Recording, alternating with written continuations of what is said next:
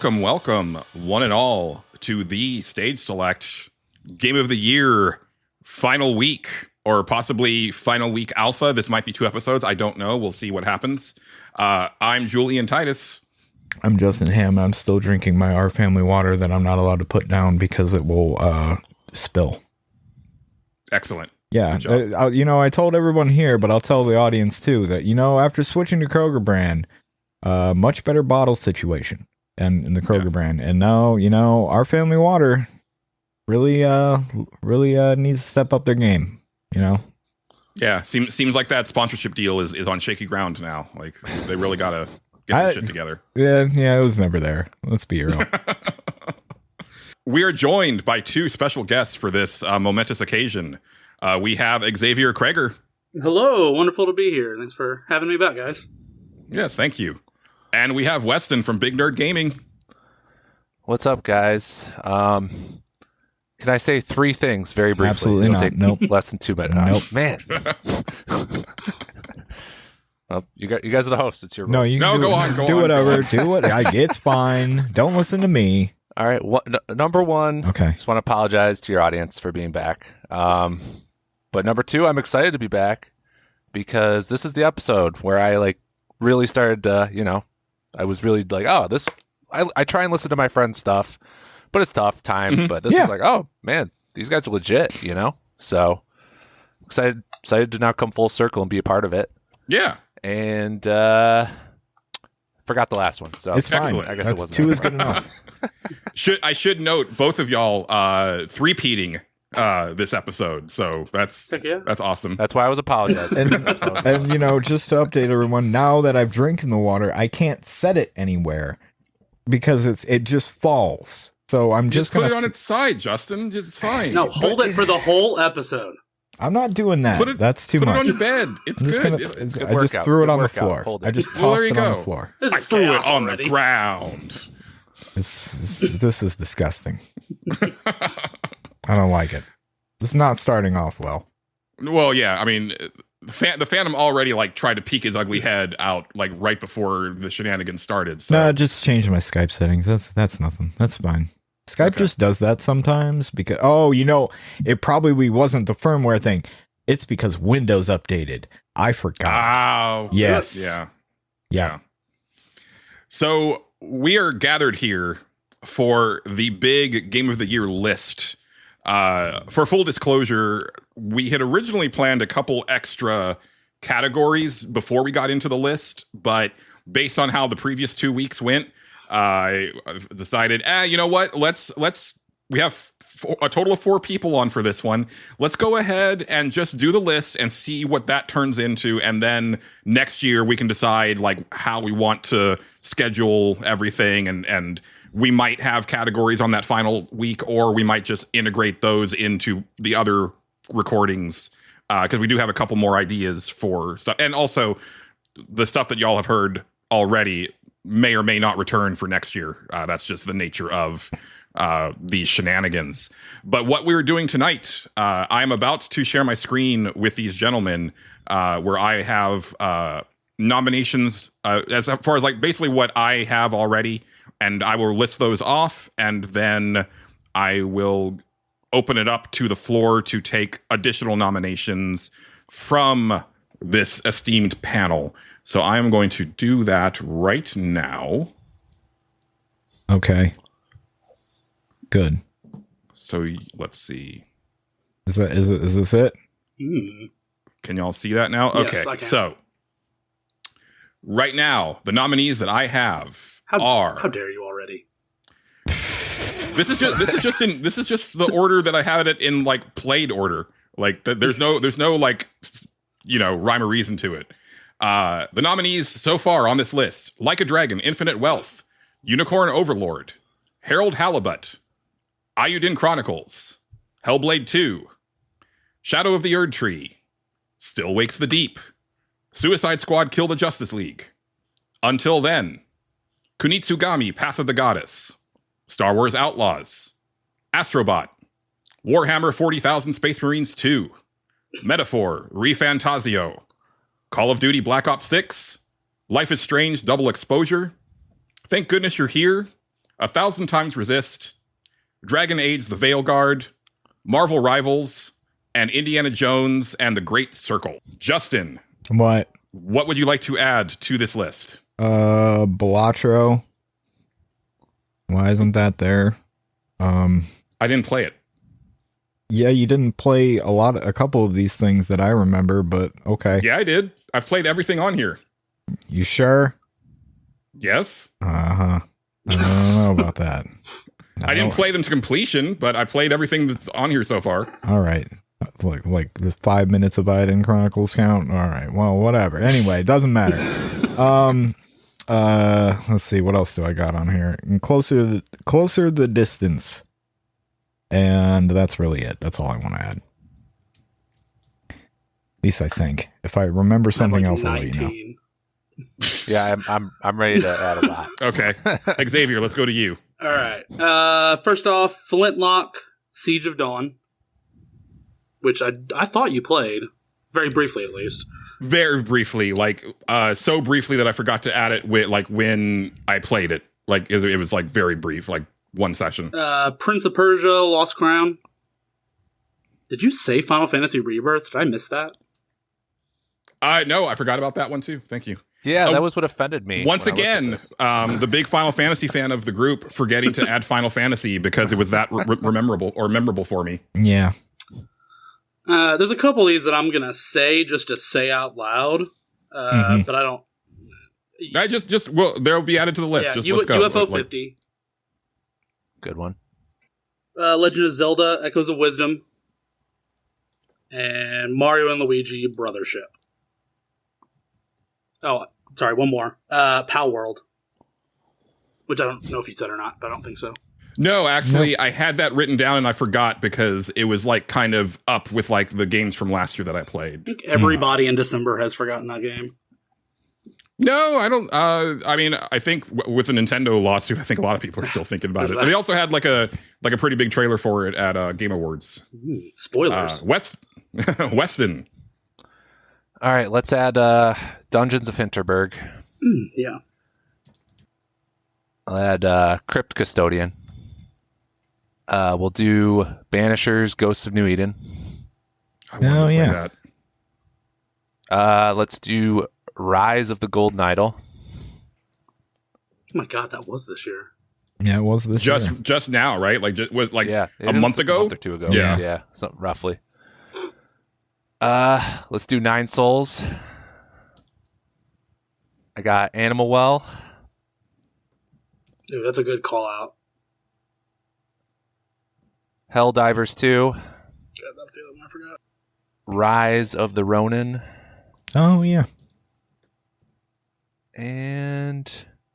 Oh, that reminds me. it's... sorry, I forgot another one that I played. Dragon's Dogma 2. Oh, yeah. I'm surprised you did you list Persona 3 Reload? It's not on my list, but I thought it was on yours. Yeah. Oh, okay. I mean, that's all my main ones. Okay. How dare you not have Persona 3 and have Shadow of the Erdtree on here? I'm just outraged already. Calm down. We haven't even started yet. Hey, while people are adding things that they don't care about, can I add things that I don't care about? Yeah, this is the time to talk about everything that we want to talk about. Great. I would like to add Neva, so I can tell it to go fuck itself. I was gonna say to add it just to upset Justin. Yeah, no. So there it is. Also, it's Neva. That was one thing on the pod. It's Neva. She says Neva the whole game. You say it whatever. You press the button, yeah, but you should and play she it. Says Neva. Yeah, that French piece of shit can go to hell. And you're not the only podcast that's done that. I've been meaning to talk about this, but I keep hearing Neva. It's you guys played the game. She says Neva the whole time. She does. To be fair, I did not play the game. Yeah, Julian did. No, it's not. This is on Justin. This one's on Justin. I guess he's not always right. I guess not. I just don't care about it. Now I'm going to say it just to bother you specifically. It's working. Yep, it's working. You're welcome anytime. Esports Godfather was a good game. Add that on there too. Was that actually a this year release? Yeah. Okay. Yeah, it was. I never know with some of that trash that you play. I liked that game. That game was fun. I mean, it's not gonna. I mean, you can immediately cut it, but I just wanted to say, Esports Godfather was a good game that I played this for is the like time to honor stuff that we. we played this year. Yeah. And, so for Hold on, I'm looking at my list. I have 3 more to add. Okay. Why not? Another Lay 'em on Crab's me. Treasure. Oh, right. That came out this year. It did. I pulled up my backlog list so I can actually see what I played. Steam World Heist 2. And Dice Mike Folk. Fallick says, good. What was the last one? Dice Folk. Dice Folk. Okay. The last All right. time that will be mentioned on this podcast.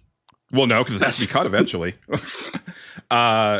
Alrighty. So, the way this is going to work, if listeners, if someone's checking this out for the first time and they didn't hear our previous Game of the Year episode, which is episode 2, we're doing this old school giant bomb style, which means that we need to whittle this list down to 10 and then order that into a 1 through 10 ranking that we can all agree on. And we'll start going. And so I'm actually going to make the first cut for reasons. I am cutting Shadow of the Erd Tree.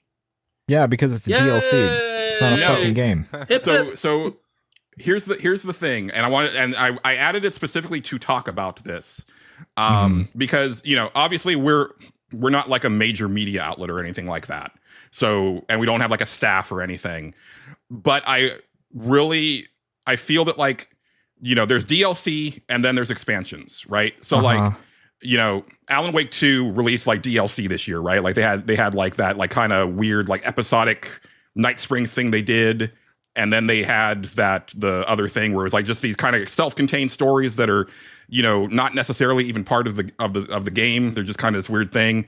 A game like Suicide Squad, Kill the Justice League, they had DLC throughout the year where it's just, you get a new character. There might be a couple missions. It's almost like a pack, right?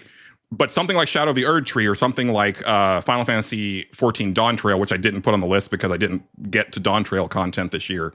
Those are, massive additions to a game that are almost games unto themselves.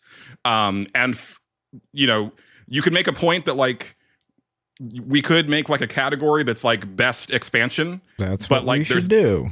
But because it didn't come out this year. You have to play through 75% of the fucking game just to get to Shadow of the Erd Tree. Justin? No.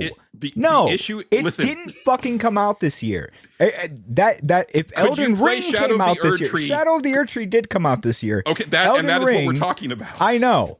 Elden Ring came out last year, which you have to play Shadow of the Erd Tree. It's not a fucking game into itself.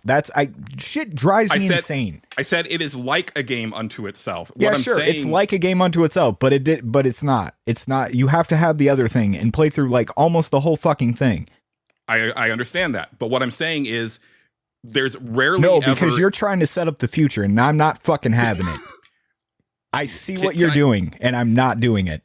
No. Listen, what I'm trying to say is that there's rarely ever like actual expansions that are worth a damn like in a year. Sure. And so like there's no point in us having like a best expansion category, but I still feel that something like if something is good enough to like warrant like talking about, like it should be talked about. I don't think Shadow of the Erd Tree is good enough to actually even make it close to the top 10, which is why I'm cutting it first. Fair. But again, I still feel that way about.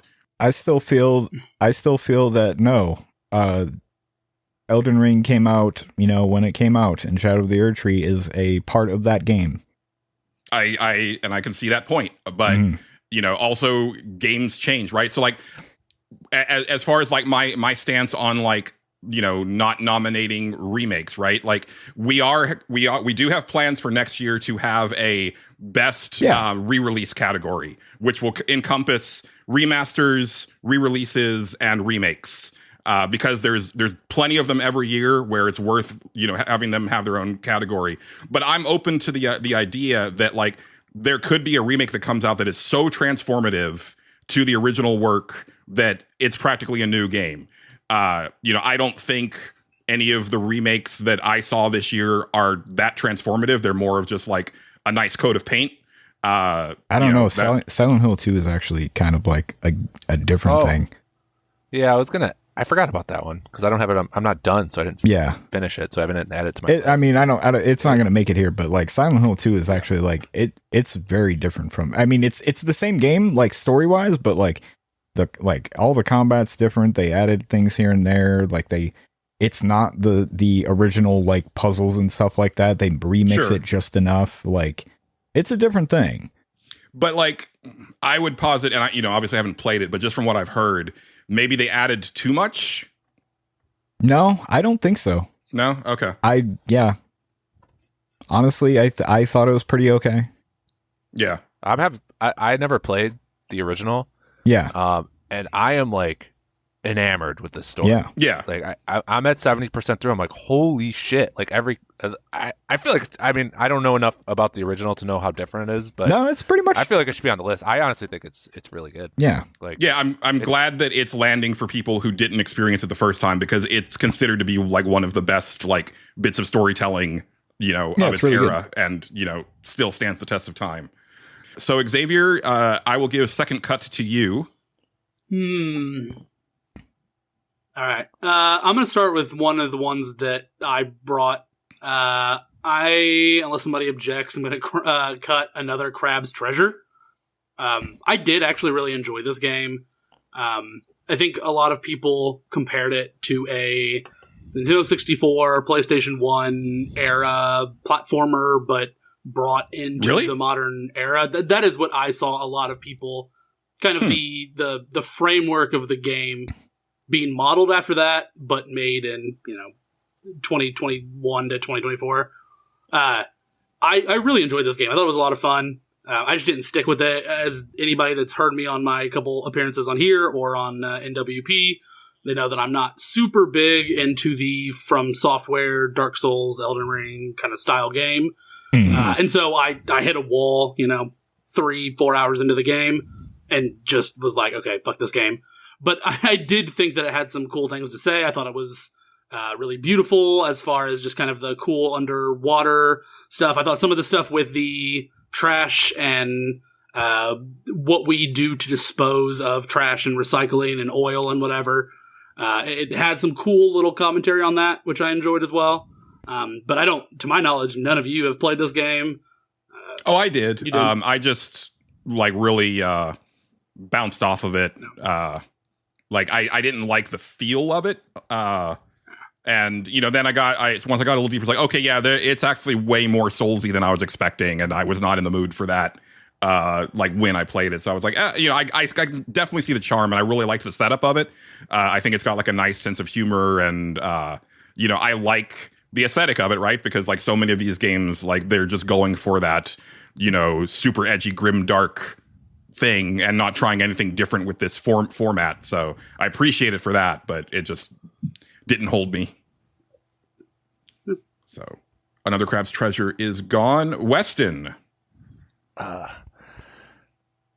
There's one of mine, but I'll hold off because I'd feel rude cutting it at this point. I'll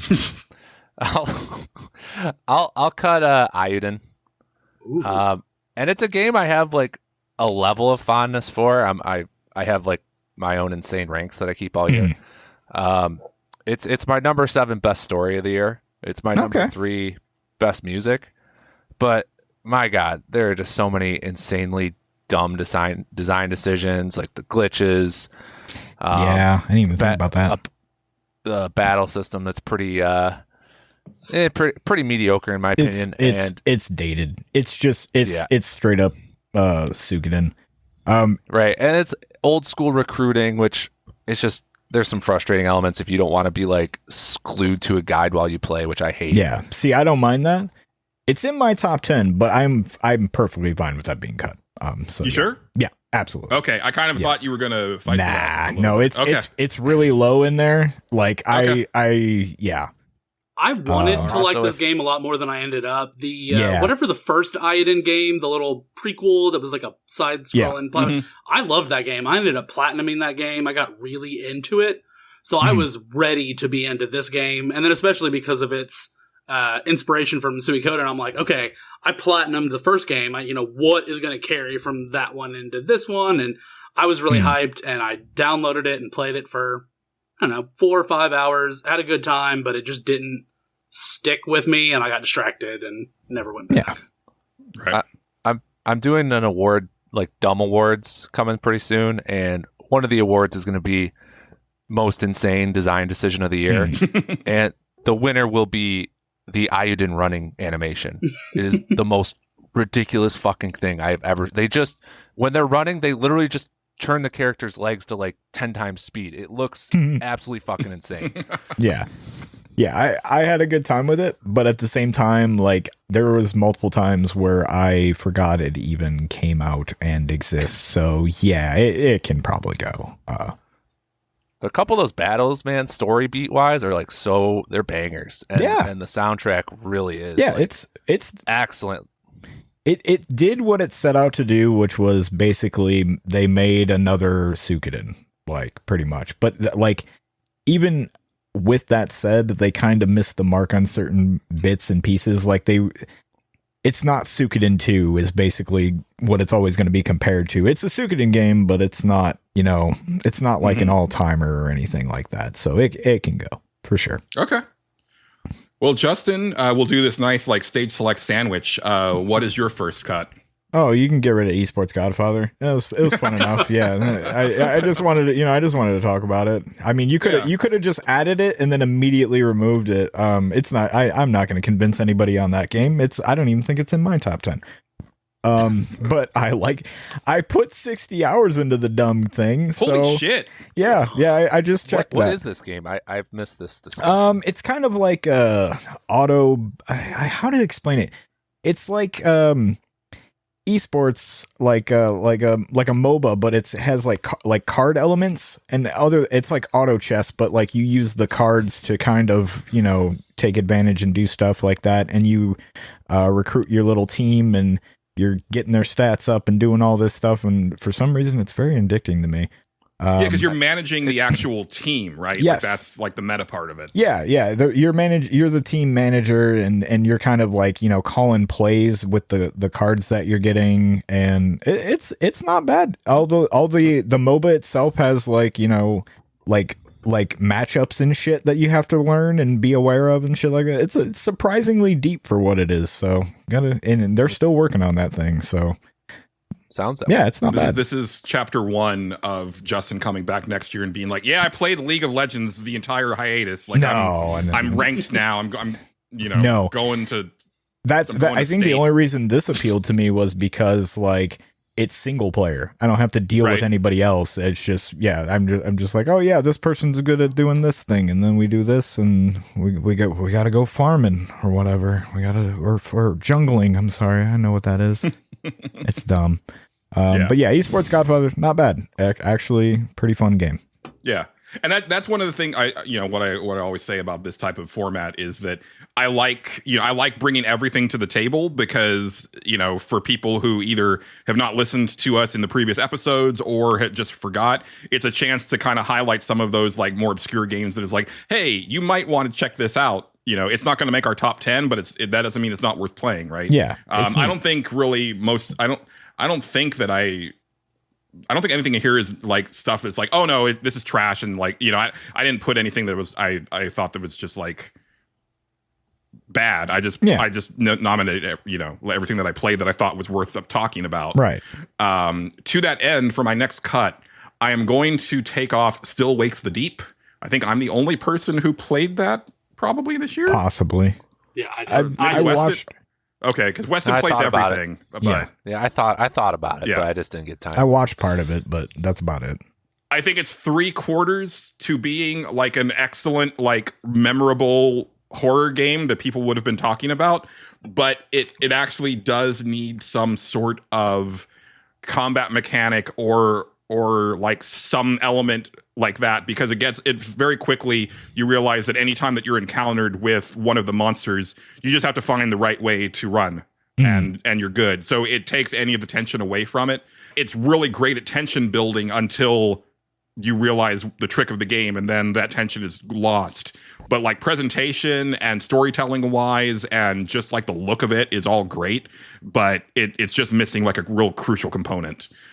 So it is now off the list. But I'm glad that I played it. Xavier, back around to you. I think I'm going to stick with some of my submissions. I'm going to knock Dice Folk off the list. Have any of the three of you even played this one? No. Never even heard of it. No. It's pretty interesting. It's on Switch and Steam. I think that might be the only two platforms, which explains at least why Julian hasn't even clocked it much. It's a dice builder kind of game. You have your team, the opponent's team, all roll dice. Each character gets their own. And then kind of the interesting gimmick is that you get to decide the order and how everything happens, including the opponents. So, you have 2 to 3 party members, and then you're fighting 3 enemies. They get 3 dice.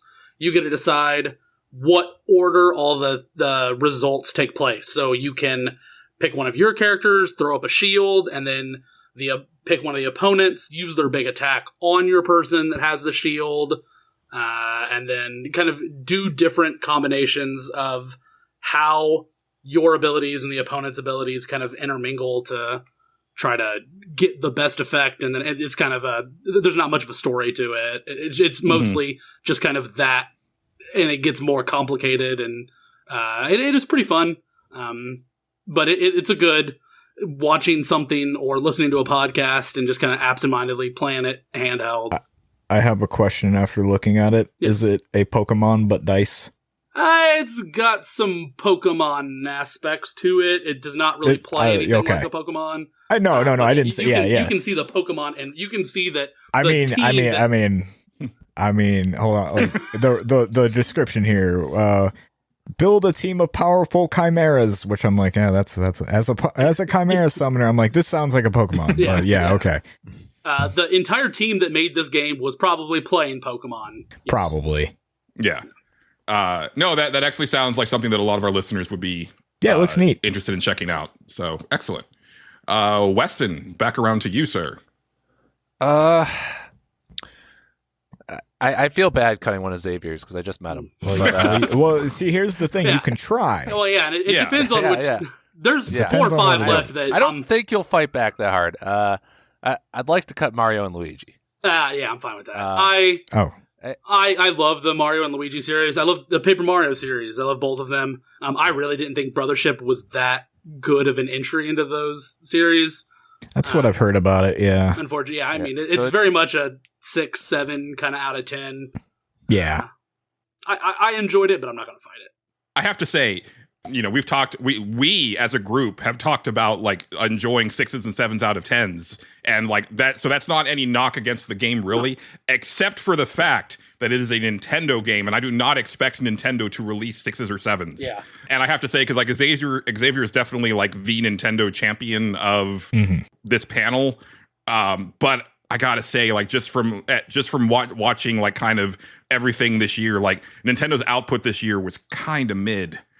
Definitely the big Nintendo person here at the very least, 2024 was definitely the year that even I, as a steadfast Switch defender, was like, all right, come on. Like, what are we doing? Where are we going? Yeah. And, some of that may have to do with the fact that I did get a Steam Deck this year, so my handheld gaming habits got diverted to a lot of indie games and stuff that I could play through the Steam Deck, but, I did not think... my favorite Switch game that I played this year was Paper Mario and the Thousand Year Door, which is a great game. I love it. But it's a 2004, 5, whatever GameCube game. Right. And they did, that game is not one that I don't know that they did really anything to update it other than make it look a lot better and give a couple quality of life features. So. Exactly. Yeah.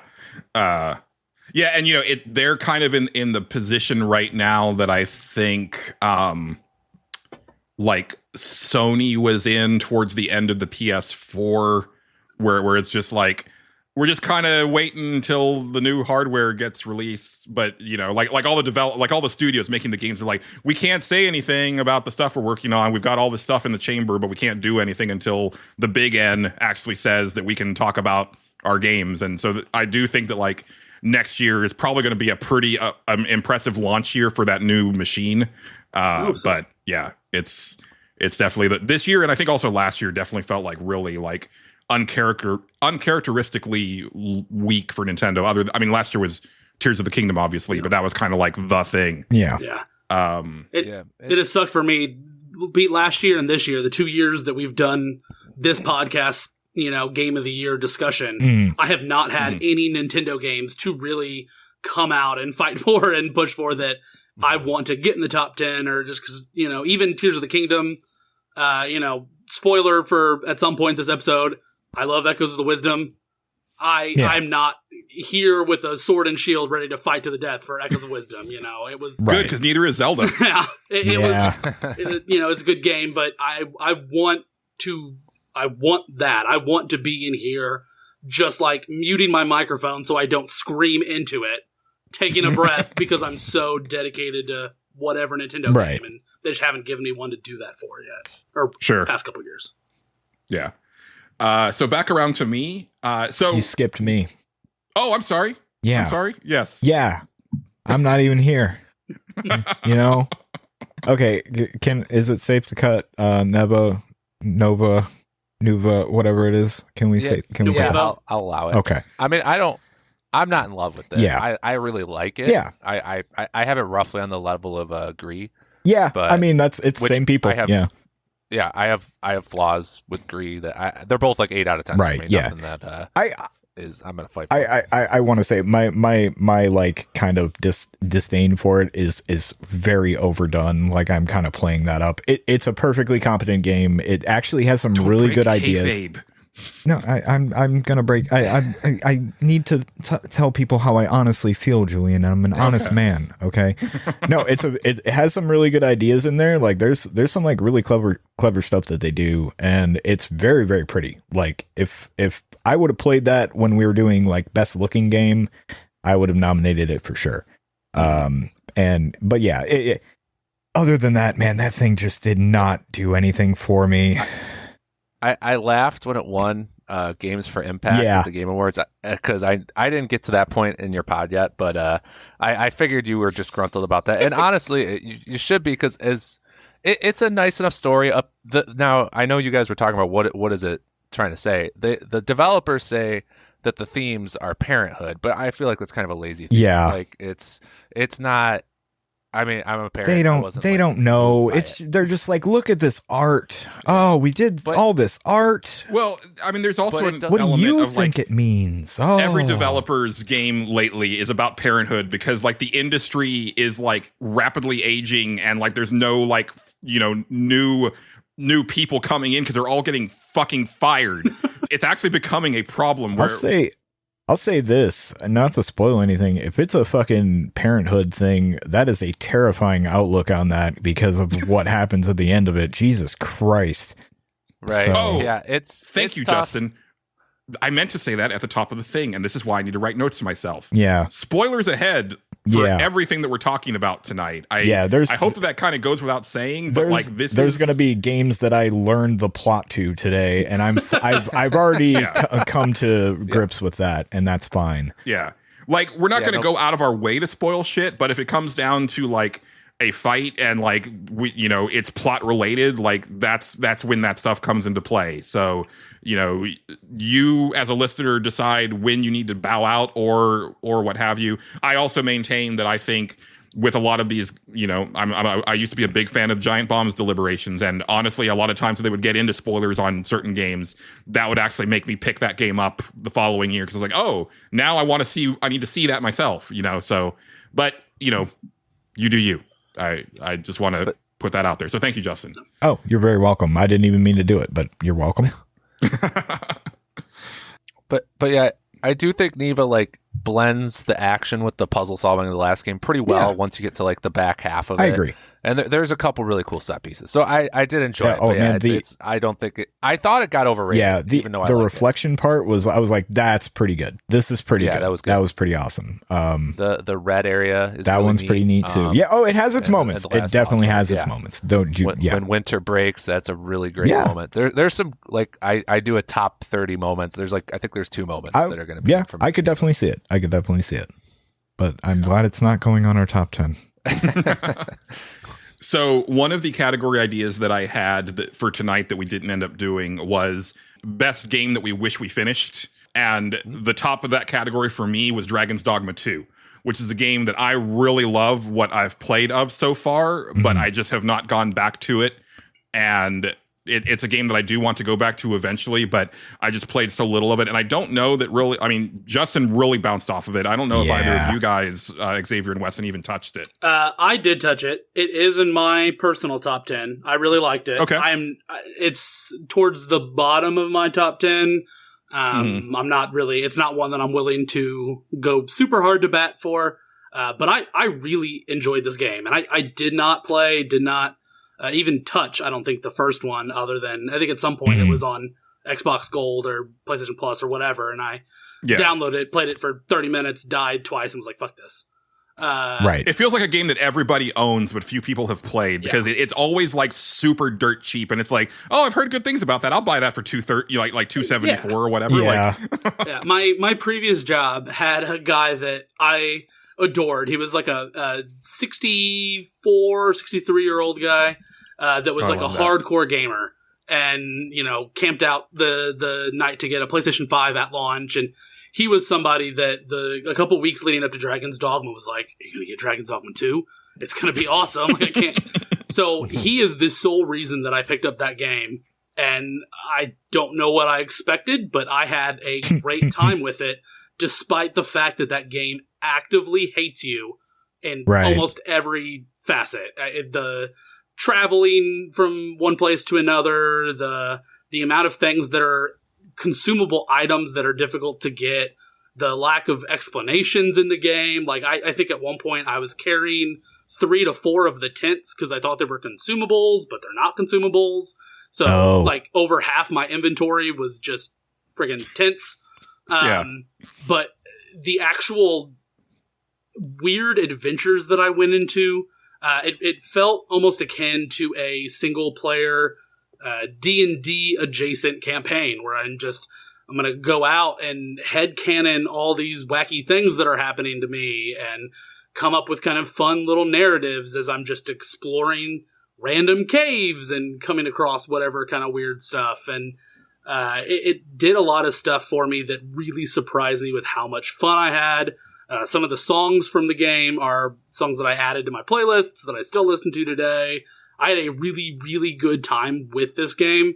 But it's nothing that I think is going to make this list, unfortunately. But I do think it is a good game, and whether it goes on a big sale over the next year or two, or they come up with Dragon's Dogma 2 Arisen or whatever, kind of improved version of it, I think it's something that at some point when it pops up somewhere and you see it, it's a good game to pick up and try out. And I do think this will be a great experience for people that aren't necessarily looking for it. Yeah, it's neat. It's a neat game. It was so hard to crack into. I don't know what it was. It felt like it was actively repelling me the entire time. Yeah. And it kind of is to some degree, but this is one of those games where I think that is part of the point where you'll get like a lot of people like trying to defend certain like design choices in games, like, well, no, that's what they want because they want you to do this. It's like, most of the time I think that's bullshit, but I think in this particular case, like, a lot of like the really weird esoteric shit is like the game director being like, no, but I really want you to work for it. Like, I'm really glad that it exists. Capcom just is fucking cooking these days. I love it. Xavier, how about your next cut, sir?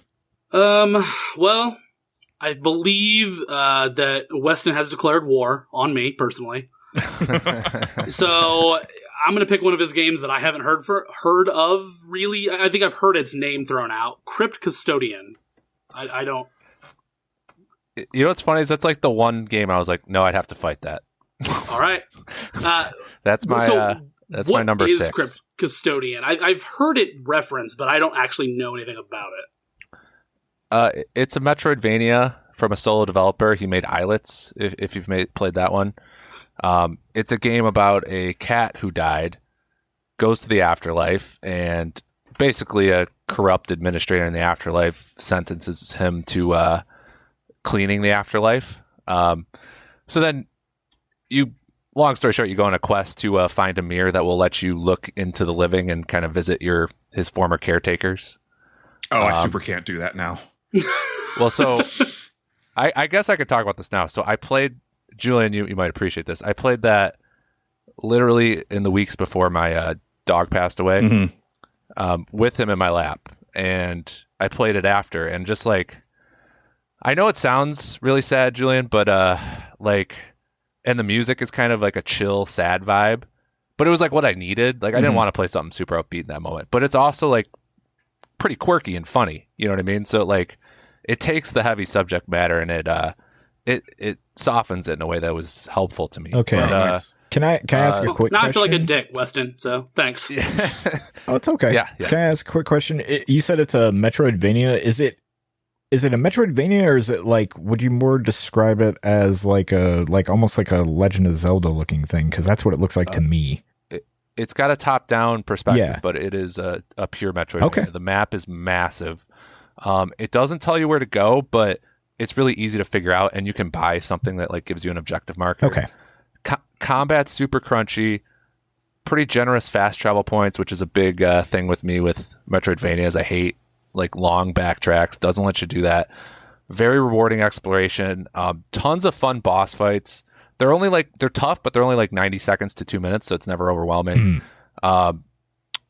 It's just great style, great music, quirky, funny. I love that game. I really do. And Islets was my top 10 in 2022. So I don't think it's just the emotional reason is why I like it. I just genuinely think it's a really good Okay. game. All right, with you liking it and defending it, I will back off of that at least for now, and pivot from something that I picked that I had no idea what it was to something that I played and that I just didn't enjoy, and go for Dungeons of Hinterberg.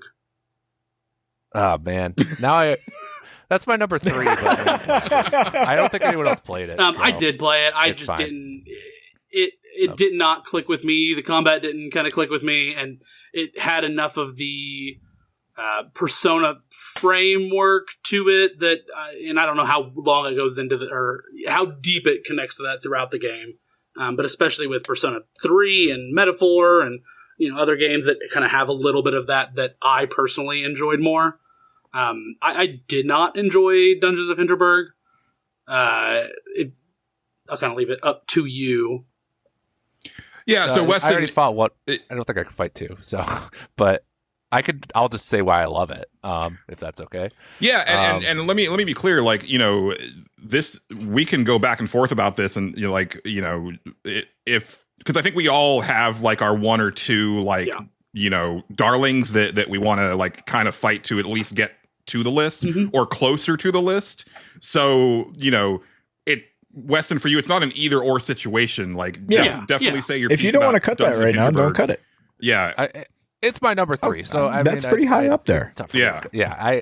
I thought the puzzle solving was so fun. Like I had that class, which is why I'm kind of surprised you didn't like it as the Nintendo guy, because it has like a classic Zelda flow where I just feel like the puzzles they're not overly hard, but they're just enough where you just kind of you keep thinking, but then you're flowing. Yeah. I do think the combat's probably the weakest point. I'd still say it's quite a bit better than an average Zelda game, but besides the point. And the Persona elements, I thought some of the themes about like work-life stress, I mean, I had a lot going in my life with work stress this year. I'm sure most of us do. Yeah. At some point, like It happens. Really enjoyable writing with that. And the Persona themes, the Persona style social links, nothing compared to Persona or Metaphor. Right. In terms of the quality, but I thought they were fun, and Metaphor got better with this, but I liked that they were transparent about the rewards that you got. Amazing visual style too. I thought the visual style was excellent. I think that's in it's number 6 for my best graphics / art direction. So. I did think Dungeons looked really beautiful. It was a game I liked. I'm not a big watcher of games. If I'm going to do a game, I typically like to play it myself. But it is one that I thought about just throwing on Twitch or whatever and watching. I'll just pivot away from you, I suppose, if you're gonna dig your heels in. Literally, almost any of my other choices are fine. No, it's fine. It's fine. Screw you. I'm gonna go a game that I enjoyed, but I don't think I heard Justin or Julian talk about. I don't know about you. SteamWorld Heist. Any of you guys?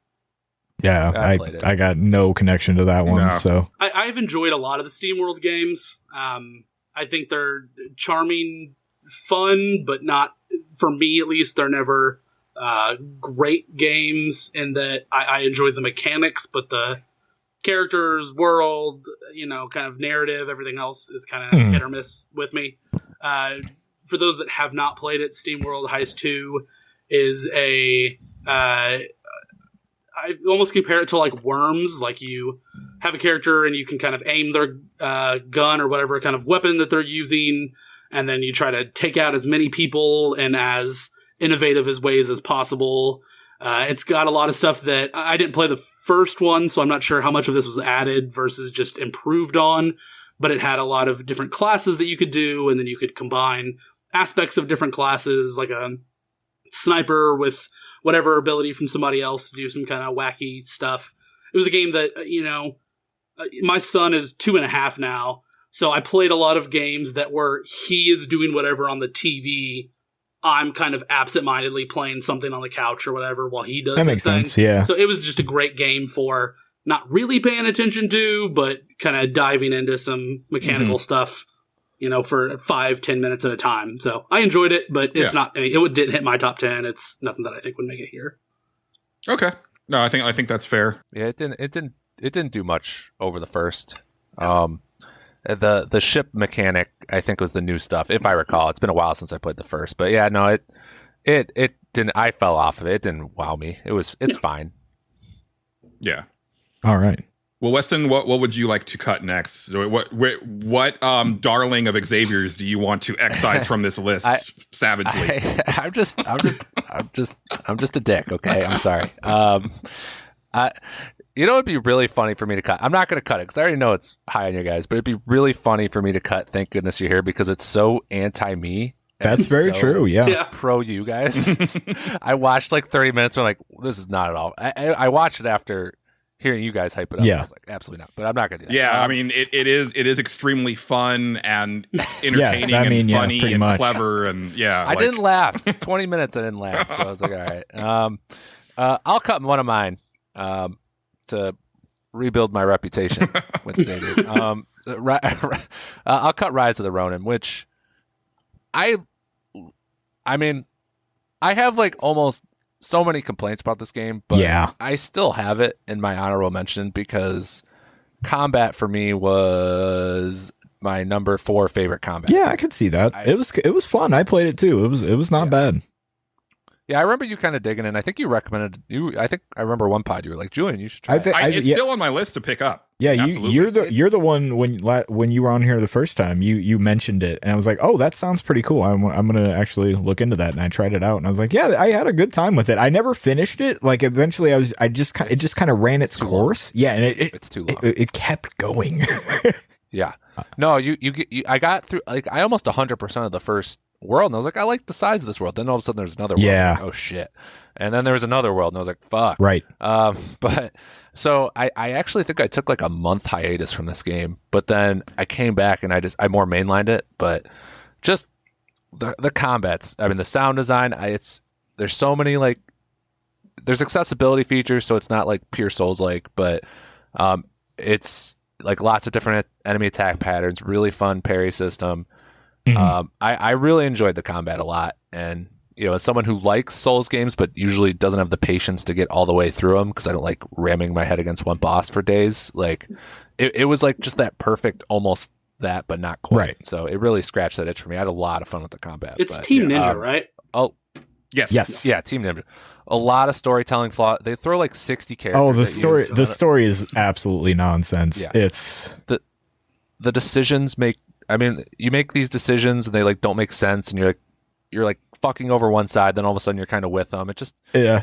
I learned to not even think about it. I was like, I just thought all the dialogue was hilarious, so that's what kind of kept me going, because I was like, I gotta see what this fucking guy that was played by Kiryu in the one game, I forgot his name, Ryoma Sakamoto.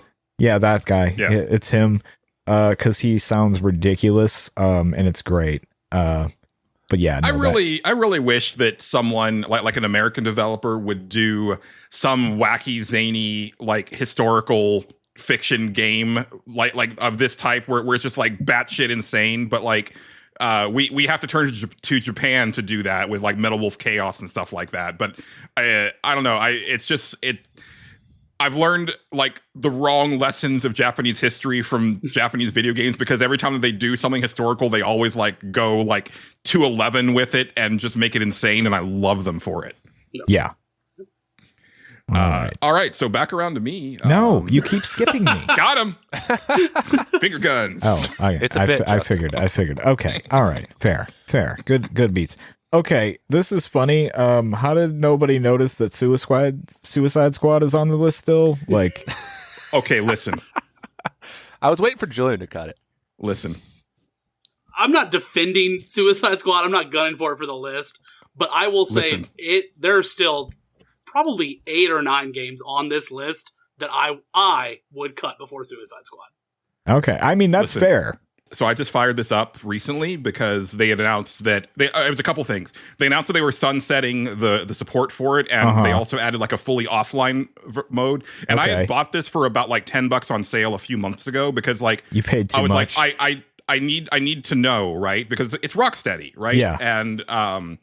And also like it is a 2024 release, and I got to a point where I was running out of time before this recording, and there was another game that I would have preferred to play, but we'll get to it later on why that I can't play it. Okay.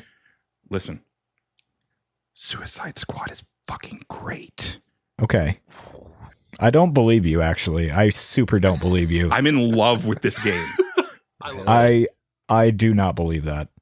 I mean, I bet you're in love with it, but I find it crazy that it's good. I wouldn't say that it's great, but I think that it's fun. Again, you know, like I'm not saying this is all subjective, right? Like, yeah. So it's very interesting that I played this right after Marvel Rivals. Yes. You know, we'll get to Marvel Rivals later. I love Marvel Rivals, but the traversal and the actual like gun mechanics of Suicide Squad feel so excellent. Neat. And then I go back to Rivals and I'm like, man, I wish that this controlled and felt like Suicide Squad. Okay, shut your mouth. Like, I can't. That's where you and I are going to diverge. Question: who are you playing as in Suicide Squad? Mostly Deadshot. Okay, I played a lot as King Shark. That was my go-to. Okay, yeah. Well, those two specifically, I think that flying around as Deadshot operates and feels much better than trying to fly around as Iron Man in Marvel Rivals. Like it just works the way that I feel that flight should work. I do hate Iron Man in Marvel Rivals, so he feels wrong. Yeah. Like he just does. Yeah. And then like the actual leap that King Shark has feels better to me than Hulk's leap. Yeah. And then I think that like the actual gunplay is very crunchy. And I gotta say, like, so let me be clear. I think that a lot of the bones of this game, like from the jump, like just like conceptually are wrong, right? I think them making it a looter shooter was the bad call. Like I think that like the 4 characters should all play extremely differently from each other. Like I think that King Shark should be a full melee character. I think Harley should be a hybrid. I think that Deadshot and Boomerang should be like the ones that are more range based, and Boomerang ranged with his actual fucking boomerangs and not a shotgun. Right? No, I demand shotgun. I think that the actual story itself, like the concept, because like it goes way harder than most of the, because you know I hate the whole like, oh, the good guys are the bad guys now concept in comics, but this one goes in a way that like there's no redeeming what happens like in the setup of this game. Like like 8 million people are dead, like at the beginning of this game. Yeah. The Justice League killed 8 million people. Like there's no way that there's turning this back. And I hate that. I also hate the fact that like Kevin Conroy's last performance as Batman is kind of bad because he's trying to do this like evil Batman thing and it's not working. But I am having a fucking blast with it. I'm not going to fight for it. Okay, that was going to be my. Yeah. I was like, okay. All of that said, is it going to make the top 10? But I put it on the list because it is far better than probably what you've heard. And to be fair, that's fair. I might be playing a much better version of it than what launched. Right. Yeah. You know, like, so I have to put that in there as well. And even I played this game a little while ago. I did not play it at launch. I played it 3 or 4 months. I mean, this game hit $20 and less within a couple months. Like it's usually $5. And yeah, I picked it up recently for like $5 for everything. All the DLC season pass everything. And all that stuff. Yeah, so yeah. I managed to pick it up for maybe $10 for everything. And it was a game that, I threw on stream for a couple of my buddies and, sat and just had a blast with. I thought the narrative is dumb, but there's a lot of fun to be had with it. I've been thoroughly entertained. I laughed. I mean, every 5-10 minutes, I would usually laugh once or twice. And I wasn't like... It makes me laugh more than either of the two Suicide Squad movies ever did. Yeah. It actually, the characters are really well written. Yeah, I really enjoyed a lot about this game. And then I would get to do 6 side missions across the city to unlock the next story mission and run over here and unlock a blue gun that's the same as your green gun, but has... Yeah. There are things in this game that are terrible and make it a slog to actually... Because I was just like, okay, let me just mainline this game. You can't mainline the game because it forces you into all the live service bullshit. And so I gotta say, like, this is one of the rare open world games that I play where I actually actively will just go mess with enemies because I love the way that the combat feels so much. But this game has one fatal flaw with the mission design, which is so many of the side quests are enemies only take damage from this specific type of attack. Yeah. And that is fucking bullshit. And the game throws so many enemies at you. And it's like, so you're trying to set up these very specific things in order to like take down enough enemies to like get to the next like checkpoint of this mission. And that sucks. Yeah. And so, because I'm about like 10 hours into it, I have not been able to put it down, but that is where the bloom has started to fall off the roads for me because I'm encountering more and more of those types of missions. And I'm like, oh, if this continues at this cadence, like this is going to fall like way further down like the list for me. But so far, like I'm really enjoying it, and I put it on the list mainly to just say like, hey, this might be worth checking out, like for people. It's like so much better. It's not the train wreck that I think people think it is. Impression that the video game community has given it, but it's still not a great game. Okay, that sounds about right. That sounds about what I thought it was. Okay, I didn't expect all that from nominating that, and also Westen already took the one that I was going to mention. That I was sitting there looking. I was like, I'm definitely going to bring up Rise of the Ronin because that's not going to make it. And so here we are.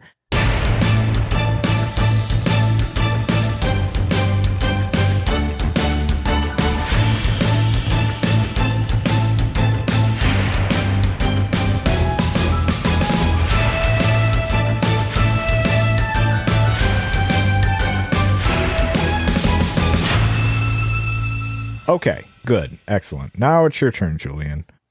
All right. I might get some pushback on this. I'm not sure.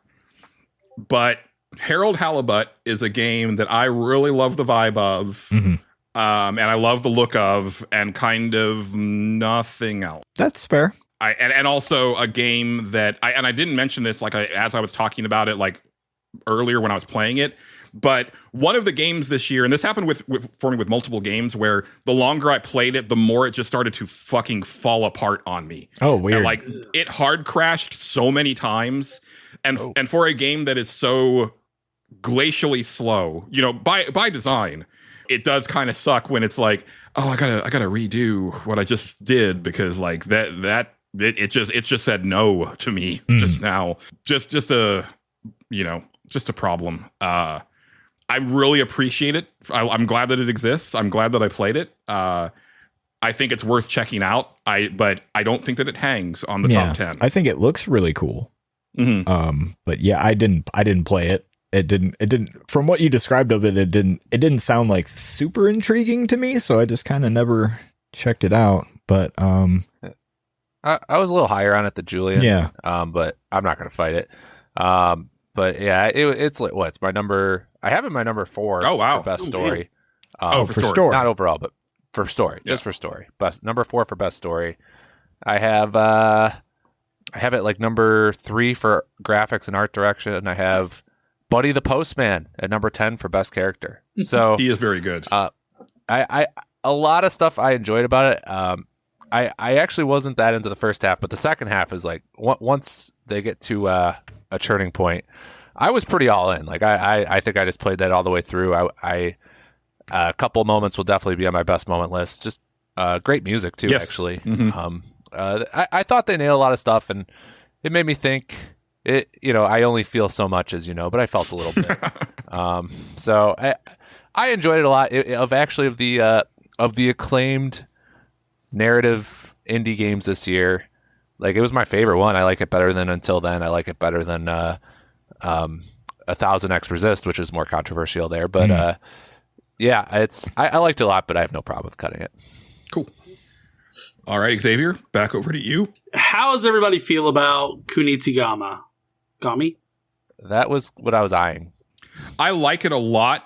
I don't think that it makes it even within spitting distance of the top 10. Yeah. I have not finished it. I want to, but I just have. It kind of got memory hold for me. Yeah, it was on Game Pass, so I kind of downloaded it on a whim, played it a couple times, enjoyed it for the most part when I played it, but it wasn't something that really stuck for me. My brain broke a little bit after playing it for a couple sessions, and somebody was like, yeah, it's a tower defense game. And I had to reconfigure my brain to realize that I was, in fact, reverse tower defense. I enjoyed it. It for me wasn't something that really stuck. Yeah, that's fair. Yeah, it's a cool blend of action and strategy. It's unique. The culture elements are really cool. The strategy interface is dog shit, and the base building element in between is pure busy work and really annoying. That was the part where I was actually getting pretty addicted to it. I was like, I got to go back and do this, and I applaud them for doing something super different, right? And very unique, it's bold. Yeah, and also scoped properly. I mean, it came out for Game Pass, obviously, but it's also, I think, like $30 or $40, like, if you buy it like brand new. So, they were like, no, we wanted to make something smaller scoped and at a lower price, and just we're trying something, and I really applaud them for trying it. And it's definitely one that I want to go back and finish. It was funny because like Game Pass, there was like this glut of like really awesome Game Pass games that I wanted to check out that came out all at the same time. And it was Kunitsugami, it was Flintlock, it was Dungeons of Hinterberg, like all at the same time. And I had to make a choice, and I chose Kunitsugami.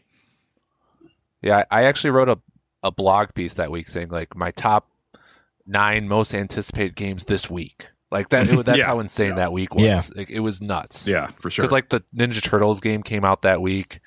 Something else came out that week too. Like it was a pretty that Witch Magical Delicacy came out that week. Like it was just random as hell. It was like in the middle of July. Yeah, for sure. Summer of arcade vibes. Actually, I felt like a teenager. Yeah. Now that you mention it, yeah, for sure. Well, Westen, what would you like to eliminate next? Well, I was looking at Kunitsugami, so I got to pivot now. Is there any real objection to Black Ops 6? I mean, yeah, probably there would. That is one of the ones that's going to be one Julian's going to fight you on. I don't give a shit about it, Weston. I am also going to fight on that one. Oh, there you go. Black Ops 6 is fucking incredible. Okay. Like, yeah. I'm not ready to have that talk yet. Yeah. Does anyone care about Pal World? I mean, I only played it for like an hour, but it's just not my genre. But so there, I have another thing about Pal World, and I don't know how the rest of y'all feel about this. I feel that like I don't want to actually really have it this year because it is early access still. Mainly because I purposely did not put Hades 2 on this list, even though I did play it, because it is an early access. Yeah, Hades. There's Hades 2. There's you've been playing that one game recently. It came out just recently. Fuck, what was it? Path of Exile 2. Yeah, Path of Exile 2. I did not put on the list because it's in early access. It's supposed to come out, I think, in February, and so I would rather honor those games once they've hit 1.0 and we get to see like kind of the totality of what they are. For sure. Yeah. I will never play an early access game, so I support this. Pal World is very cool, though. I like what it's doing. I hope it doesn't get completely shut down because of Nintendo's shenanigans. Yeah. I do think that they need to make, like, now that they have the money, they need to go ahead and remove the egregious shit, like the fact that it's got actual fonts and fucking sound effects from Breath of the Wild in it. Like, I think that more than just like the Pokeball animation is the more egregious thing. It's like you start that game and it's like, this is fucking Breath of the Wild. Like, how is this okay? Like, there's a couple monster designs that are just color swaps off of Pokemon as well that I wish they would kind of make a few edits. I enjoyed Pal World. It me too. Something I stuck with. I'm not a survival game kind of player, so I opened the game expecting one thing, and it's like, chop down 10 trees. I was like, oh, shit. Okay.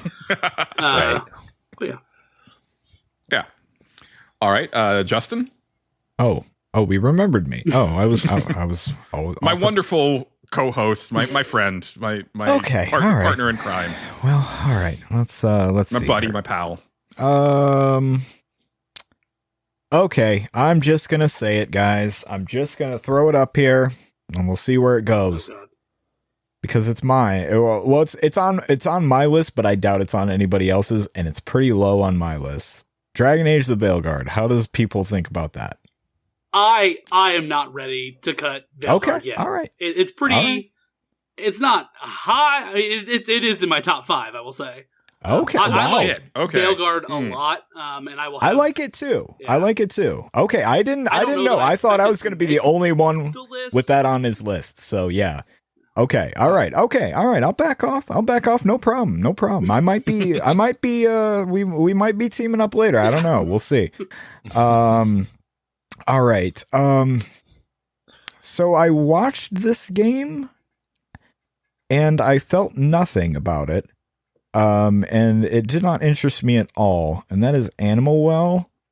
How do you feel about that one, Westen?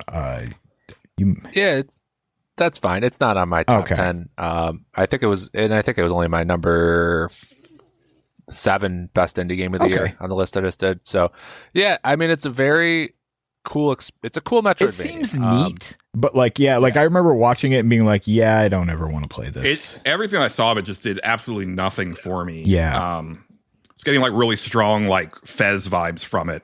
Right. It's it's a puzzle Metroidvania. Right. All the tools you use are childhood toys, so it's cool in the way of like the game doesn't tell you how to do anything, but you just kind of figure it out because it's like, how would I play with this toy? Like there's a dog that will like attack you. You throw the frisbee, it distracts the dog. Right. The game doesn't tell you that. You figure it out. But there's a lot of cool aha moments like that. That makes sense. The graphic style is cool. There's a lot of secrets tucked in there. I liked it a lot, but yeah, it's not near my top 10. And I mean, there's just so many tremendous Metroidvanias this year, so that probably doesn't help. That's fair. That's fair. Sure. I wasn't sure, and so I just wanted to feel that one out too. All right, so now I also just gotta say, like, just looking at this list, it was a fucking phenomenal year for video games. It's pretty good. Yeah. People like have propped up 2023 as like one of the all timers, and rightfully so. But 2024 is like pretty damn near close. Like, it's all damn. It's all right. I was a naysayer going into 2024. I looked at the list, and here's my top 10 expected. I just don't think it's gonna hit the way that 2023 did, and I have really had to eat my words. And I'm looking at my top 10, and I think 7 of them were games that I wasn't even thinking about going into the year. Right. Yeah, right. So. Yeah, definitely a year of surprises. I think 2023 was like, I did a whole thing on this. Like, I looked through all the past Metacritics, and it was the deepest year in gaming history, in recorded gaming history. Interesting. Like the most games with 80 or over ever in 2023, and those lists only go back so far. But like, you figure there weren't like the level of indie games that there are now. So of course, right, the modern day has more good games than the 1990s, but because you just have more developers. Right. But 2024, last I checked, was like pretty much on pace to at least match the output of 2023, and might even have more games in the 80s and higher. Yeah, so, I believe it. It was a tremendous year. Yeah. So back over to me. It's already been brought up, so I think I'm safe to say Legend of Zelda: Echoes of Wisdom was something that when they announced it, I was super stoked for because I've been dying for a Zelda-led game, for ages. Mhm. And this looked right up my alley. And then when it came out and I kind of looked at reviews and stuff and what the game actually was, I was actually kind of bummed because it just really didn't seem like what I was overall hoping for. I do think that it has very clever mechanics to it. It's just there's something about it that just kind of like turned me off. And so I ultimately ended up not picking it up.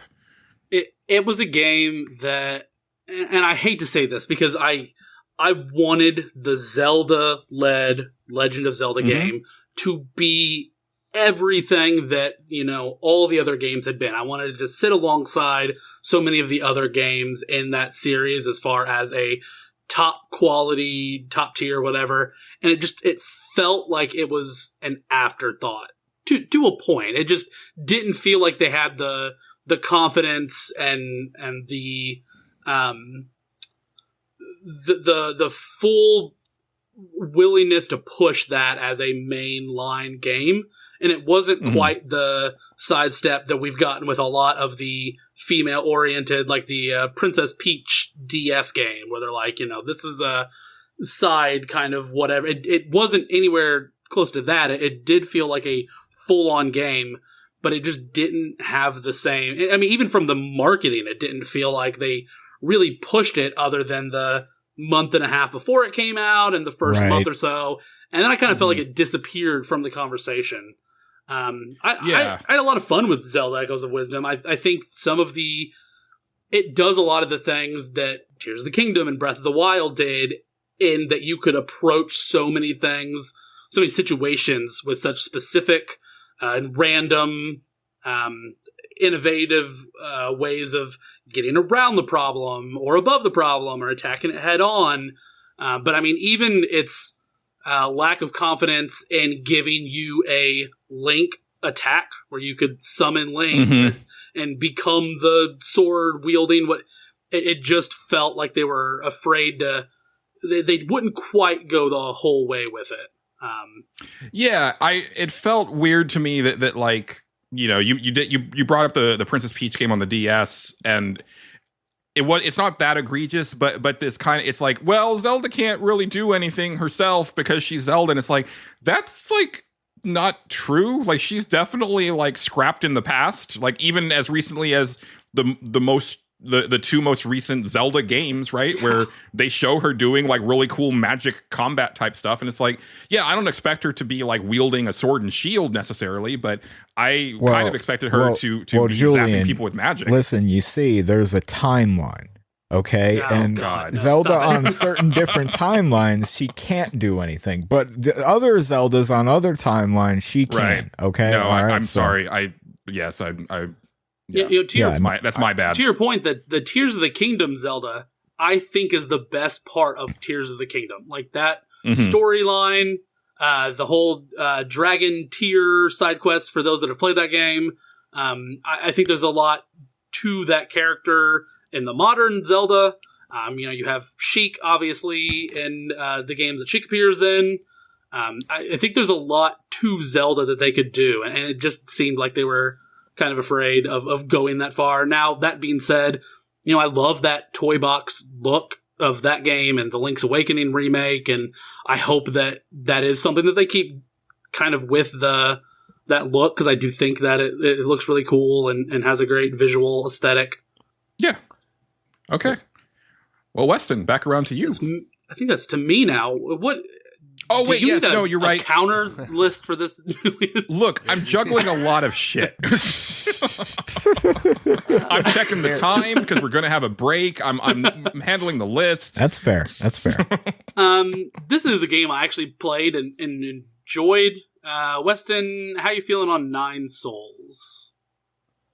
Yeah. I mean, I'm not through. I'm like 25% of the way through it. Oh, okay. The combat's excellent.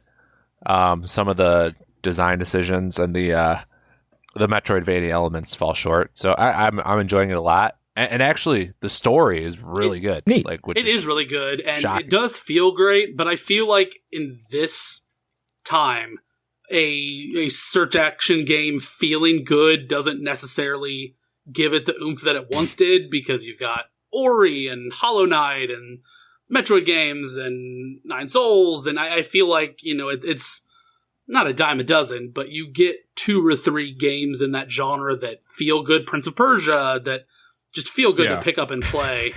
Because it used to be that those types of games, like, you were there for the search part of the search action and not necessarily the action part of it. Yeah. And lately it's definitely been like, no, the action is actually like, up to snuff with like even just standalone action games themselves. No, the action's like, I think it's great. I think outside of maybe Prince of Persia, I think it's probably the best combat I played in a Metroidvania game. But yeah, the map is terrible. It really pisses me off. The fast travel pisses me off. But I mean, the story is, I said, it's another Metroidvania, not really a great genre for storytelling.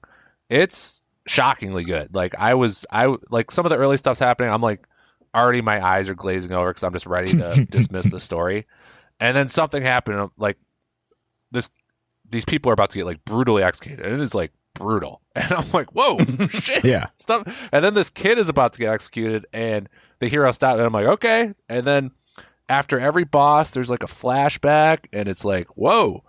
Like, and there's like some conversations, like I don't want to say Metal Gear Solid-esque, but like, he's getting these like radio calls and there's like some really cool stuff. So like, I'm having a great time, but yeah, there are enough elements I don't like where I'm totally fine with that. Yeah. It's a fun game. It's on Game Pass. If you have Game Pass, download it, check it out. Great. Okay. Great Game Pass edition. Yeah. All right. Now, Westen, it's over to you. Do we know XWJJ, would that help you, Julian? Although you might get confused with Julian and Justin, though, so I don't know. That might not help. Yeah, no. Yeah. It's a running gag now. It's pretty much it's a is. bit. Yeah. It's a bit, people. Yeah, it's a bit. It's baked into the comedy.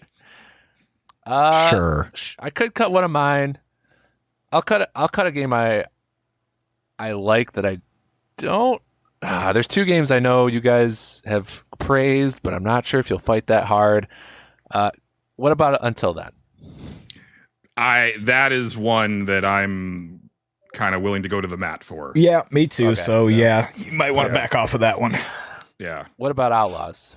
So Outlaws, I'm totally cool letting it go. Yeah. It's definitely on my top 10, and I have not ordered my top 10 yet. I have a feeling it might actually be kind of highish because I really loved this game.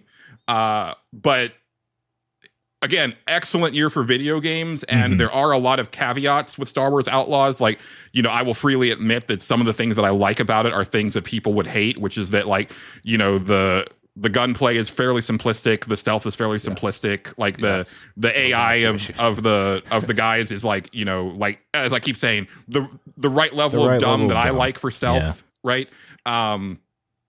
I love Kay. I love Nyx. I actually really got into the story. I loved like the way the faction stuff.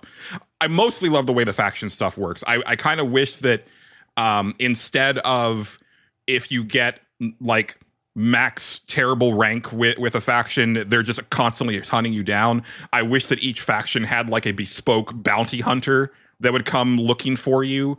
There was more like a boss fight, and if you defeat the bounty hunter, then it like resets the rep or whatever. Because it only happened to me once, but it becomes extremely annoying to play that game if you have max terrible rep with a faction. You just kind of can't do anything until you repair that relationship. Yeah, I tried multiple times to get back into Star Wars Outlaws, and I couldn't do it. Like, I get it. Yeah, it was. Yeah. It's not a bad video game. It just like it. I think it, because it's Star Wars, that it just failed to grab me along the way, and then every little tiny nitpick that I have just becomes times 10 because I'm not invested in it. So no, yeah, I get it. I am probably a pretty big Star Wars person still. Yeah. So I it's not necessarily a Star Wars thing comes out and I'm all in, but I remember picking that up when it first came out and playing it, and I was like, hey, this game doesn't suck like everybody says it is. This game's fun. Right. And I played it for a while, but it came out at a bad time. I think it was right the same time as Metaphor and Astrobot, and Dragon Age was like a couple weeks to a month later, and I just kind of stopped playing it and then tried to jump back in. I was like, I don't remember what I'm doing. I hate this map. I'm in the middle of this base that I don't even remember what I was supposed to be doing. I got lost so many times. There was the thing that ultimately made me put it down is I got lost somewhere and I did a big circle and then I was like, okay, I'm back at the beginning and fuck me. Now I have to go and figure out where it actually wanted me to go because I was probably missing some like little vent or something stupid that I had to go in. And I was just like, you know what? I'm done with this. That's it. No, that's fair. The last thing that I'll say about it is, considering the way that I wanted to role play in Starfield, Star Wars Outlaws gave me the Starfield that I was hoping for. That's totally especially fair. with like the ship combat and like just like that feeling. Like, man, every time that I would like take off from a planet or land on a planet in Outlaws, I was like, that's so cool. Like, right. I just, I really love like the general overall presentation and vibe. Yeah. Yeah, that's exactly it. Like the core gameplay, I like the game overall. I think it's better than the sum of its parts. Although yes, that's exactly I'm scrolling through my ranks, and I'm like, man, I had it at number 8 for best story. I had it at number 9 for best exploration. I had it at number 2 for best graphics and art. I was just blown away by a lot of that stuff. I had number 10 for music. Mm-hmm. I had KVS in there for character and performance. So I had a lot of stuff I liked. Yeah, but just the core gameplay just didn't quite do it for me, but I still enjoyed the package, like the overall and package. With that new I update, had a good time with it. It's a good time now going forward to get into that game because I think they fixed a lot of the things that caused me to kind of not enjoy aspects of it to start. I'll just say too, like I think playing Indiana Jones this last week is like diminished Star Wars Outlaws in my brain, like kind of. That makes sense. Interesting. It has a similar like kind of movie level of, which I never watch movies, but I'll occasionally watch them. But I got too many games to play, hear you. But it has like that movie level pacing and writing and like the quality there. But then like I'm having a lot more fun actually playing Indiana Jones, so Indiana Jones has the vibe stuff, but then it has the gameplay mostly. I mean, there's a couple issues, but Star Wars Outlaws falls a little short there. But yeah, like for my best moment list, and I know you talked about this a couple weeks ago, Jillian, but like walking through Mos Eisley the first time, was fuck. And I'm not some like nostalgia head at all. Like I don't care about nostalgia generally, but walking through Mos Eisley like blew me away. Like that was a great moment. Yeah, for sure. All right, Justin, how about you? It's on me. All right. Well, it's time for Justin to ask the hard questions. I guess maybe. We're getting there. Yeah, I know. That's why I keep looking at stuff. I'm like, oh man, I don't know what people are going to fight about. So I'm going to ask this. Do we think that Flintlock will make the top 10? So I will throw out Flintlock is the game on this list that I am willing to fight the hardest for. All right. Will it make the list? I don't know. This is in my top 3 games. I loved Flintlock. Okay. Interesting. All right, we won't cut it for now then. All right, I this seems to be my job every time we do this list is for me to find I like to try to find the sticking points where everybody's at on things. You were the mama raptor like prodding at the electric fence. Somebody has to do it. Yeah. Okay. How do we feel about Banishers? I mean, it's in my top 10, but it's lower. Okay. I think I have it at number 8. But it has, it's fine. You can. Okay. All right. It's one that I'm super excited to play. I own it. I just haven't checked it out yet. I like Don't Nod a lot as a developer, and I like it when they get to branch out from their narrative, like Telltale style stuff with like the Life is Strange series and all that stuff. They haven't really. It's like. They did this, and then before that, they did Vampire, and then before that, they did Remember Me. But Remember Me was actually before Life is Strange. So, people kind of forget that Don't Nod actually does have like some pretty decent action chops to them. And so I am really looking forward to checking it out, but I really don't have a dog in this fight. Did you play it, Justin? Or Banishers? I did not. I watched a good portion of it, though. It seemed neat. I just wanted to see where people were at on it. So. It is my number 3 for best story of the year. Number 5 and 6 for character, and number 6 and 7 for performance. Like, I knew it wouldn't get a best performance not at the Game Awards because it was like a AA game. Yeah. But, just the lead characters just have such good performances. The writing's phenomenal. The exploration, it's like got that God of War windy level design. Yeah. But there's some satisfying elements, but it can be occasionally annoying. Yeah. But overall, the combat is just like pretty bad. Oh, okay. really? Yeah, that's. I was going to ask because when I was watching, I was like, there's something about looking at the combat that didn't look very good to me, and I was really curious about that. Sometimes my eye is better than I think it is on that stuff. So yeah, that's okay. Interesting. It's a very button mashy system. Yeah. You can switch between the characters, which has its fun elements, but you're just. I mean, it's literally everything. Like everything about that game is really freaking good, except for the combat. Gotcha. But which is a big thing, right? But yeah, I think I have that in my top 3 for side content. Like I compared.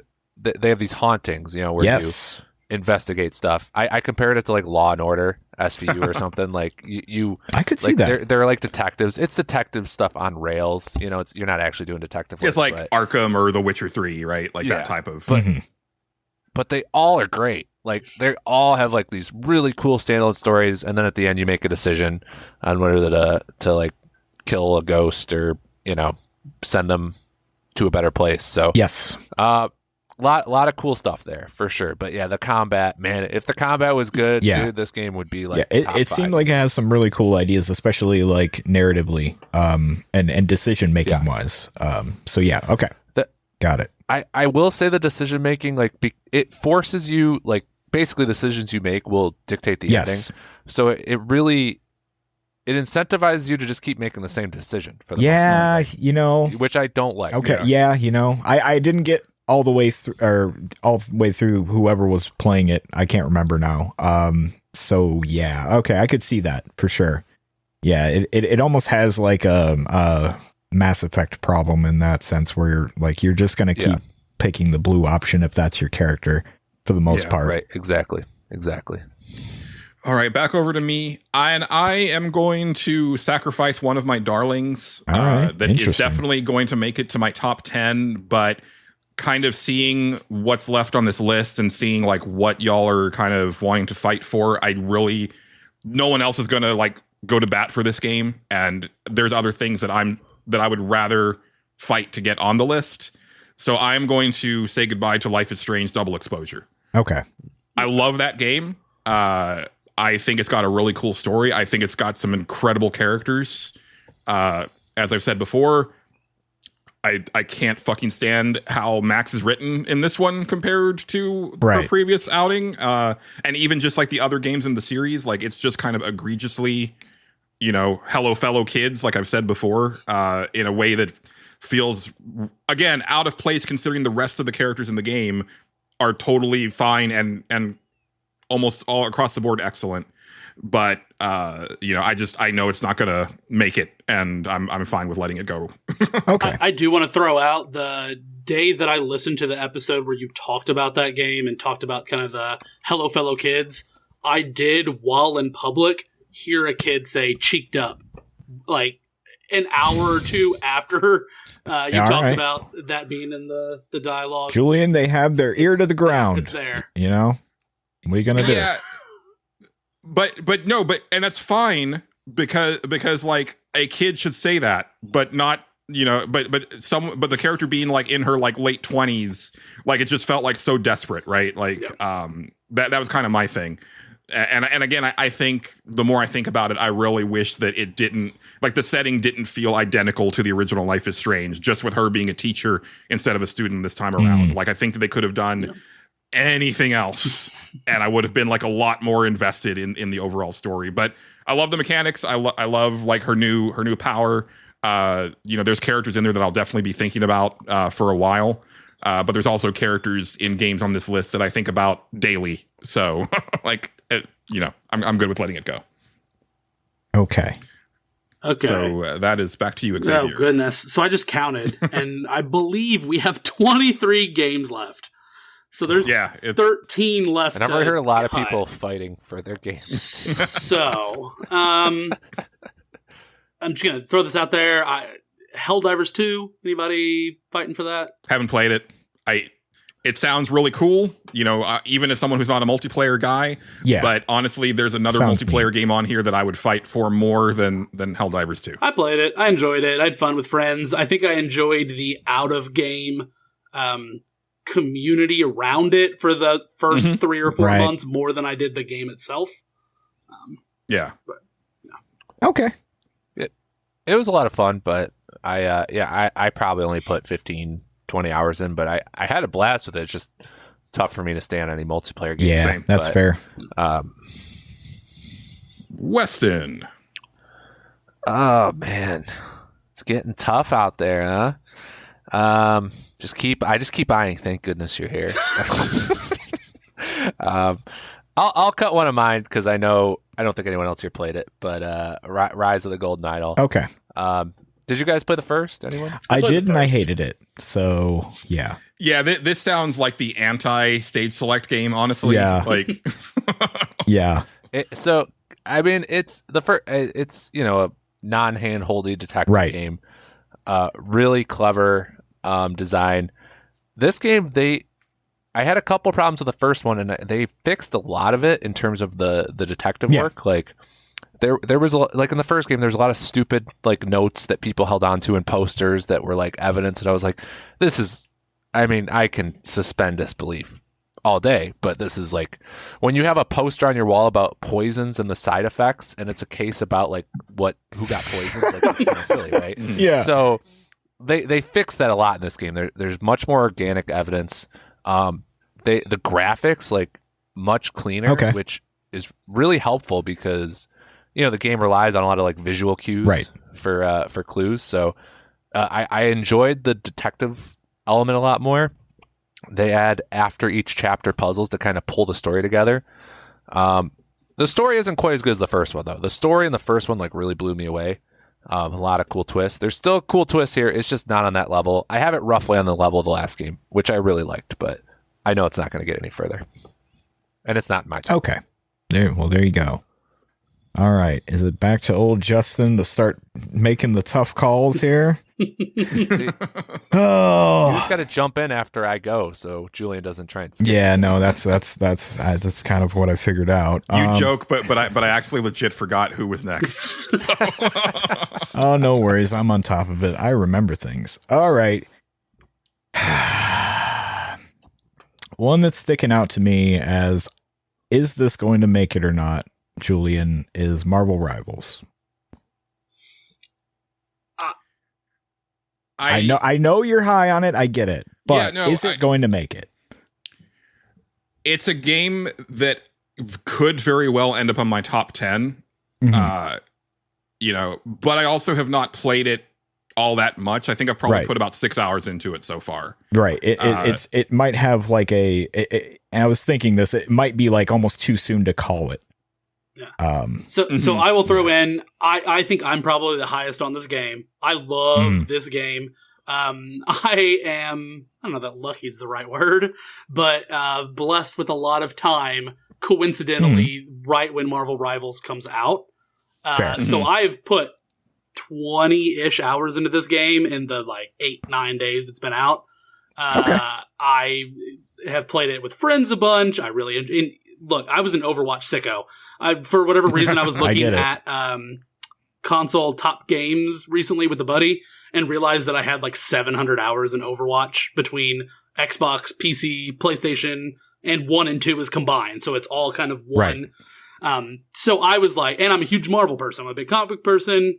I get it. And I love Marvel. So this game was primed to be for me to just lose myself into. Fair. I love this game. But kind of to your point, it's been, a week and a half, and there's a lot of games on this list that a week and a half of me playing it, I was this is the best game I've ever played. I'm having so much fun. And then 3 months goes by and I don't touch it again, how do they do, season 1 is fun, but how does season 2 come out? How do they treat the DLC? There's a lot to it.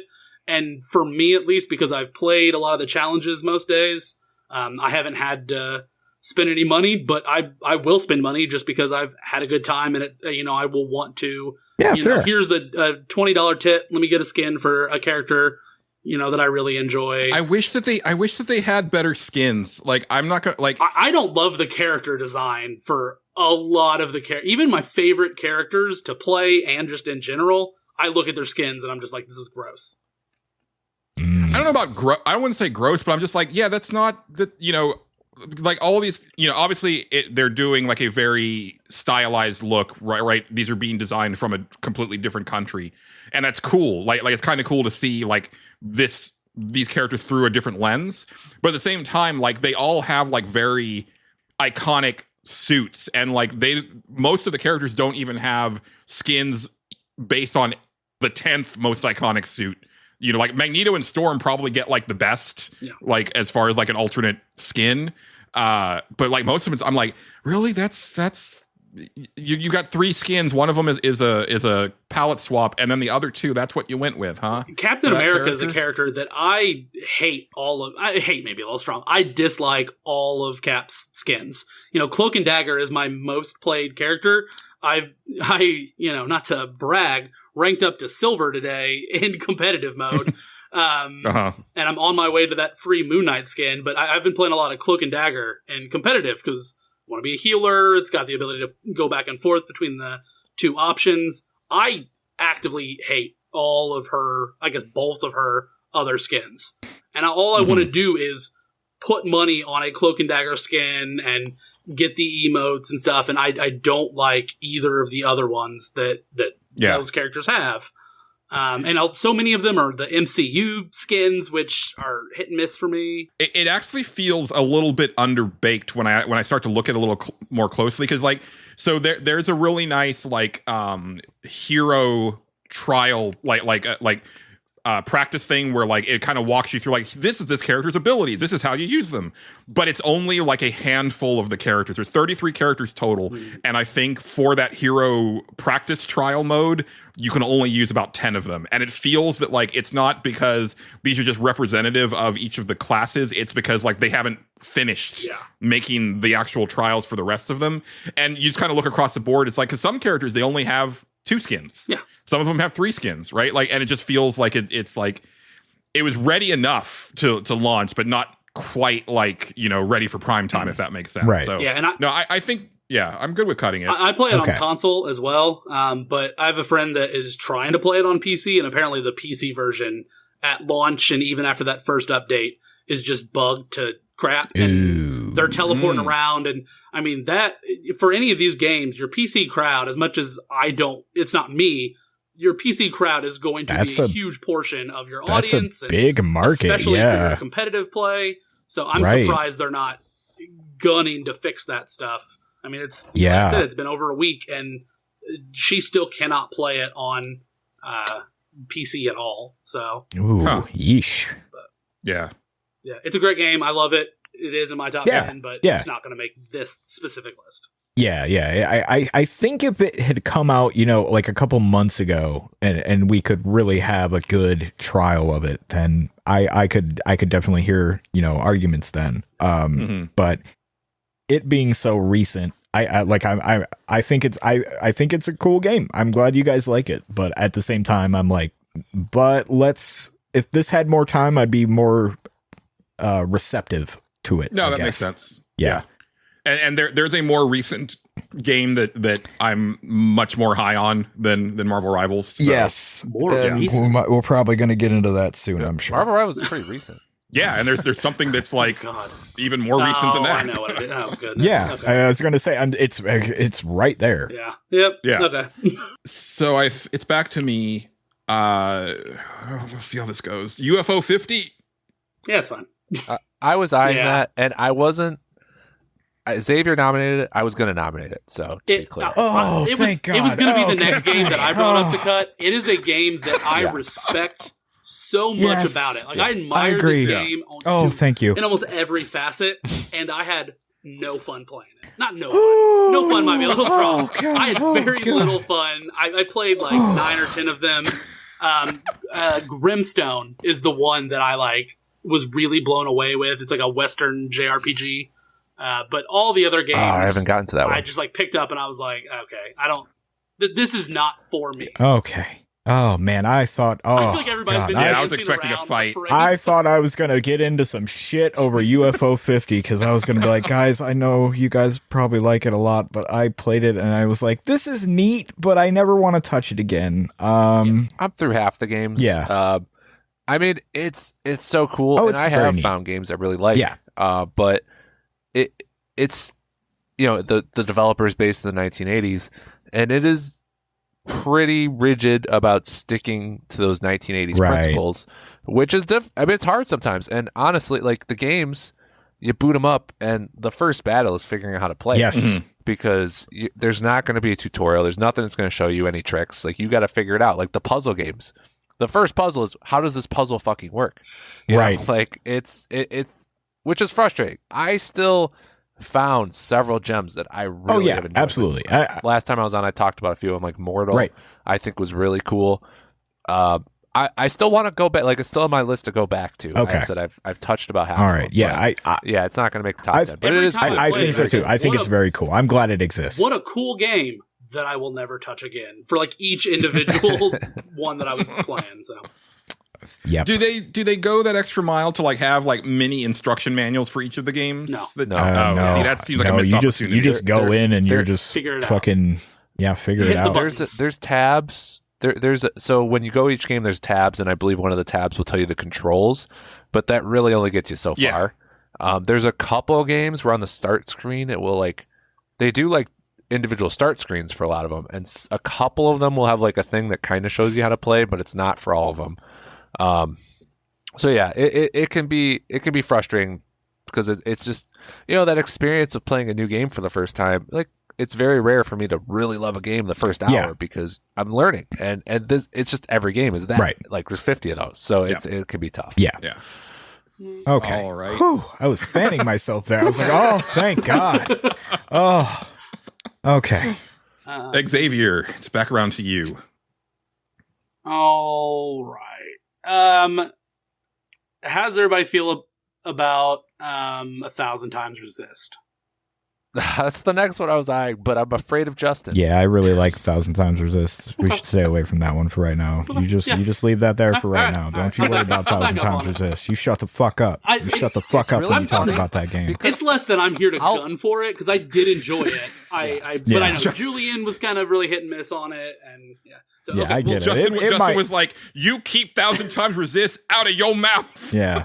But it's funny though because I'll listen to your pod and Julian is criticizing it, and Justin for those pods he doesn't no Julian fuck you he allows I the do. criticism and doesn't push back. Well, as now, much, right? So that's why I'm never sure. now we're in a situation where I have to argue about it. So here we are. Yeah. That's what I said. I wasn't sure how passionate. Yeah, you'd be, no, so. I am quite passionate about that one. I really do like it. It definitely has its flaws. Don't get me wrong, and we'll probably get into that a little bit later. If it makes the top 10, it doesn't, but it stays for now. All right, Probably it's a little early for it. All Yeah, a little bit early. Yeah. For that I have one. 2 more that I'm going to poke at, and then one that I think would be a safety. Hellblade 2. I just looked at that and I was like, "Oh, how is that still here?" Yeah. Yeah, I I kind of wondering. didn't know who. I guess I knew you put it on here. I wasn't sure who was willing to fight for it or not. It actually just fell off my top 10 very recently. Mhm. There's some fantastic set pieces, and I'm really high in the combat. I know, Julian, you've had your issues with it, but I like the new direction. No. I love the combat in the Hellblade games. I like this one even more because I like the one-on-one. The parries are really tight, and it's so visceral and intense with the motion capture. I put it on hard, which I think enhances the game a lot. I think on normal, you can charge up that slow motion thing a little too fast and just cut through everything. But yeah, the puzzle solving, and I actually don't. The first game had such a strong character arc for the lead character, Senua, and it's very tough when you have that kind of full circle character development to follow up on that and do it again with a sequel. And so I think the game falters in that way. But technically, like my number one for art direction, biggest snub of the Game Awards to me was that not getting an art direction knob.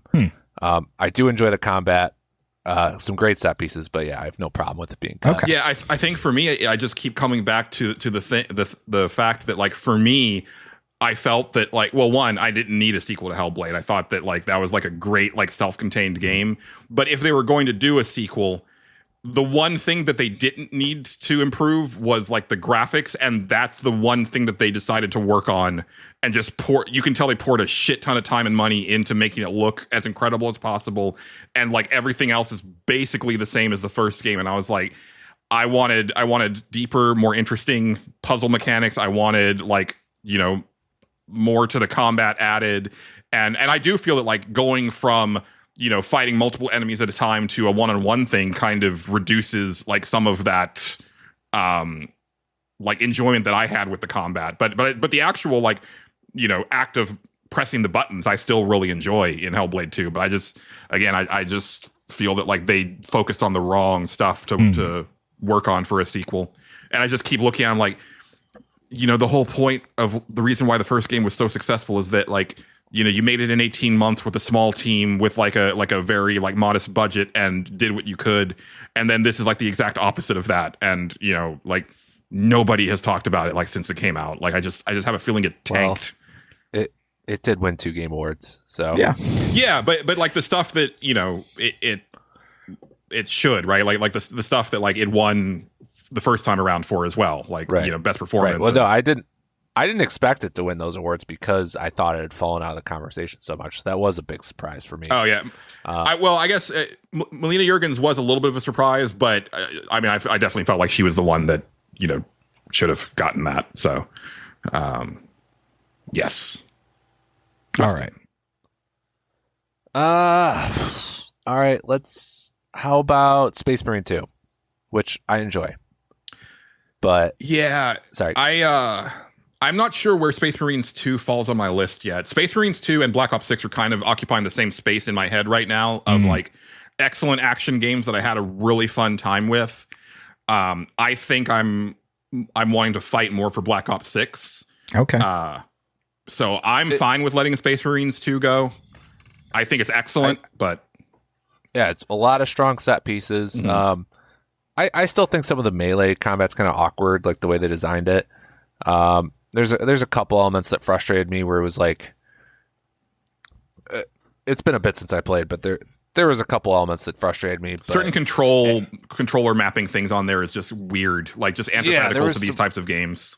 And I couldn't find a good one that worked. You know, I played with a couple other people and they're fun people. So, you know, you always got to be careful with these kind of games where it's like, was I just playing with cool people or was the game really fun? But I had fun with it. I just don't think it's top 10. Okay. Yeah. Interesting. Oh, well, I mean, it might be on my top 10 ultimately, but I don't think that it makes this top 10. Yeah. Yeah. All right. I guess it's on me. Oh, boy. I'm going to have to... I got to do a thing now. All right. Guys, out of all of you, because I sure haven't, who has finished Indiana Jones? I have not. I'm in the second area. I have not. Uh-huh. I fear who's going to fight for this game. I am not going to fight for it. I'm going to throw that out. I like this is another one that almost falls in the same thing as Marvel Rivals, where it came out so late and we're here now. I know you guys are high on it now, and I get it. It seems really cool, but at the same time, that thing could fall off a cliff at the end, and you guys don't know. So there's that, and also the fact that I hit a game-breaking bug. And I was going to mention that if you didn't. Yes. So I would have finished it by now if that had not happened, because like basically the time that I've spent on Suicide Squad would have been spent on Indiana Jones, but I couldn't play Indiana Jones. And I did go back later, like yesterday, to see if they had fixed it, and they have not yet. Yeah. I think based on what I've played, like it very well could end up on my list, for sure. like when we come back. But yeah, again, game-breaking bug right now, and like I don't know that anybody else, like I don't think any of us have finished it, and so really got to see. I'm just really happy that it's not a disaster. Yeah, because I expected it to be a disaster. Oh yeah. I feel like it's the first Xbox studio game that has come out that has had this level of positive buzz around it. So I'm really happy with the overall reception. I personally am hit or miss with Indiana Jones as a franchise, Right. and am not a huge I don't give a shit about sim Indiana person. Jones. So I just Yeah. I played it. I was like, I'm not going to enjoy this. I played it. I was like, well, that was a lot more fun than I expected. I will probably never touch it again. Yeah. That's the game that just probably is about to knock Hellblade off my top 10. But it's going to be like number 10. But I think my first day or two, I was like, man, is this like my number 3, 4? Like I was really high on it. A couple frustrations with like just the exploration, that the Vatican area is just constantly jumping around and like going all over the place to get to the same spot, the fast travel, a couple annoyances, but man, I'm having a great time with it, but I have no problem with it, like especially since I haven't finished it. Yeah. All right, gentlemen. Well, I say this is a good place. We've just finished a round of cuts. I think this is a good place for us to break so that we can good. do stuff, whatever that may be. We'll take 30 and come back. For listeners, this also might be, the end of like a week. I'm not sure if we're going to break this into multiple episodes. It kind of depends on how long the second half, or when we come back from break, how long that goes. But we'll go ahead and adjourn for now, and we will come back and start to make the big decisions. Oh boy. I'm going to go to the bathroom, and then I'm going to try and beat Indiana Jones the next time. You do it. Okay, yeah, you do that. If anybody can maybe do it, we'll it's you, uncross man. it off I then. believe We'll in you. Yeah.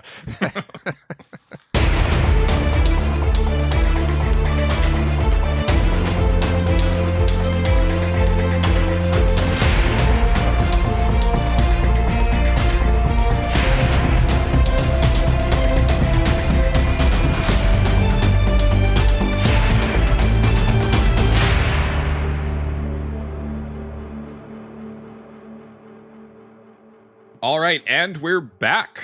We currently have 16 games left on this list to cut down to 10. The remaining games are Like a Dragon Infinite Wealth, Unicorn Overlord, Until Then, Astrobot, Metaphor Refantasio, Call of Duty Black Ops 6, Thank Goodness You're Here, 1,000 Times Resist, Dragon Age The Veilguard, Balatro, Closer the Distance, Flintlock, I forget the whole name. Siege of Dawn. Thank you. Prince of Persia, The Lost Crown, Final Fantasy VII Rebirth, Dungeons of Hinterberg, and Crypt Custodian. And I am first up again. We ended the last session at a new reset. Should we? I don't know. Actually, I was going to say, should we go now? Yeah. This is the point where okay, you've listed them all. Yeah. We haven't talked about all of them yet, but it is time to start like having like the negotiations. Right. I can start because I feel like I'm not going to sell anybody on this because I just played it like last week. But I would like to make a case for Closer to the Distance, if I may. Yes. So like I said, I played it last week, so recency bias. I think it's an excellent video game. Definitely has some issues. The core of the game is it's essentially Spiritfarer, but The Sims. So you're kind of doing Sims stuff, and the start of the game is a girl dies in an accident. And her ghost kind of comes back, and like you see basically the moment where the police show up to the parents' house and break the news and how that all goes. And you're kind of playing as the ghost, and that's where the Sims thing comes into play as you're kind of guiding the people to do, try to help them get over, I guess, your death, if that makes sense. But it's definitely have my gripes with it. There's This one game I looks forgot like to it would mention. fuck me up. Holy crap! Oh, it. Yeah. I'm just like I I was, looked it up last night. I was in shambles at the end of it, and I'm kind of notorious for like being someone that like grieving and stuff doesn't affect me quite the same as it does other people. and I definitely have very complex reasons that are not probably something we'll get into on a video game podcast for that. But this game is very heavy in kind of a cool way. Like I said, you at first you're playing as the younger sister, and she's kind of like given the task of like, hey, these people need your help because, you know, I'm dead, and try to help them out the best you can. So you're kind of going around the town at first and checking on people and getting the lowdown on how people are feeling. Then the other character's like her boyfriend, and he's kind of like, you know, it's a very small town of like, I don't know, 10 or so folks maybe. And he is pretty beat up by it because also his mom died. It kind of seems not too long ago. Man, it's intense. I think my gripes come from like the Sims aspect where I wish there was a queue. I really think that game needs a queue, so you can check on everyone in the town and see what they're doing.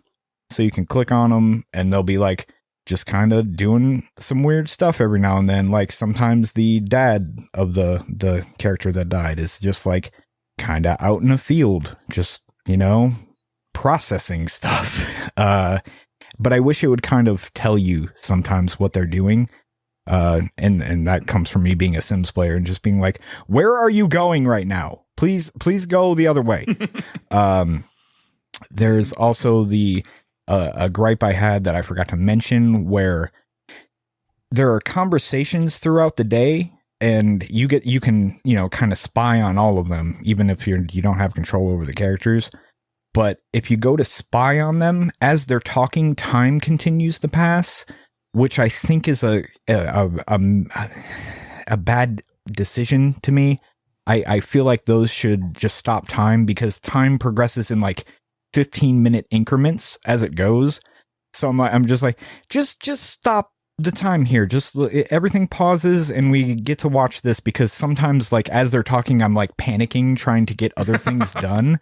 Right. And again, that comes from being a Sims player. So, but I think that's a really neat idea to add a story to the Sims. And this one it's intense. It's really intense. It's tough to get into like what it really gets into. I got to the end of that game and I was like, there are certain people that are going to come out of this okay. Like they're going to be fine. And then there are certain ones that are not going to be okay. There was the first character you play as, the parts that like actually got me real good is so there are just little tiny moments. Like I said, if you're following the characters around and you're spying on them a little bit, she'll have little moments where she'll just kind of start walking. And again, I kind of wish there was a cue for this, but she'll just kind of start walking and she'll just lay herself down on the side of like a barn, and she'll just go, ugh. The sister will be like, she'll just say, hey, because she can hear the ghosts or whatever. And then as she's laying on the ground, she'll just say, I miss you. And that's it. And I was just like, holy shit. Like that, that's really heavy. But great. And and everybody has their own like unique needs. Like, some people like need to distract themselves. Some people need to, you know, go into their routine and all that stuff. It's a very special game. It definitely has Eurojank English, in the writing. Sometimes there's sometimes where I'm like, people don't talk like this. Some of the performances are very European. There's one girl that you do end up controlling. Her name is River, I think, if I remember correctly. And her voice actress, I'm like, you should have got somebody else maybe to do this. She's the best friend of the main character, and she has like recordings of the ghost, the sister that died. And yeah, it's there are characters that I hated. There are characters that I absolutely despise. There's one guy who just doesn't fucking get it. He's just like, can't we all just move on from this? Like, it's fine. It's like, no, it's really kind of not, man. And he's just all into, well, the town's gonna go broke, guys. And it's like, there's fucking 10 of you. Fucking shut up, dude. But I liked that I didn't like that guy. Because there's an aspect of him that's, right. There was a moment where you were playing as the sister, and you go and the dad of the boyfriend, like his wife died. He's the guy who kind of fixes everything in the town, but he doesn't talk to anybody really. He doesn't have any friends. And the entire point is just go hang around him and find out who his friends actually are. And eventually, like, you kind of befriend the guy because you just, eventually he's like, you're not going to go away until I, start talking to you, are you? And it's really nice. That's a good game. Two quick responses to everything you just said. One, a lot of that was really beautiful. I feel like I can count on one hand. I've listened to you on this podcast and others for years. I feel like I can count on one hand the amount of times I've heard you get truly emotional and choked up about anything, really. So, and then the other thing is it's 50% off on Steam right now, so I just bought it. So thank you. It's great. It's really good. Yeah. Like I said, not without its little pips and perps, but like it's something that I think is really worth playing. Yeah, so for listeners, because this will be airing like weeks after the episode that we just recorded last night as we're recording this. When Justin brought it up the first time, like I looked it up and I was like, okay, yeah, this looks like something that I really need to play. So it's definitely on my list to check out during the break. Yeah, it sounds like something that will probably absolutely fuck me up, but it also seems like something that I should absolutely play. Yes, And if you guys want to, we can cut it. I don't mind. Like I said, I just played it last week. I think it's definitely something people should check out. But I may be wrong because I know I'm the only one that played that one here. So yeah. It kind of falls into the same category as Rivals and Jones. Indiana Jones. Yes, absolutely. We're too close to it. If I would have played this, months ago, or had everybody play it, right before this or whatever. Then maybe we'd be having a different conversation. But I do feel in my heart that if I did do that, it would probably be pretty high on my list.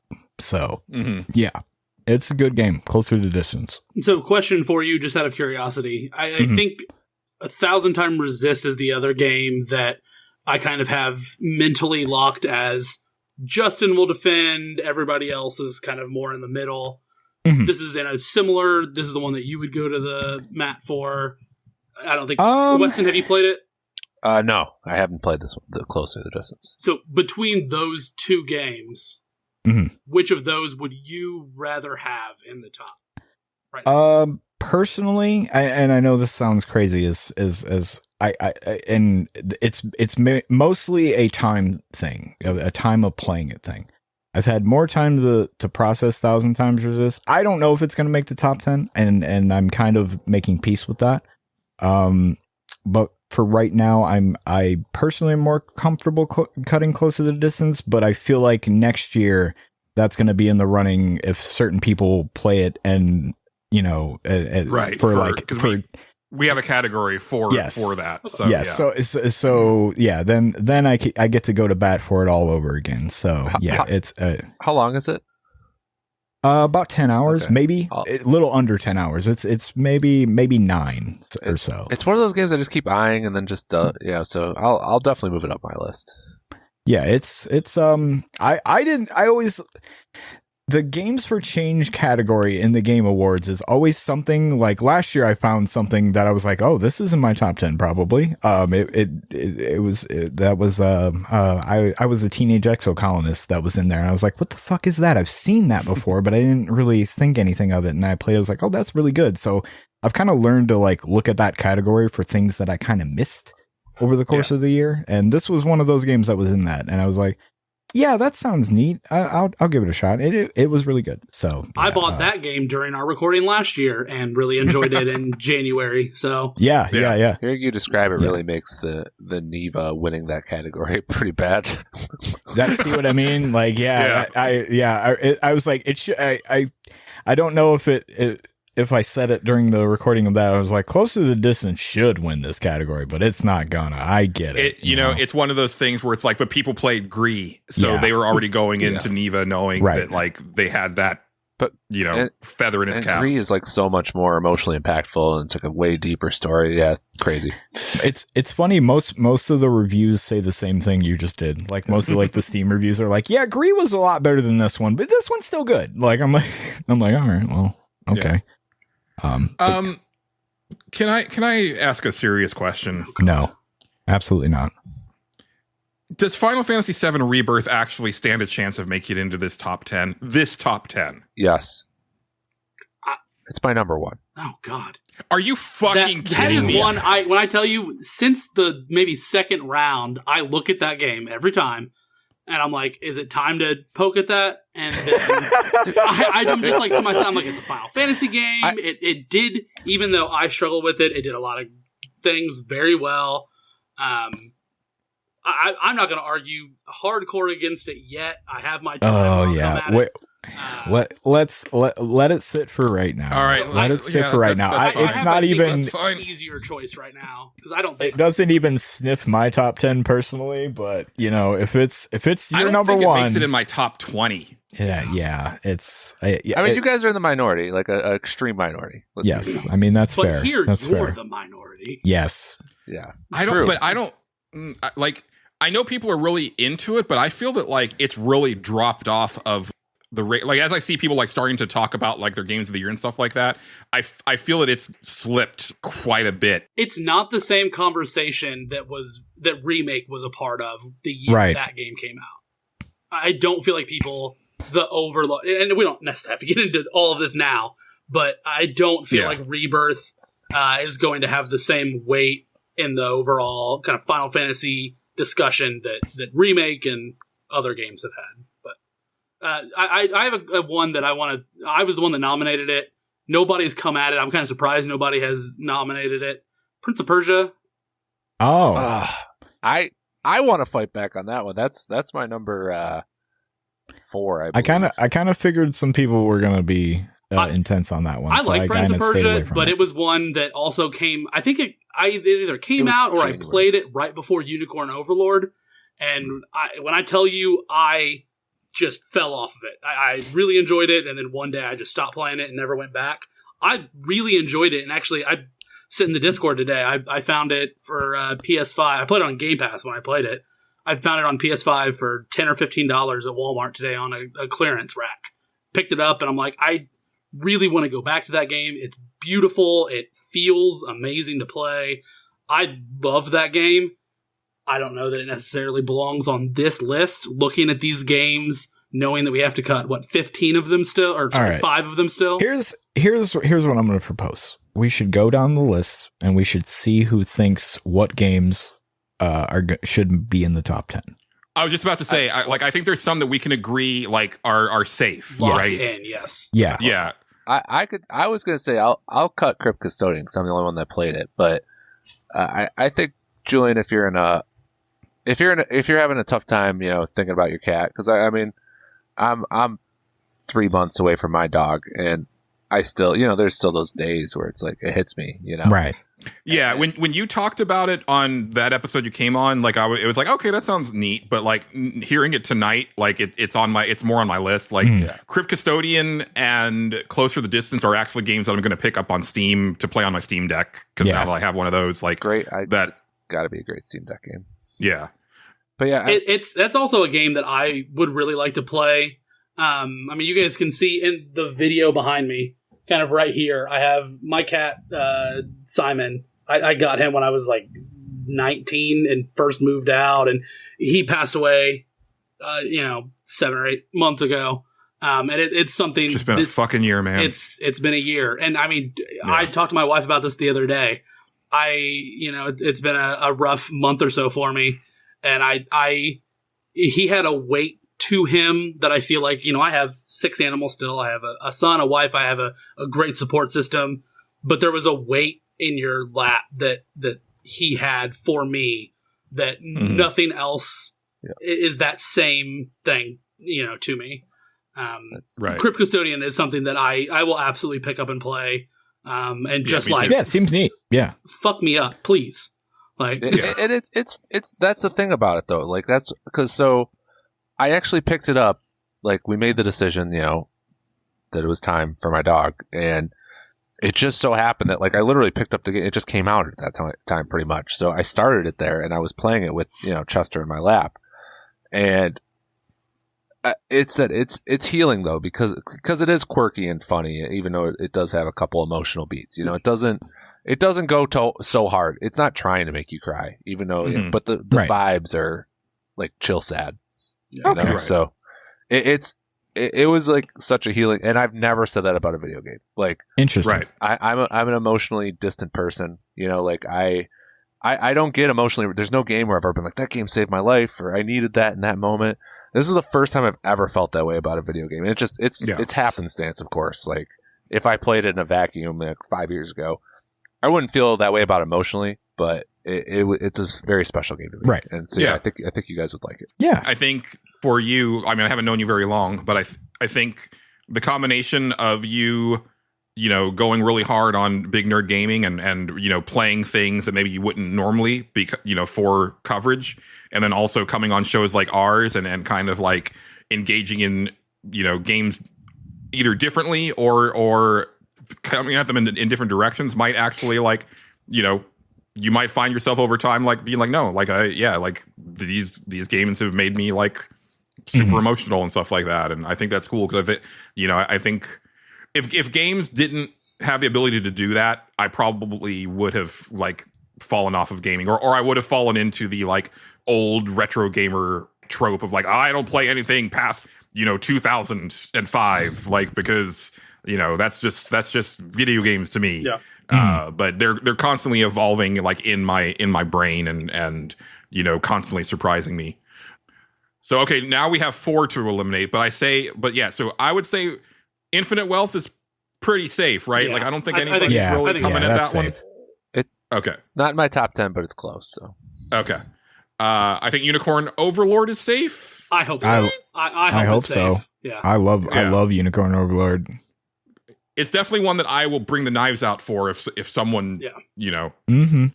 I think Astrobot is safe.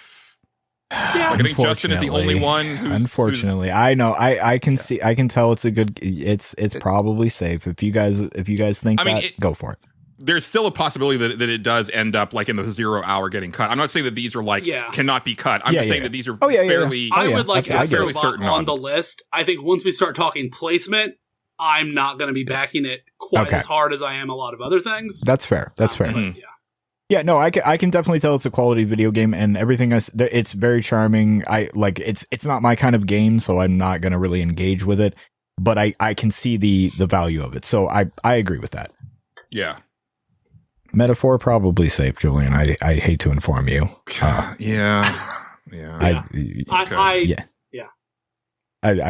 hate to inform you. It's probably it's 50-50, but I think that Westen and Xavier are going to fight harder than I would for some other things. Right. At this juncture. I think those are probably the ones that I think I'm comfortable saying like there's pretty so that's like 1, 2, 3. That's 4. Yeah. So Prince of Persia and Dragon Age of the Veilguard are 2 that stand out at me that I like both. Both are in my top 10. Yeah. It's pretty Dragon Age pretty low on my top 10 ultimately. It's not mine. So Dragon Age is probably safe to cut. Just real quick.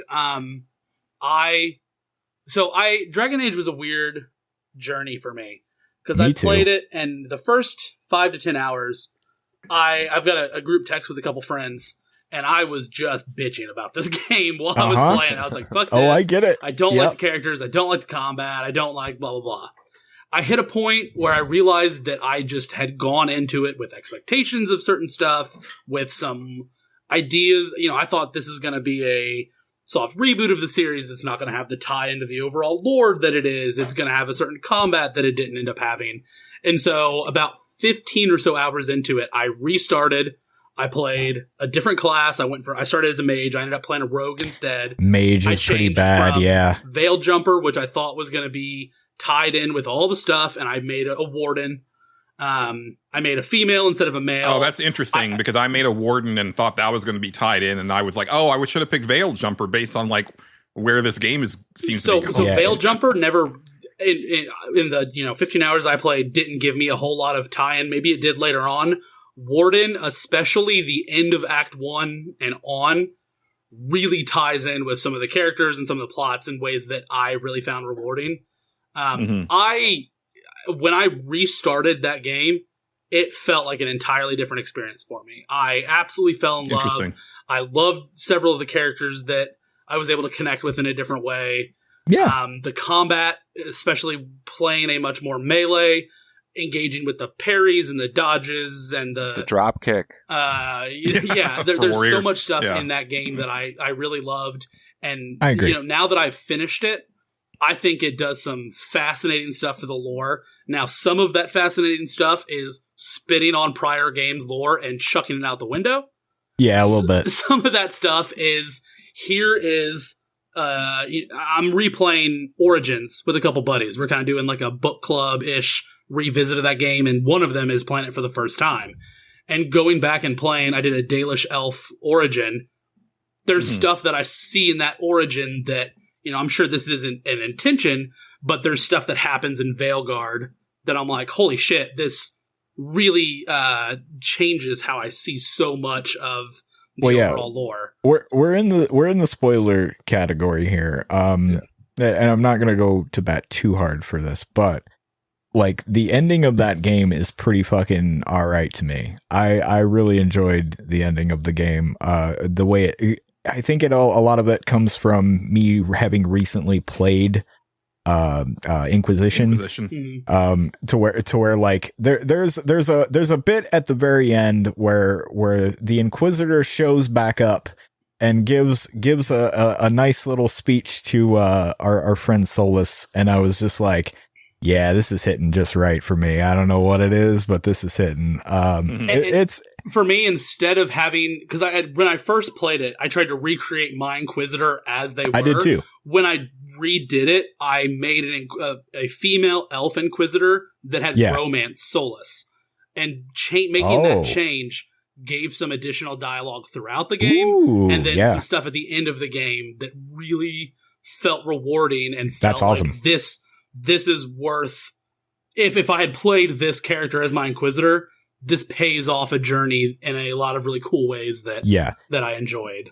I beat the ever-loving shit out of Nev throughout that entire game. I didn't mean to, but God, the amount of stuff I probably put that woman through is insane, because I was like, Nev can handle that, and then she like ends up getting her ass kicked or kidnapped or something like that. I'm like, oh well.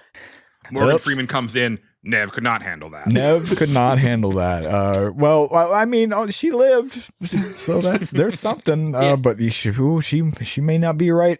Yeah, and after that. So my original playthrough, Nev ended up kind of accidentally being a little bit of my punching bag. Yeah, and in my second playthrough she was my main romance. So she was my protect at all costs, stay with you, and I'm like throwing Harding and Lucanus and everybody else to the wolves. Yes. Another fun thing that I really like about Dragon Age is it does something that I wish more games like this would do, where if you don't get with Nev or Lucanus, they'll get together, which I thought was really neat. I do like that. Yeah, I thought that was really neat. They start flirting and stuff as you're walking around. It's really nice. I've always hated like BioWare games in particular, but I think even Baldur's Gate 3 is the same, where like everybody is just revolves around your orbit, and doesn't really have like their own, agency or because I would like to see like, no, yeah, like let's have these other characters pair off or whatever and go do their own thing. Like if you haven't shown interest like that, I think that's really awesome. That actually has me a lot more and the coolest stuff with it is and I don't know how deep this goes, but characters get together based on who you bring to missions together. So if you bring two characters together and you romance neither of them, they will initiate a relationship that you can then overhear and see develop throughout the game. So, for me, Tosh and Harding developed a relationship and ended up becoming a couple. And, again, spoilers for this section, Harding has bad things happen to them at the end of that game that you then got to see Tosh deal with as having built this relationship. Yeah. And wow. It really felt like, not like your point, not only my character was going through this adventure, but all these characters had their own adventures in a way that BioWare games kind of have been hit and miss on how well they develop them away from you. Also, not to get too spoiler here, Xavier, but did you realize the thing like when they revealed it, or did it take you a second to figure it out? So I realized, or did you earlier do it? Earlier on, I was like, it's really weird that this character never has all these things happen, and I'm like, there's something going on with them. And it became a joke in my group chat with one of my friends who was also playing, and I was like, there's some shit here. I don't know what it is, but and then when it happened, I was like, fuck this person. It's funny. I didn't even think about it until like the moment where you're kind of supposed to realize. And then as soon as I was like, oh my God. Yeah. Okay. Yeah, of course. How did I not see that earlier? That's pretty good. I got to give it to you. That's pretty good. Dragon Age of Belgard, not bad. There's some really good stuff. I checked Discord in the break, and I think it was Casey said that they just finished it, and they're like, my favorite one of this game other than Origins. And I think I'm probably, and I like Dragon Age 2 a lot. I am at one point considered myself a Dragon Age 2 defender. This one is probably my favorite other than Origins. And it's I really had a good time with it. I see why it won't make this list for these four people. But play, if you're a Dragon Age fan, or even if you're not, I mean, check the game out. It's a good game. Stick with it a little bit too. Yeah. I'm definitely intending to finish it. The dialogue just actively is pushing me away, and a lot of it really does come down to like, this doesn't sound like people that live in this world. This sounds like people that live in my world. And not just like slang wise, but just like delivery of lines and turns of phrase. But like I told Justin on the episode with Jeff Ekman, I attempted to flirt with a character and got dialogue back that was as cringy, if not more cringy, than that infamous scene in Mass Effect Andromeda where Ryder tries to chat up the woman on the bridge. And I was like, oh no, we're not doing this. Like my Ryder, or sorry, my Rook is not going to fuck, because I do not want to hear any of this ever again. There have been several times throughout my life where I sit down and I'm like, I want to write. I love creating worlds. I love creating and so I sit down and write. I'll write a couple chapters and whatever of a book, and then I go back and read my dialogue, and I'm like, this all sounds fake. It sounds overly nice. It sounds the dialogue's in real this hard game, to get there's right. a lot of it that has that same effect that I read it. Oh yeah. And I just cringe, and I'm like, what are you trying to get across with this? And it feels like a exposition machine, or we're going to be friends. Just it does not feel real. And in a game of where it's kind of relying on a lot of dialogue, because it's a dialogue based thing, you have to talk to people, and it's a BioWare game. That's a big tipping point, and that's kind of why it's lower on my list. But I think it's definitely worth playing, especially if you like Dragon Age. I think the ending is really strong. They do some stuff where I was like, oh, this feels like Mass Effect 2 again a little bit. Yeah, and then at the post-credit scene really just do a thing that I fucking hate. Oh yeah, I had to look it up afterwards because I didn't find all of the stuff to trigger it. and I looked it up. I was like, oh, I don't know if I like that very much. Yeah, They do the thing where a game redefines stuff that happened in all the previous games. yeah, And it's not that is the great. thing that really has left a sour taste in my mouth after. It's not great. Gotcha. It's not great. But- Super agree. Yeah. Yep. Justin, Yes. I want to propose an alliance of Oh, sorts. God. Sure. Okay. You and I really love Thank Goodness You're Here. hmm I can feel that it's a fight to get it onto the top 10. Okay. Why, just because I keep talking shit? Well, but I think Xavier doesn't have a dog in this hunt at Yeah, I all. don't So, care. like, how strongly do you feel about 1,000 Times Resist? Because I think we're running into a situation where we're kind of Okay. All right. Hold on. There's a greater thing going on here that you're missing. Okay. We have one person fighting for Prince of Persia. We have one person fighting for Flintlock, and we have one person fighting for 1,000 Times Resist. That's me. I'm Justin. And and so those three seem like the ones where, like, Not to call thank out goodness you're- Westen, but I also think Rebirth and Dungeons of Hinterberg. oh, are Dungeon. also Oh just- God, I forgot about Dungeons of Hitterberg. Yeah, I was yeah. going to say, Weston, it's time to start. Yeah. Weston, buddy, you know, yeah, you're Figure gonna out have which one to- is easier. Some of these you're gonna have to make some decisions on, bro. It's an odd dynamic because Hinterberg's my number 3. Mhm. But like, if I'm talking like actual, I guess like if we're posting the list, like I feel like Prince of Persia should be on it. You know what I mean? Like, because I get it. it is a bigger game and like it executes its platforming on a level that almost no game does. Like, Mhm. like Celeste's level, like that kind of shit. Like, it is crazy, and it's a nice mix. Like the main stuff's good, but like you go to the optional shit, and that is like the sweaty 2D shit that I love, and it is literally the most precise, excellent platforming. Like, I don't think that game even gives you like an air dash for a while. Like it friggin' has so much confidence, and it just keeps like it just slowly doles out those abilities. So like it never gets old. Like you're just constantly doing new things. The pacing of that game, as far as both abilities, the narrative is kind of whatever. I never. Yeah, the narrative's not great. But the Okay. pacing of the abilities, it really feels like every time you sit down and play a session, you unlock an ability that can change the way that you approach almost all aspects of the game. And there's a couple puzzles. Yeah, like the late one is like a time ability. Like I'll say just cut Hinterberg because even though it's higher for me, I think Prince of Persia makes more sense. Okay. Are you sure? Because like so my counter to that would be that even though Prince of Persia did not sell, Prince of Persia was definitely a much talked about game this year. Where like Dungeons of Hinterberg is one that like really like flew listen, under everybody's radar. Weston, we need to establish something. This isn't anybody else's list. This is our Yes. list. Yeah, So Jane and if JJ fell into this trap as well on their episode. Yeah, don't go into that like, but it has to be here, right? No. It's what Yeah. This is what we want to be celebrate. here. Yes. I feel like Xavier likes Prince of Persia a little bit though. Well, I'm the only one on the Hinterberg. I mean, I would like Prince of Persia over Hinterberg. Yeah, Okay. But let's just do. I'd rather have Persia then. That's fair. Okay.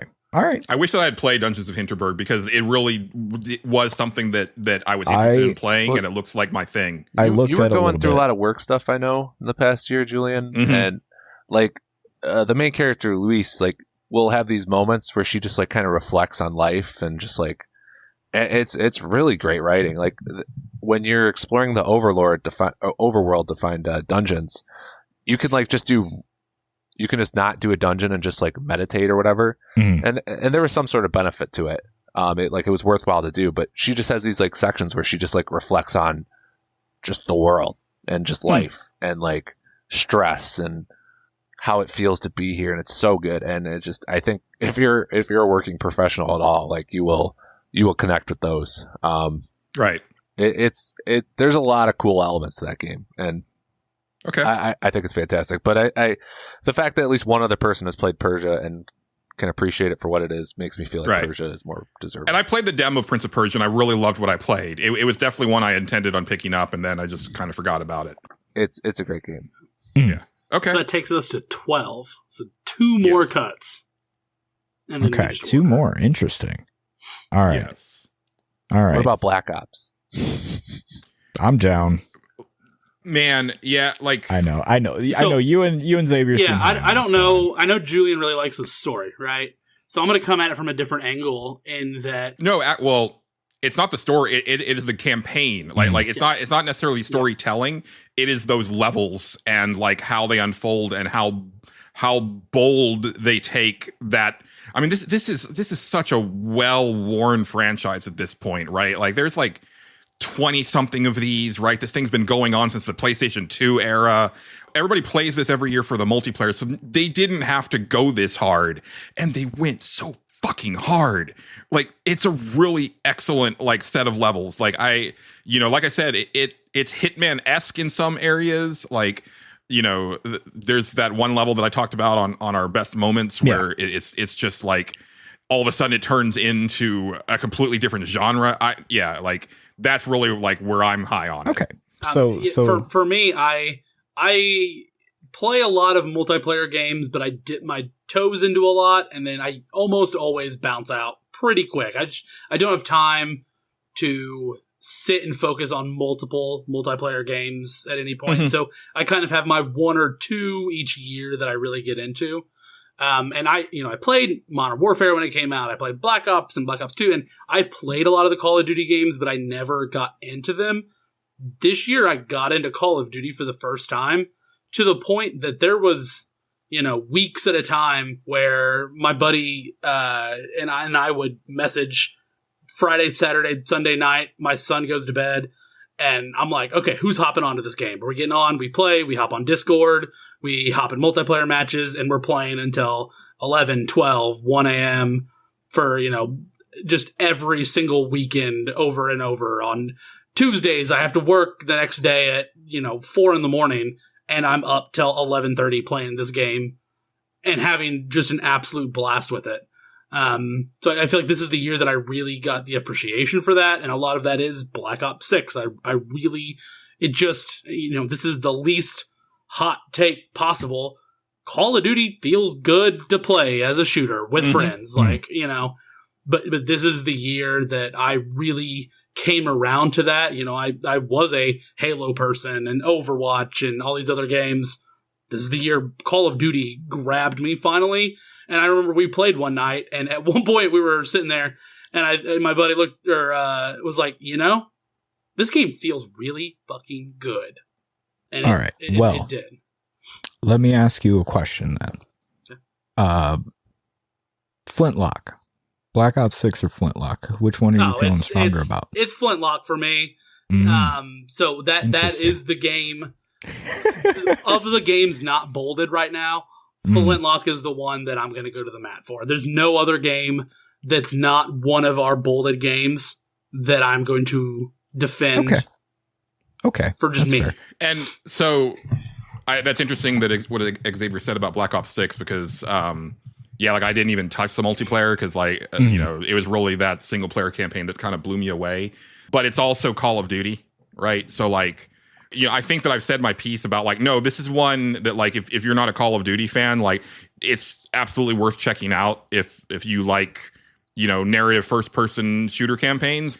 It is something else, and I really enjoy it, but there's other things on here that I feel more strongly about making it to the top 10. All right. Well, let's put a pin in it for now, though, because it's not. I'm not sure.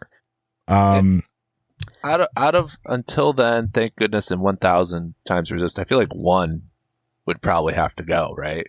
Yeah, it's Final Fantasy Rebirth, because none of us give a shit except for you. So no, it's the best game of the year. It's an offensive game to Final Fantasy VII fans. I fucking hate it. I wish it would go away. I wish it didn't exist.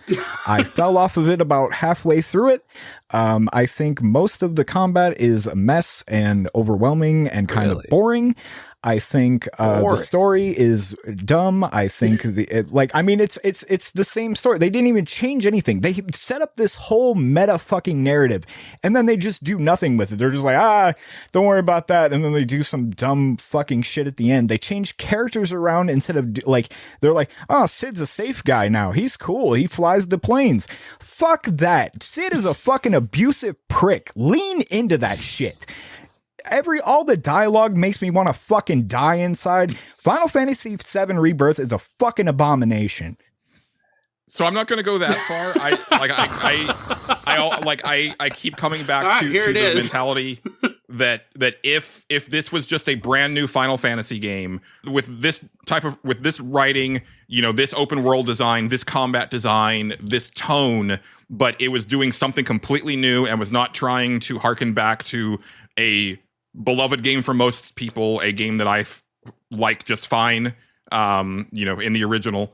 I think I would have loved it. Like if this had been Final Fantasy 16 instead of what Final Fantasy 16 was last year, sure. Like I would have been much higher on it. But I do think that it fails at whatever it's attempting to do. Because I think Justin the said, open world is kind of like it looks pretty, but it's kind of just like boring to like I don't know. It feels like it's Final Fantasy 7, but there's just like kind of nothing there. Like the side quests are just kind of like, all right, sure. I mean, some of them are okay, but a lot of them are just like, I don't know. You're gonna go do this because this lady wants you to do it. I don't know. Fuck it. Isn't that how most side quests are? I don't know. A lot of them, but world aspect in this game is the reason that I chafe with it as strongly as I do. I think if you just focus on the main story and you just mainline it, there is stuff there, but the stuff that's there is the stuff that was there in the original game. So what does this game do to bring that forward, to advance it, to evolve it into something new? I don't think it does a ton to increase that story. Kind of like Justin mentioned earlier, the remake game set it up that we're going to go on a new adventure. We're going to do new things. And I feel like I was fascinated by that. Star Wars, Last Jedi into Rise of Skywalker, where they're like, we're afraid to go fully into that, so we're going to kind of walk it back. And it really reeks of, we don't actually know what we want to do with it yet. Yeah, and we're making it up as we go, which is a problem. You should have this planned out. You should know where the fuck you want to go. And maybe they do, but it's Nomura, so fucking who goddamn knows what that man is. And I think a big sticking point for me is that they're too eager to show you stuff that would have been a lot more effective and awesome if they had just saved it for the third part. Like that really, I keep going back to like, they kill Aerith and then immediately like she's there to help you with the fight with Sephiroth, and it's like, this would have fucking slayed at the very end of the third part of this. I would have been like out of my chair. That would have been cool. Like, cheering. Yeah, that's a neat thing to do. To not have her voice for the entirety of like a 60-hour game and then her show up at the very last battle would have been hype as shit. But no, they're like, no, let's just do it now. Let's just do it right now. Not sitting with that moment and giving it the gravitas that it had in the original game, that it deserved in this game. And that was the moment when I listened to your guys' spoiler discussion on it that I was like, I'm not going back to this game. Fuck this game. Yeah. I still think there's a world where I play the next game and, see what they do, how they wrap it up. But it's failure to really dedicate itself to the journey that it says it's going for, and sometimes it thinks it's going for. That's the reason that I really just fell away from it. I just got bored with it. I got to a certain point and I was like, I'm going to play it on stream. Maybe that'll make me like it more. And I remember getting to, a Coral Mountain and going up and getting to like, and then they were like, oh, there's a weapon in here. I was like, that's not how that's supposed to work. That's not. See, so I came at this. I played Final Fantasy VII when I was 16, and I didn't think that hard about it after. You know what I mean? So I came at this with a relatively fresh perspective. Like the first game, I had the nostalgia, the music, and like some of the visuals, but like I didn't come at it like, oh god, what about this versus this? I didn't care about that. The story is definitely like it's a middle entry. It's meandering. The ending, I don't care for. The individual character arcs are incredible. I would disagree with them not improving anything. I think the character development is like significantly better. I didn't give one shit about Tifa. I definitely agree there. Yeah, okay. I think the characters are overall better. I think the change to Sid is my one sticking point, but which I don't care about that. Like I said, I barely remember Sid from the first. I mean, but there's also the fact that Vincent is just there, and I mean he's just there. But that moment was cool as hell. Like it was cinematically awesome. And Tifa and Aerith, like they have like a really cool relationship. I'll give it that. I like their relationship in it. And the that Red stuff 13 stuff is so cool. Like that was like I love when he did the voice change. Like they kind of hinted at it, so it wasn't too jarring. But like just his personality shift, which that's in the original dub, too. That's they don't point it out with the voice, but it's kind of in the original. He has a whole demeanor. They didn't do it in the dub really though. Like the dub, it was more in the translation was bad. So. I'm not talking about that. I'm talking about the original game. Yeah, I'm saying like you barely noticed in the original game. Well, he has a different dialogue. I mean, yeah, because it's dialogue. It's written. It's right. not. It's written down. But that's what Weston's saying is that here, like it's like a lot more explicit. Like because honestly, like in the original version, I of guess Final if you're a Fantasy moron, you wouldn't notice it. So what are you gonna? I guess I'm a moron then because I didn't notice it. Like I think the one thing that I was disappointed with that specifically is that. In the original version of Final Fantasy VII, when Cait Sith sacrifices himself and then comes right back, all of a sudden he starts talking with like a Texan accent. And I thought that they were going to like change the voice for the Cait Sith puppet as well, and they didn't. I was like, oh, that seems like a missed opportunity as well. Like that would have been fun. And like the voice acting, like actually the person that should have been nominated, in my opinion, is Britt Baron as Tifa. Like, so I did a top 25 moments from Rebirth.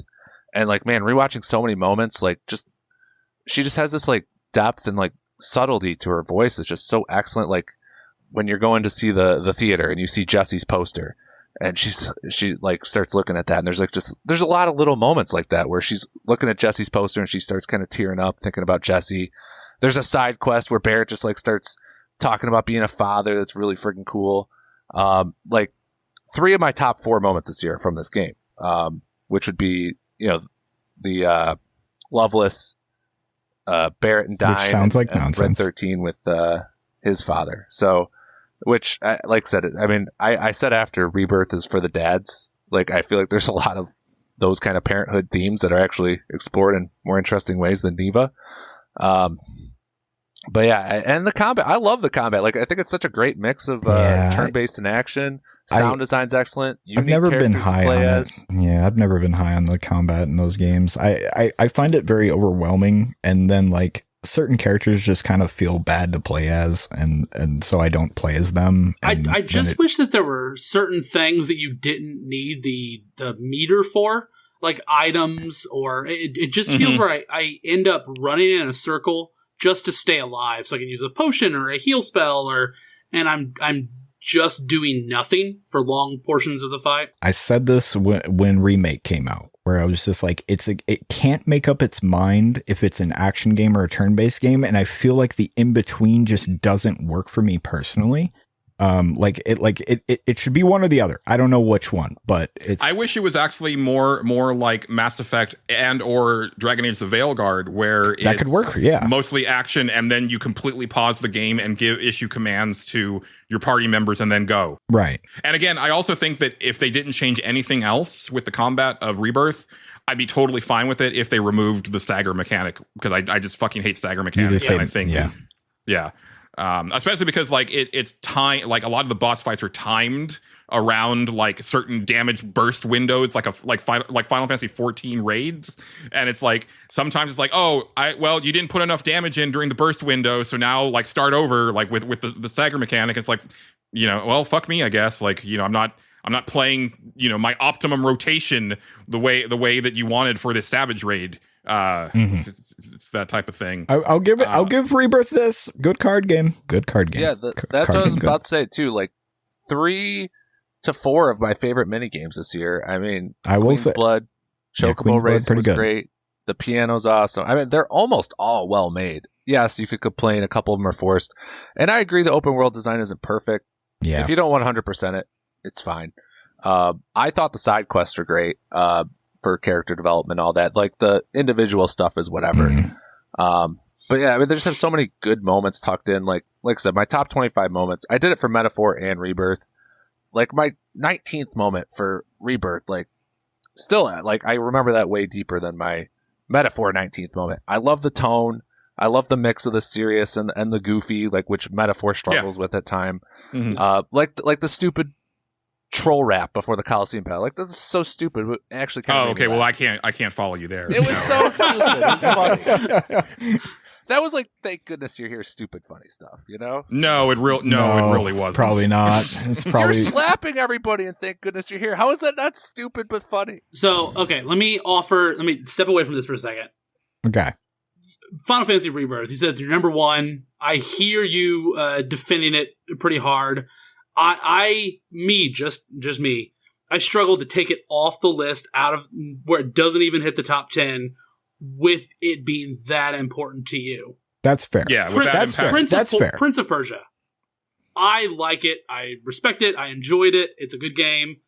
I feel like Prince of Persia and something on the Thousand Time Resist, Black Ops 6, Until Then, as far as the Julian Justin side, are two games. Yeah, and that we I already could said I'm good with losing Black Ops 6. So and we could get to a top 10 where Final Fantasy Rebirth and 1000 Times Resist and Flint Rock and Balatro and a lot of the games that are, ones that one of us is willing to go to the mat for hit the list.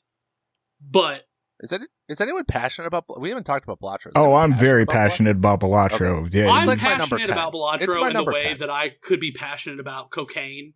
And I don't know how much I love that game, but I sure as fuck. But it loves me. Yeah, I keep had playing it. it. On Steam Yeah. Deck, I had it on my phone. I bought it 3 times. Yeah, And I put a lot of I played hours it into yesterday. Balatro that are shameful, but I don't know how much I'm gonna. Yeah. Prince of Persia, and then something on the Justin Julian camp. We need to cut 2 games, right? Okay. All right. Like I said, I'm cutting Black Ops 6 right now. Okay. Because again, I said my piece about it. I think the fact that I'm so passionate about it for listeners of this show should say a lot. It's on Game Pass. If you have Game Pass, just go play it. Julian game did not seem like a Julian game. It's not a Julian game. And it's like a 10-hour campaign. Some excellent levels and some really bold steps where if this franchise could take what Black Ops 6 does and iterate on that, it could actually end up becoming a franchise that I give a shit about more than not. I don't think that's going to happen. I think this is probably just like a rare one-off, and then maybe 5 years from now we get another one that's sort of like this. But I was really impressed with it. But there's other stuff here that I feel more strongly about. So I'm good letting that one go. So hold on. We've got 4 bolded. We've got 11. Why don't each of us go down the list and each picks one game to lock in as this is my game. I'm protecting it. And then we'll have 2 to 3 left that we can pick from. Sure. Yeah. I guess I'll start. Of the ones left that are not bolded, the one that I would go to the mat for the most is Until Then. Mm-hmm. Ah, man. Damn it. Yeah, for me it's Flintlock. Yeah. Okay.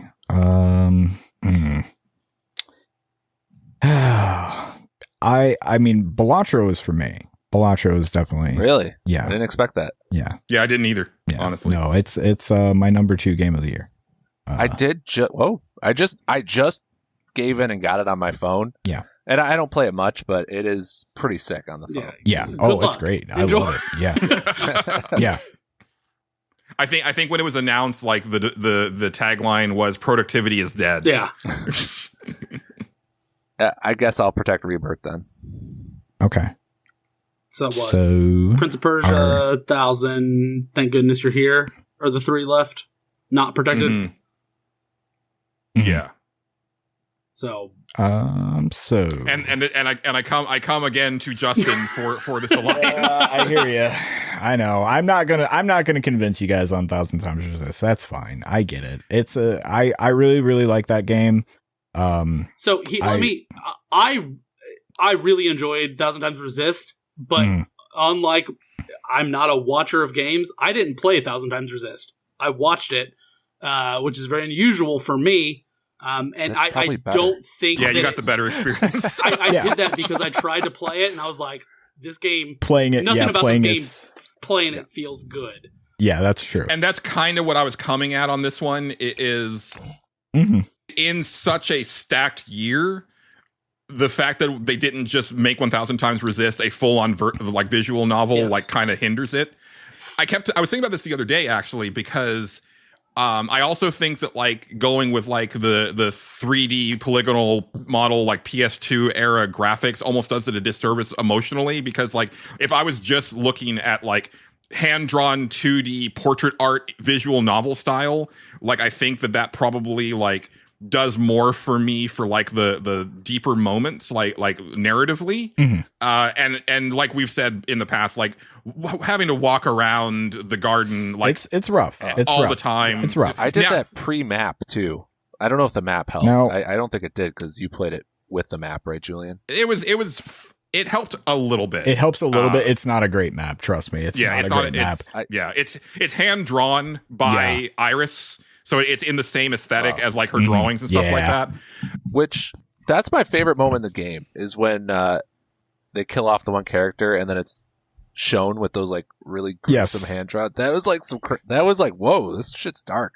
Yeah. But after the halfway point, I liked it well enough. I liked the rhythm in the first half of the game where they're like slowly revealing like the past and Watchers dealing with like her inner guilt, from what she did.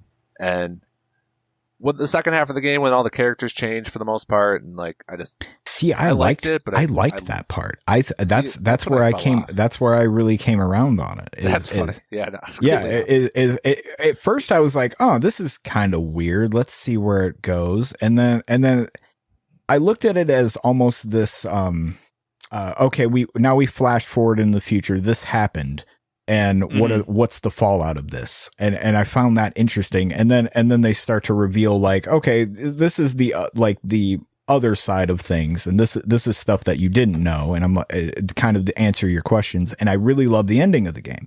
I think it's I really, really like the ending of that game and how they go, okay, how do you want this to go?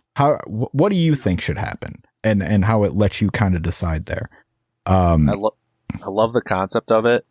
I was with Julian where like, the walking around trying to find all the shit beat me down. Oh yeah, no, that part's annoying. Yeah. I'm 100% with you on that. And I also had no idea what elements of my choices made the impact, but after doing all that shit, I wasn't going to go back and try again. I would like to figure it out. Like I wish that it was more transparent about what decisions you made affected the ending, because I thought that eliminated some of the power of those decisions, because I didn't know what happened. I mean, I know very specific ones will be like revealed to you, like you fucked up. Yeah. But overall, I had no idea why the ending was what it was. Which ending did you get? I got to say the blue one, I think. Okay. All right. Okay. Yeah, that's what we got. Yeah. The other thing that I think it could have done that would have also maybe bumped it up higher for me is if they didn't go full visual novel, but if they had focused more on like that beginning part of the game where you're altering between like time zones to like change like the environment and progress. Like I loved that part of the game, and then also just rip out all the platforming shit. Like like that. Yeah, I don't know why that's in there. That stuff's rough. Yeah, 1000 Times Resist would have been my favorite novel that I read this year. But it just I can see that. Yeah, I just as a video game, it's as I think. And I posited this theory, I know, on the show, where I'm like, I feel like they started out making an action game and slowly went, actually, this is kind of bad. What if we just took all the action out of it and just did this? The story's cool. Let's stick with that. And that worked. And it's probably for the best that they did it, because if you would have had to fight stuff in that, it would have been kind of rough, right? That woun't have worked. So I find that very interesting. The only thing I can posit, and as a Hail Mary here, is there a really strong defense for Prince of Persia? I just legitimately think it's the best platforming I've played in years. Okay. Like the best. All right.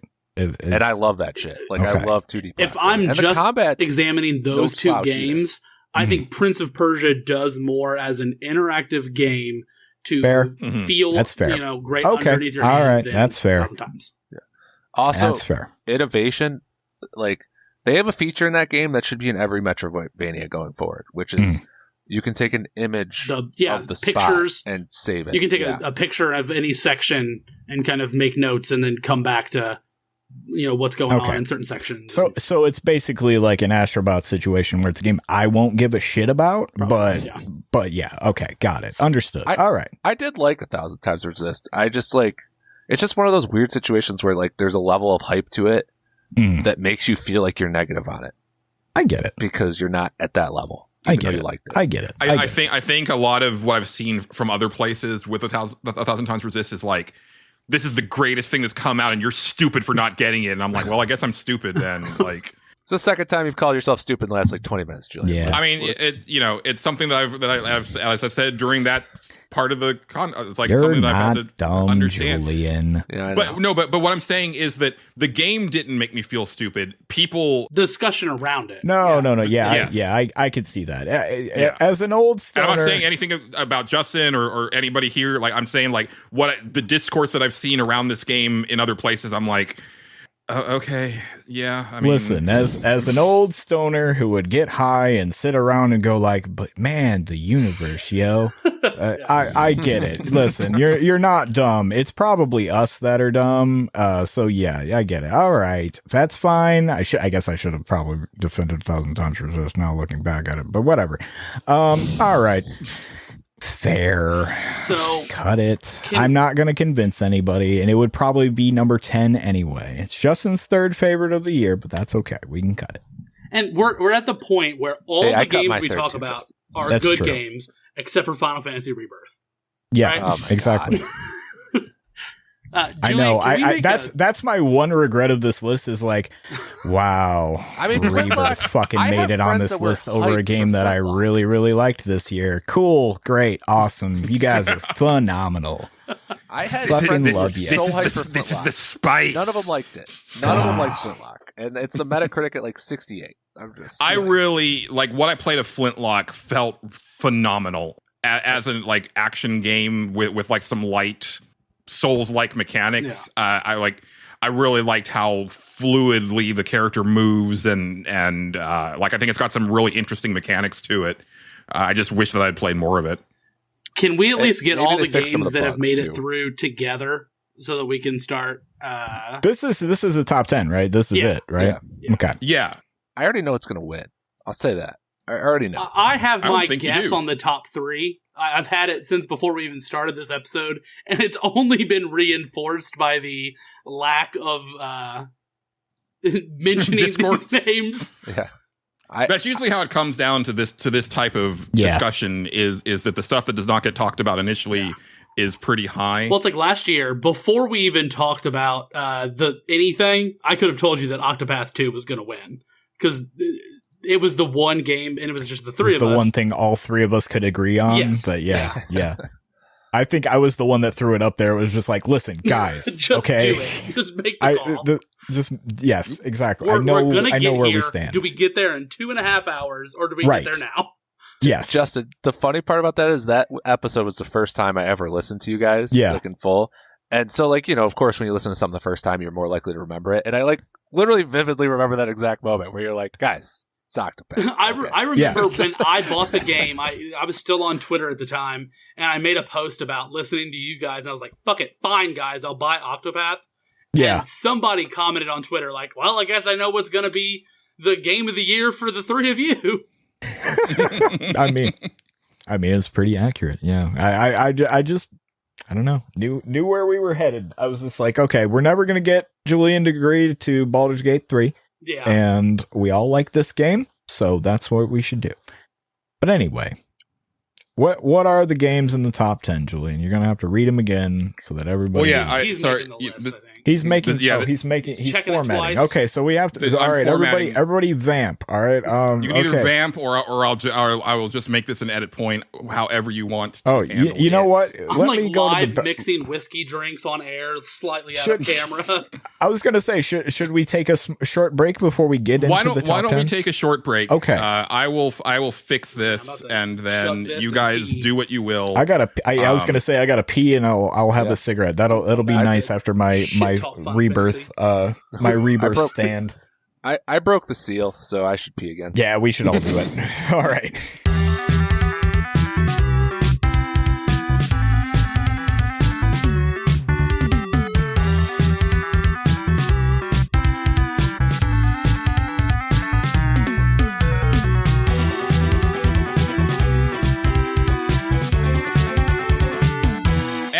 back from that break. We are down to the final 10. I have, and this is in no particular order, this is just from me like taking everything from the list and bringing it down. We have Like a Dragon Infinite Wealth, Unicorn Overlord, Until Then, Astrobot, Metaphor Refantasio, Thank Goodness You're Here, Balatro, Flintlock, Prince of Persia, and Final Fantasy VII Rebirth. Yep, that's the top 10. Yeah. And I'm just going to say, like, kind of right off the bat, we haven't talked about it yet, but I'm just psyched that Thank Goodness You're Here made it. So I'm totally fine in it being in the number 10 slot. I don't know. Let's hold on a little bit. Let's bring that Final Fantasy Rebirth conversation back. Yeah, I would like Final yeah. Fantasy Rebirth at 9. So, I would like one concession to 10. Hold on. Before we start anything, I just want you all to know. Okay, listen. I went outside and I had a cigarette. And I was sitting there thinking, and this is from the bottom of my heart, I was like, I am having a great time with you guys. I really am. Absolutely. I just wanted you all to know that. Like, I was just like, I'm having a great time tonight. I really am. And I don't often say that. I'm sitting here, I'm like, man, I'm most of the of time, like fun. when Justin and I are recording, he's like, man, like, Julian, I'm barely tolerating you. But oh, like, that's not true at all. That's not true at all. But I'm like, I don't know. I think Justin's barely tolerating me this time around. Oh no, no. Listen, you just I've done this once or twice before now, and even previous with other stuff. I'm getting kind of good at like, okay, I know where to pick my spot at. So sometimes you just got to go a little harder than you actually really need to. But then that's how it goes.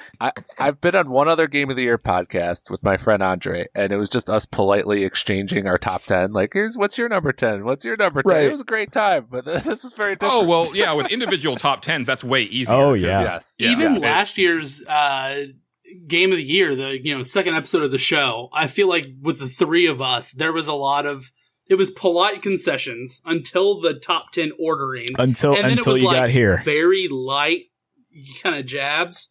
And it was really just Baldur's Gate 3 that was like a little bit of that. And, we kind of made the list. I think this year has really been just a lot of fun to sit It's been great. I had to say that. I was just like, just in case anybody thinks I'm having a bad time, I'm having a great time. This is super fun to me. This I live for shit like this. It's great. Yeah, me too. I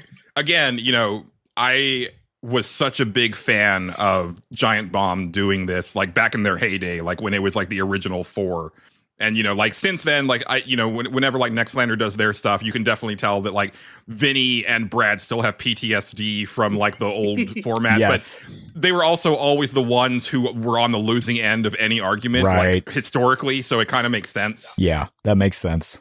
Yeah. But I really love this because I think you get to have really interesting conversations. For sure. And then there's also like when you get into like the horse trading aspect of it and because there's a game to be played here, and the more you're aware of the game, I think the more well equipped you are going in. And yeah, like Justin said, like besides us just doing these a couple times, also we've listened to a bunch of shows that have done this exact format, so like we kind of know the strats, if for lack of a better term. Yep, you got to pick your spots. It's a whole thing. Here's what I'll propose. Hold on. Before you propose anything, hold on. There's a special guest I need to introduce. No. Let's go, girls. That. No, we already did that bit. Well, hold on. Let's go, girls. I brought it back for the top 10, Julian. It's only appropriate. They didn't get to hear it yet. It's true. Well, I know, but I feel like it makes it less special. But that's Don't be impossible. fuck you, Justin. Just the What? That's anti-Julian Shania. button. I can't control Shania. Okay, I mean I can, No. but it's the whole thing. No one can. No one can. No one can. Yeah. All right, so here's the thing about Thank Goodness You're Here. That's just, I respect what it does, and it's just not for me, which is why I'm not trying to put it at 10, because I know you guys love it, and I know the people that like that kind of humor love that game. Like, it executes on it very well. Yes, I think it's very funny. I didn't laugh once, but that's okay. Yeah. You also said you watched it for like what? You played it for like 20 minutes. Yeah, like, I watched it for 20 minutes, and if I watched it for any more, I would have hated it more. That's fair. Yeah, I was thinking about it like on the break, and I was just like, Tiny Toms, Tiny Pies. Simply won't find tiny. Oh, it's Yeah. it's Yeah, one the of those games where like I will play through that again at some point and just Oh, just absolutely. to I'm gonna have platinum a that good sumbitch. laugh because it's great. Yeah, Yeah. it's there are a couple achievements that I couldn't figure out how to get, and I'm still like kind of thinking how to do it, and I might have to look up a guide for them. Yeah. And also the game gets like so weird in some places and kind of creepy. And Yeah. The dick thing was weird. Like with Which the dick thing? You fish. got to be a little With more. with the ice fish thing. It was like- Listen, Reggie's wife could learn a thing or two. Okay, that's all I'm saying. Yeah. See, I just say that one line, and instantly people that played it are like, "Oh yeah, that's good." Yeah. And it's yeah. So I'm willing to put Rebirth at 9.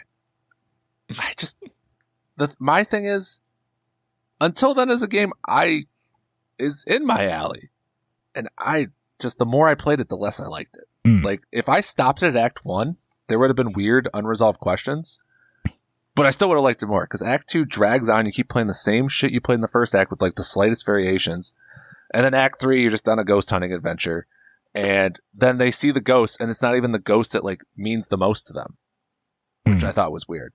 So there's the characters in that game are awesome. I love the animations. Like we were just talking about 1,000 Times Resist. Mm. Like God, the facial animations of that game are so fucking good. Mm. The music, the texting mechanics, really cool.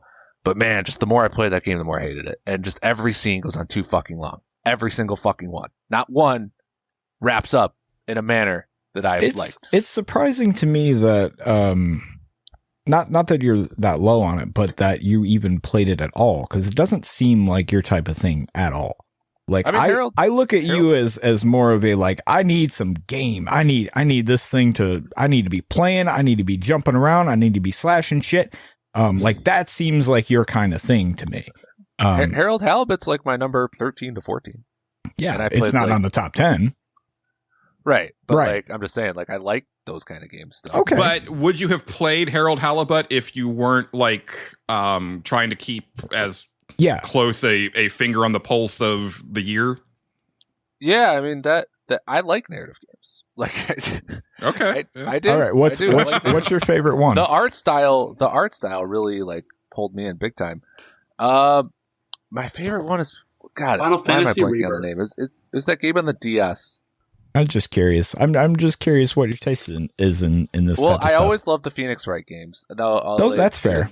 They've admittedly got old over time. There's My a favorite lot is of nonsense in those. it was 999. I loved, Oh, okay. Yeah. but my favorite of all time would have to be Ghost Trick.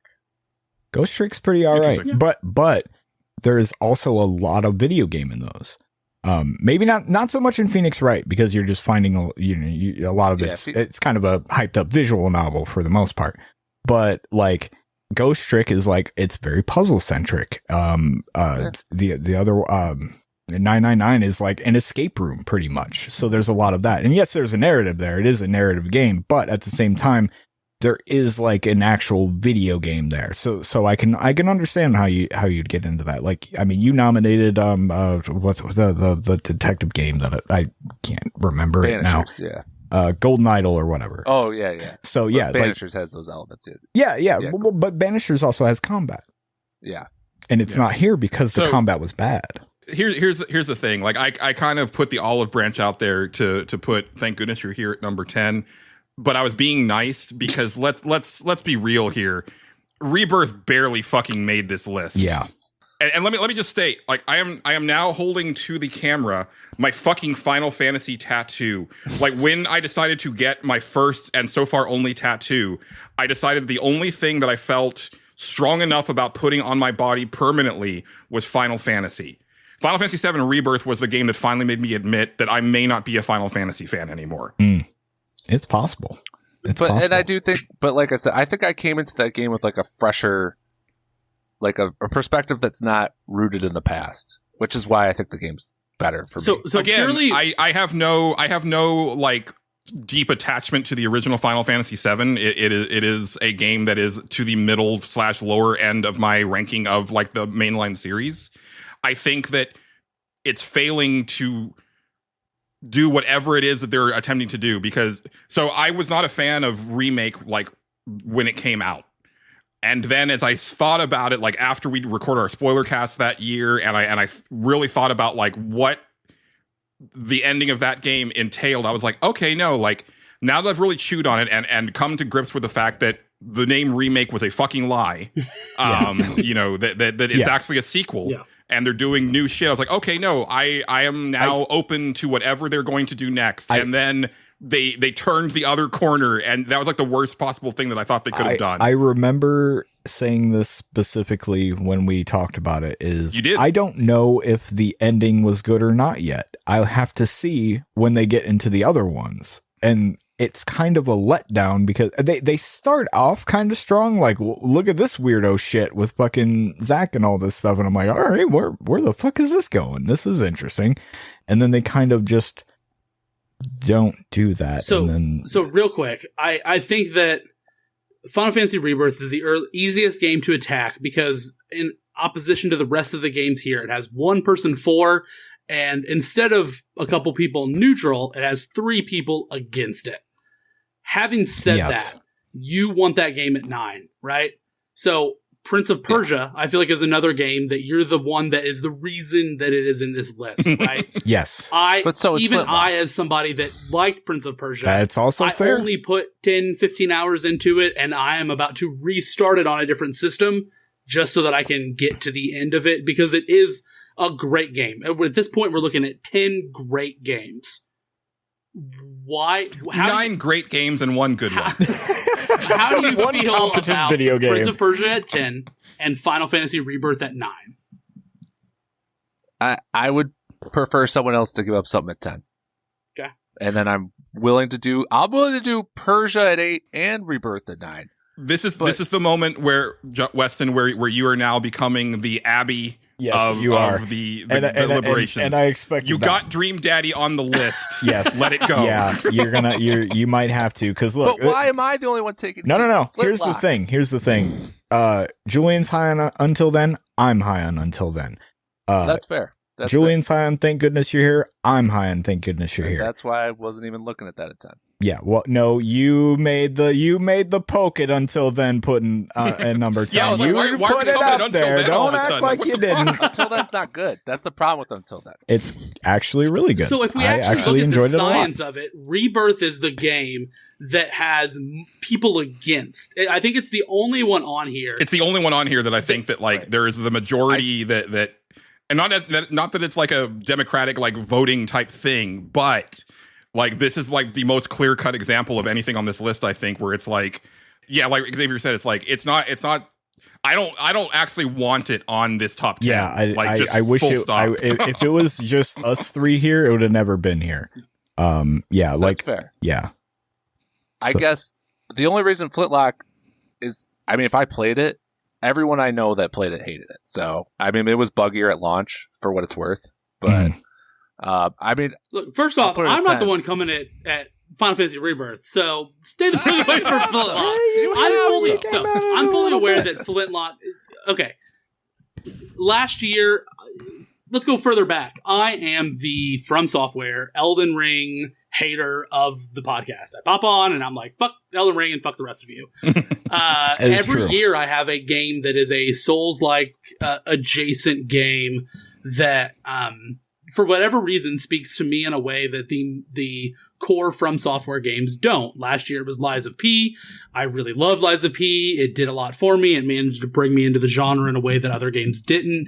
And, you know, it got to 7 or 8 or whatever it was on the list, and I wanted it on the list. Flintlock is another game. I just wanted it on the list. I'm glad that it got there. However, Flintlock is a game that I really did, I did play it at launch. I really loved it on the Xbox Game Pass, where I just kind of dipped my toes into it to the level that I ended up buying it on PlayStation 5 as well because of how much I enjoyed it. I think the game feels really good to play. I think the traversal and the combat feels responsive and tight, even just at that point, that it was something that every time I picked it up from start to finish, it felt like a joy to sit down and spend time with. I think the story was, kind of hit or miss, but I thought it did a lot of things in the overall adventure, the exploration of the world, that justified itself in a lot of ways. I know that Flintlock is not going to make it super far on this list, but I refuse to let it go down with one person for and multiple people neutral to okay with when Final Fantasy Rebirth is on here with multiple people against. Right. I just feel like Flintlock, if it didn't get shit on so much, I would be more against it. Because I wouldn't. But that doesn't matter. I'll just give it up. Did you play Flintlock? This is this group, Yeah, right? the four of us. I really loved what I played of Flintlock. Like, again, the only reason I didn't keep going is because there was like a shit ton of stuff that came out all at the same time. Yeah. The But timing of what it I saw was like very cool. Yeah, and and Westen, like the last other times you've been on here, it's like, yeah, we've enjoyed giving nods to games that are not necessarily like critical darlings, right? If people hate it, that's fine. They're not on this podcast, so they don't matter to me right now. I know. I'm just saying I would have played it and probably because there are people I trust with action combat. You know what I mean? But sure, it is what it is. Yeah, you guys hate it. I just think Flintlock benefits from going under the radar here. All right. And it is under the radar. It is. You could be right about that. And there's a solid 5 games here that are, any of them could be 10, any of them could be 6. I think we have our 3 or 4 that are going to be in the top, despite how one of us, maybe 2 of us, feels about it. But Flintlock. I kind of feel I feel like the bottom 3 is probably Rebirth, Flintlock, and Thank Goodness You're Here in some configuration, right? I could see that. I maintain that Rebirth feels at home at number 10, just based on the overall temperature of the room. That's fine. And if you don't want Rebirth at 10, Prince of Persia. I am one of the reasons that Prince of Persia is here in the top 10, but if Julian and Justin, neither of you played Prince of Persia, right? Or not much. No. I just played the demo. An hour or 2 into it. Do you, Westen, feel like Prince of Persia should be above Rebirth for you? For well, no, Rebirth is number 1. This list, Prince of Persia makes sense to be higher. But the reason is because I like it, right? Yeah, but I think Julian would like it when he dug in too. He just hasn't played enough. Of Prince of I liked what I played. Like Prince of Persia and Flintlock are kind of the same for me, where I really liked what I played. I just haven't gone further than that yet. But they're both like way up my alley. And Prince of Persia is a game that it probably already failed, so it is what it is. But it could use more love. For sure, yeah. Because again, I'm fine with putting Thank Goodness You're Here at 9 if we want to put Prince of Persia a little bit higher. Provided Rebirth is 10. Rebirth 10's fine. Well, nothing. I'd had to fight the good fight because it's my number 1. You did. I get it. Nothing is locked in until it's locked in. Yeah, nothing's locked in until it's locked in. Listen, if I would have put my stamp on 1,000 Times Resist was here, I would have been like, okay, listen, you can be number 10. That's fine. I get it. That's okay. But we're past that point now. So what are you gonna do? So yeah, I kind of think that looks good to me right there. Also, underrated aspect of Rebirth, the music being so good does make the open world segments even better. Just because, I will say the music in Rebirth, for the most part, there's a couple tracks I didn't dig, but separate from the game, throwing it on a Spotify or YouTube playlist, Rebirth has some bangers. I really dig most of the original music that they made specifically for the game, like all the jazz tracks and all that stuff. There's I think that's probably the only stuff that stood out to me. Like I think most of it just kind of washed over me in a way where I just kind of didn't notice it, or when I did, it was in a negative capacity where I was like, oh, that doesn't hit the way that this moment should hit. I feel like the music is the reason. My biggest gripe with one of the tracks, as a longtime enjoyer of that soundtrack, was Sid's theme. Actually, I'm a big fan of the original one. There's a part in the original composition where it's it's like the MIDI score or whatever, and it hits so hard in that part, and it's kind of a little too understated in the new one, and I'm just like, I don't like it that much. It's fine, but it's not what it should be. I don't know, but the music is good overall. The guy who did the original tracks, I think he did like Lightning Returns and stuff like that. They should give that guy more work. He's really good. Yeah. For sure. Justin, are you fine with Thank Goodness You're Here at 9? You want to fight to get it higher? I really like it, but I feel like that's probably... I feel it barely made it. Yeah, I do too. That's fine. Yeah. That's fine. It's on the list. That's cool. I'm good with that. I'm really stoked that it's here because I feel that it's a game that I heard a couple people talk about and then kind of nothing. And and then when I see people talking about, their lists and stuff like that, it's nowhere to be seen. So it's one of the only games ever that I actually think is funny. And that's a hard thing to do. Make a game that's, in video games, it's super absolutely hard to do. Yeah, it's really, really hard. They're, especially because of how like time sensitive all that stuff is. You try to make a topical joke, it falls super flat and feels dated. Like they really the way it nailed makes you wait for certain like punchlines. Oh yeah, because by its design, like you are like retreading the same screens, over and over. But they've got a thing for you every time. Like it's great. It's bloody brilliant. Yeah, and I will not stop recommending it to people that aren't Westen. I've seen enough. Yeah. Oh man, that little dude. He sometimes he's 2 inches tall. Sometimes he's like 3 feet tall. It doesn't really matter. Doesn't matter. That guy is really pissed off when you talk about Big Ron's Big Pies. Yeah. God, it's really an issue. You make that one dude's life miserable by you keep going down the chimney, and man, it's great. It's good. I think one of my favorite bits is like you just land through someone's roof, and like a guy's just on the phone. It's the repairman dude. He's just on the phone, and he's like, oh. He just keeps going on about like something. And he's like, well, it sounds like you've toasted it. And I was just like, I don't know why that was funny, but it was great. This is great. This is a good game. All right. Number 8. I feel like now we're in the, okay, where is Flintlock and Prince of Persia at? Yeah. I think Westen is going to push for the opposite, but Prince of Persia at 8, Flintlock at 7, and then we can get into the... Yeah, okay, so, and Westen, would you agree that would be opposite for you? So, I actually feel stronger about Prince of Persia at 7 and Flintlock at 8. Because of what I played of both of those, like, I see more of, like, the good chemical coming out of my brain for Prince of Persia. Yeah, I kind of can agree with that, maybe, just based on descriptions alone. Is that where you're at, Westen, as well? Yeah, I mean, it's just the 2D platforming in that game is just on a level that games are. Yeah, it's like super precise. It felt really good, like in the hands. Yeah, it's one of those things where I can acknowledge that I probably wouldn't get into that, but like.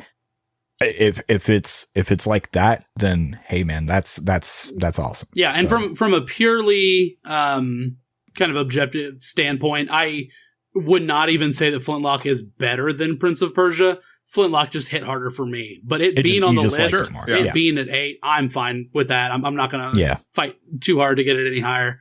I think it's awesome that it's here because it's definitely another one of those games where it's like it just kind of came and went. But I thought it had like some really cool stuff going on with it. Yeah, and it even though the narrative isn't great at the end of the day, like the overall narrative, I think there's some individual character moments that are really strong, really good. I think the god that is involved in some shit that they shouldn't be, that is kind of part of the main duo, is really good. I think there's some stuff with some of the kind of side quest and extra stuff that you can do in the game that's awesome. Flintlock is a game that I expected, like other games that we've kind of touched on, I expected to download. It's on Game Pass, whatever, and kind of dip pretty quick. And I ended up not only completing the game, but I was at one point like, am I about to platinum this game? I enjoyed it so much I picked it up on another system so that in a year or two I can play it again. Flintlock is really good. It being on the list, I think, is a good thing. So I'm good with that. Right. Yeah. Along that mentality, I'm totally fine with Until Then at 6. It might actually be slightly lower on my personal top 10 than that.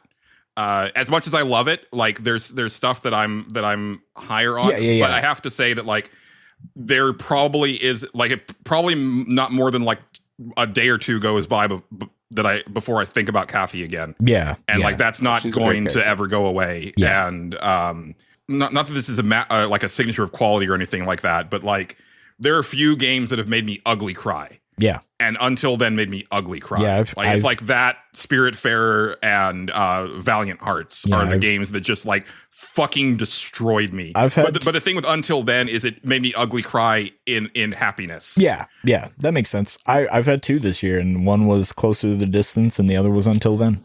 So yeah.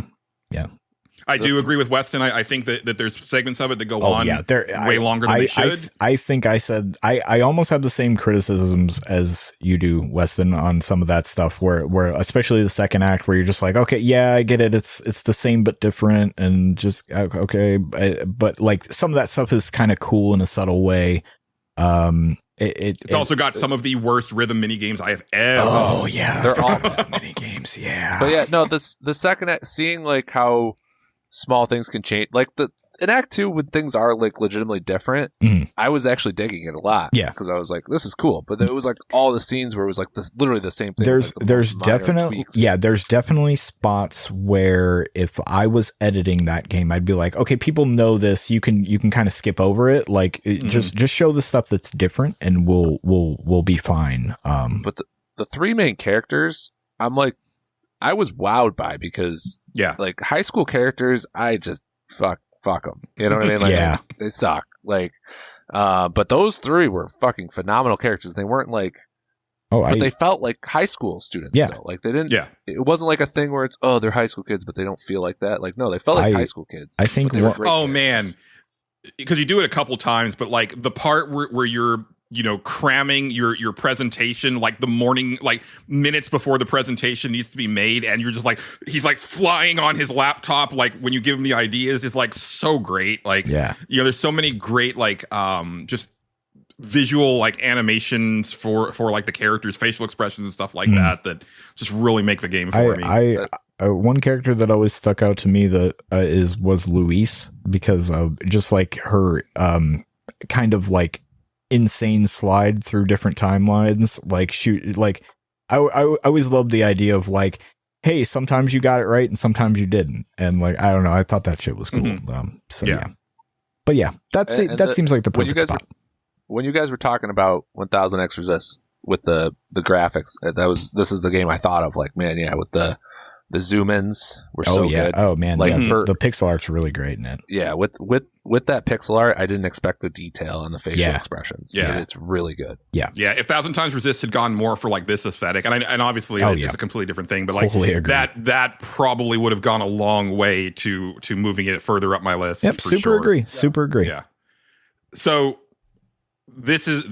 now we're into the top 5. Oh boy, and this is where Julian brings the knife out. Well, hold on. Before you bring the knife out, I want to go from a different approach and look at our top 2. I feel like, just from what I know of the show, from what I personally feel, Westen is my kind of dark horse in that I don't know how he feels about Infinite Wealth and Unicorn Overlord. To me, stick out as the top 2 games, which one is 1, which one is 2. Westen, kind of where are you at with that? And I don't know, really to anybody, do you guys kind of agree those are the 2 games that don't have at least one person that's ready to come for? I mean those honestly, are my top 2. Yeah. Of everything on the list left, like Infinite Wealth is my least favorite of the 5 left. You're fucking up. Let me hold on. Let me look at my list real quick and see if I actually agree with that, because I might. But it's not that I hate it. It's like No. my number 11 to 2. No, yeah, these are all Yeah, no. excellent. We're looking at 5 Mostly well-made, excellent games, right? And I mean, really Yeah. 10. Well, 9. Nice. I'm coming at it from a different direction. Okay. I'm putting my line in the sand. Okay. I do not want to see Metaphor get anywhere past number 4. Okay. Okay. Like if I had my way, if I had my way, it wouldn't be here. But I understand that like it's got like a lot of defenders, and where we're at now, like I'm fine with 5. I can deal with 4, and any higher is where I'm gonna fucking fight. Okay. All right.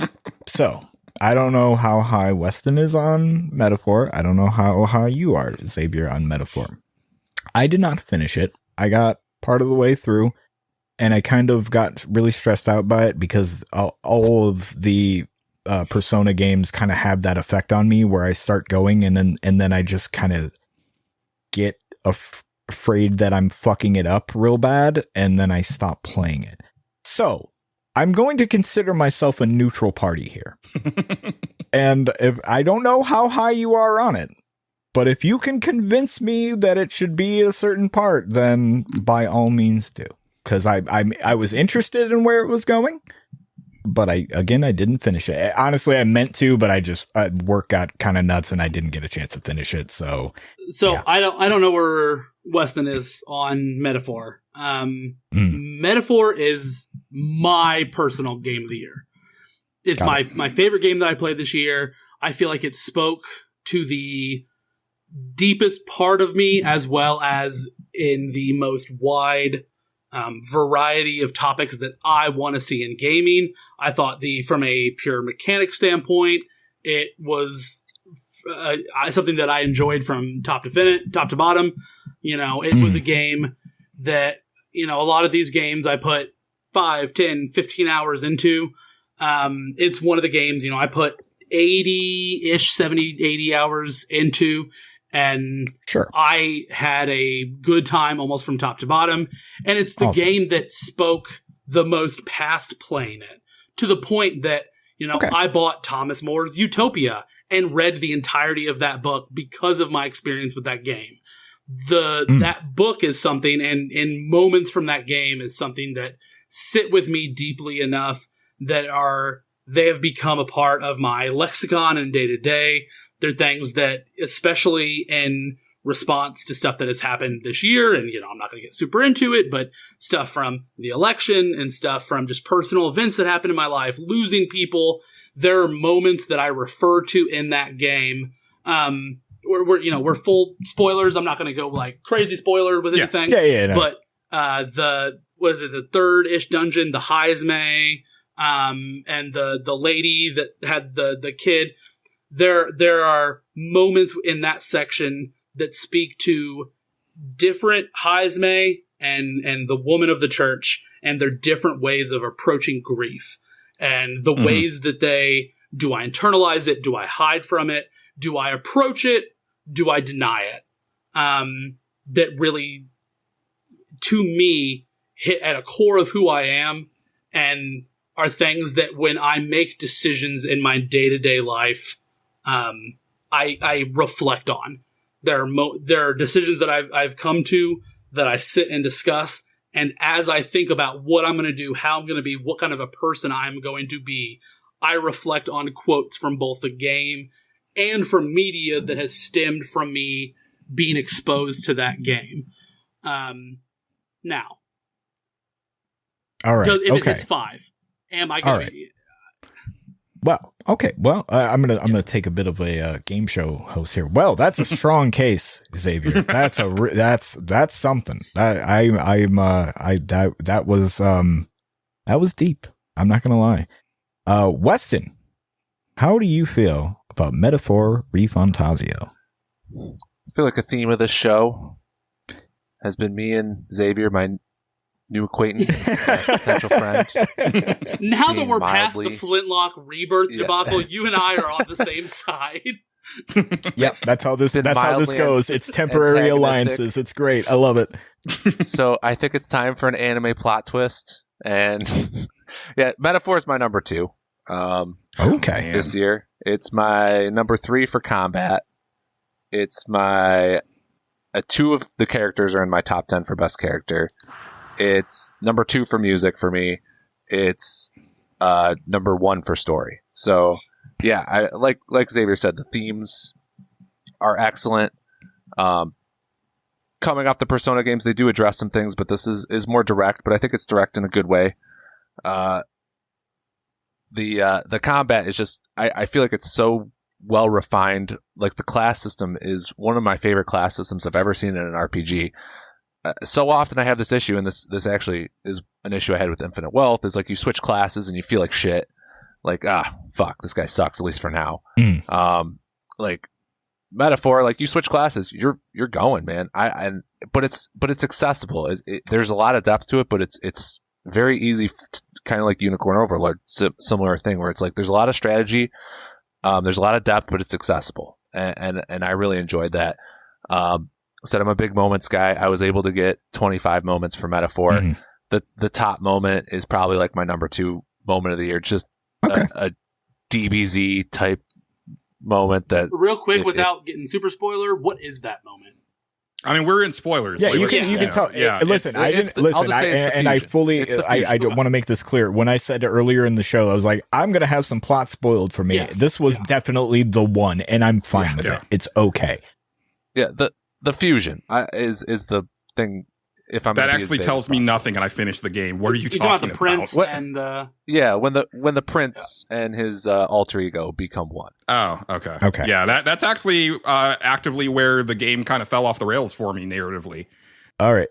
Real quick, can you explain it in a little bit more detail, or is that so essentially the character that you play as and the prince that you are spending most of the game trying to fight for, you are an alternate kind of personality, soul, splinter, whatever of the you were the prince's soul that was made manifest. So eventually it gets to the point where you realize this, acknowledge it, and your hair changes. You become the full version of yourself, which is the prince, and you're no longer fighting for someone else. Now you are the prince leading this cast of characters.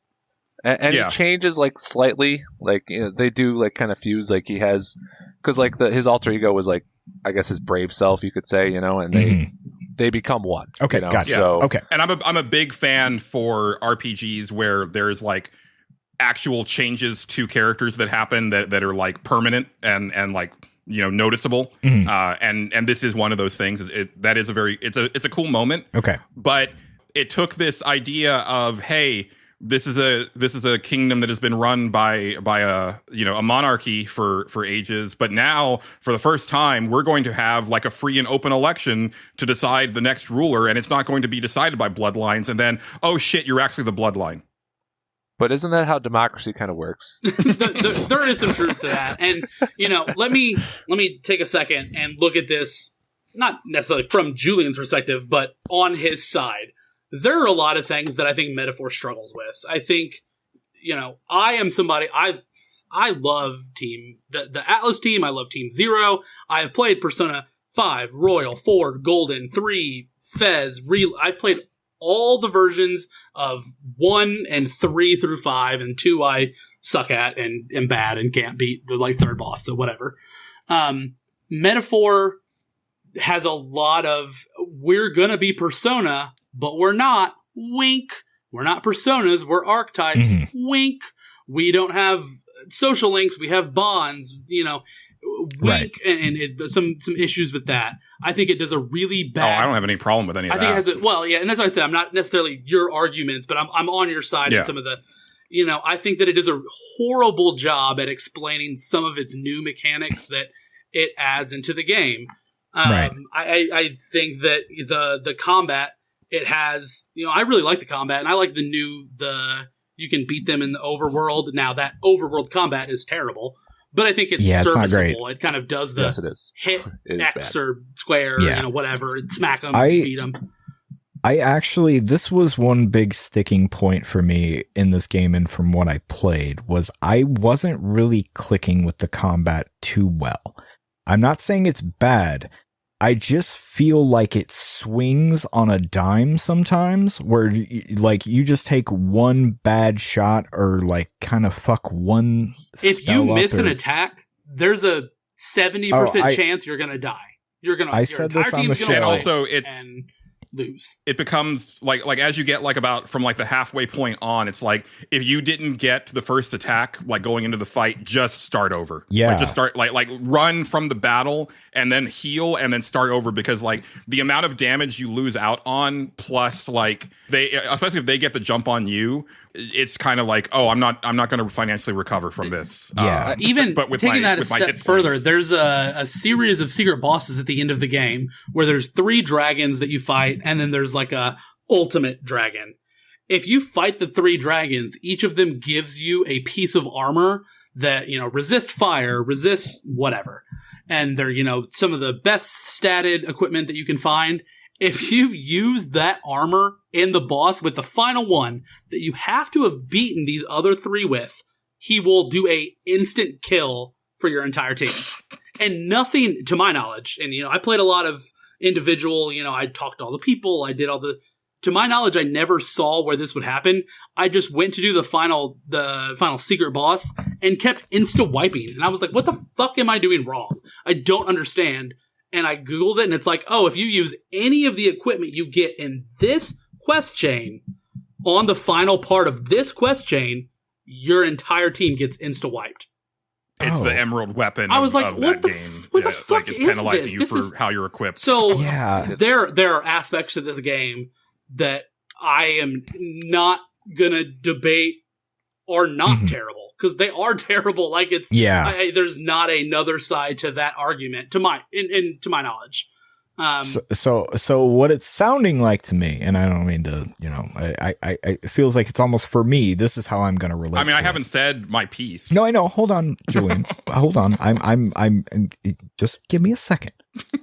So what it's sounding like to me is this game is sort of the 1,000 times resist of our top 5, where the game itself is kind of like rough in spots, but like the story is really great, according to you know, some people. And then I think the gameplay's good overall, but I had fine. the same issues. I had issues with the final boss, but I mean the combat system is. I think it's better than Persona in a lot of ways. I do have a lot of things pro mechanics that I would and could say, but Julian, let's hear your let's hear Julian. Why is it 5 or lower? Because and again, I think it's a great game. I think it's an excellent first attempt from this team to do a fantasy RPG. You know, having mostly done, or pretty much only done, you know, modern day setting RPGs. I want a sequel. Like I want a direct sequel to Metaphor. Like I want to see what happens to this world after this game with the characters older and stuff like that. It's a game where I don't think that the party as a whole ever really comes together to me as a party. I think that you have a lot of good individual moments with certain party members, but there's not a lot of that, like, you know, like by the end of Persona 5 Royal, which is one of my only like really big touchstones from this team, like I really feel that like by the end of that game, like they are a fucking unit, right? And they are like ride or die for each other, and it feels really good. I don't really feel that way about the crew in Metaphor. It's a small party, and of that party, there's one character that I high key don't like, low key hate. There's one character that I love, and then the rest I think are fine. Well, okay, well, don't beat around the bush. Go ahead and go. Yeah, let us know who they are. Juna, I could like eject her from the game, and I'd be like I would that's who be much happier. I thought it would be. She okay. So I did meet that character. She came across as like the Taylor Swift of the Metaphor universe to me, and which I found interesting, but I didn't know I didn't quite see where it went. One of my biggest I know they're a party member of Metaphor is that other than Heisenberg, I think a lot of the female characters really get underdeveloped, both of your party and in the other Bond characters. Yufa's really the closest to getting developed, but I feel like they kind of dropped the ball a little bit. Japan will still Japan sometimes. Man, and especially because Katarina is right there. And like it's like, why aren't you in this party? Like why is Juna here and Katarina is not? Real quick question: is Katarina the girl in the like her sister or whatever? The pink bunny? No. The pink parapet girl with the monk. Yeah, I knew she wasn't a party member, but I liked all the interactions I had with them. Right. She's probably the party member in Metaphor ReFantasio Awakened or whatever, like, you know, the re-release. Okay. I could see it. You know. So I love Basilio. He's like my dude. Mm-hmm.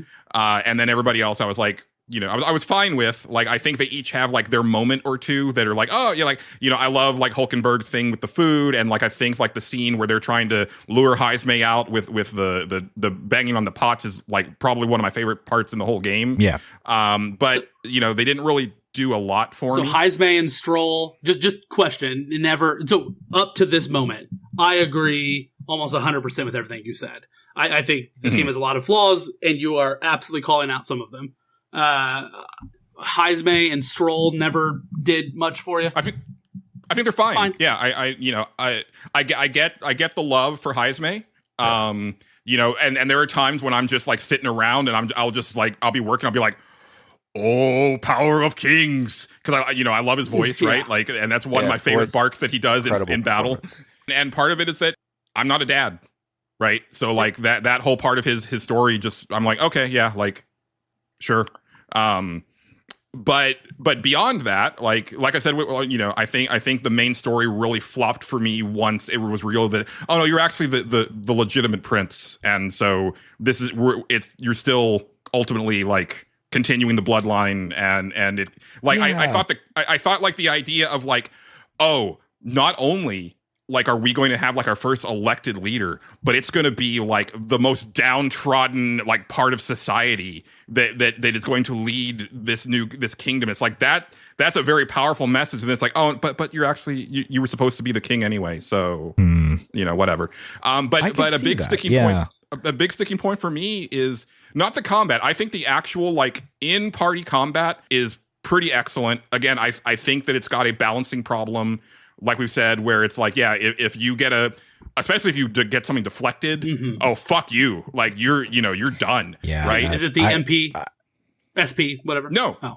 No, I was gonna say. Well, I mean that's a small part of it. No, it's the fact that like the game is designed around not doing the combat. Yeah. So much of Metaphor ReFantasio for me was done in the overworld combat, like to the point that like I feel that I spent more time just in the hack and slash portion of the game's combat than the actual turn-based part, and it's bad, and it feels bad, and yeah, I've had this thing recently where like a lot of like modern RPGs, they seem embarrassed to be RPGs, and they're like, don't worry, we're going to find a way for that you don't really have to engage with the combat part of this like game. It's fine. Like, we know you're not here for that. And it's like, no, but I kind of am. Like I like, you know, I like battle mechanics. That was my favorite thing about Octopath 2, our game of the year last year. Like was how I think in depth that stuff was. Metaphor is something that when you get into the archetype, the minutia of the combat and that part is awesome. You know, I think the class system is incredible. I'm this class, I'm bringing up these. You know, I had a little bit of. I didn't like that you were limited at 4 skills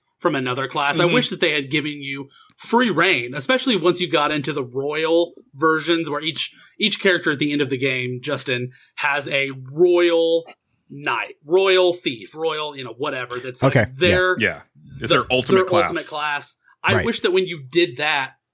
Let me take a step back. My biggest issue with the Metaphor combat, when you're the second or third version of a class line, you should have access to every skill that every 1, 2, 3 in that line has. Yeah, that seems being that a seems second logical. tier, not the mage, but the wizard or whatever. But I can't do a basic fire spell until I'm level whatever, and then I can only do whatever the equivalent of Faraga is nonsense. Like, get the fuck out of here.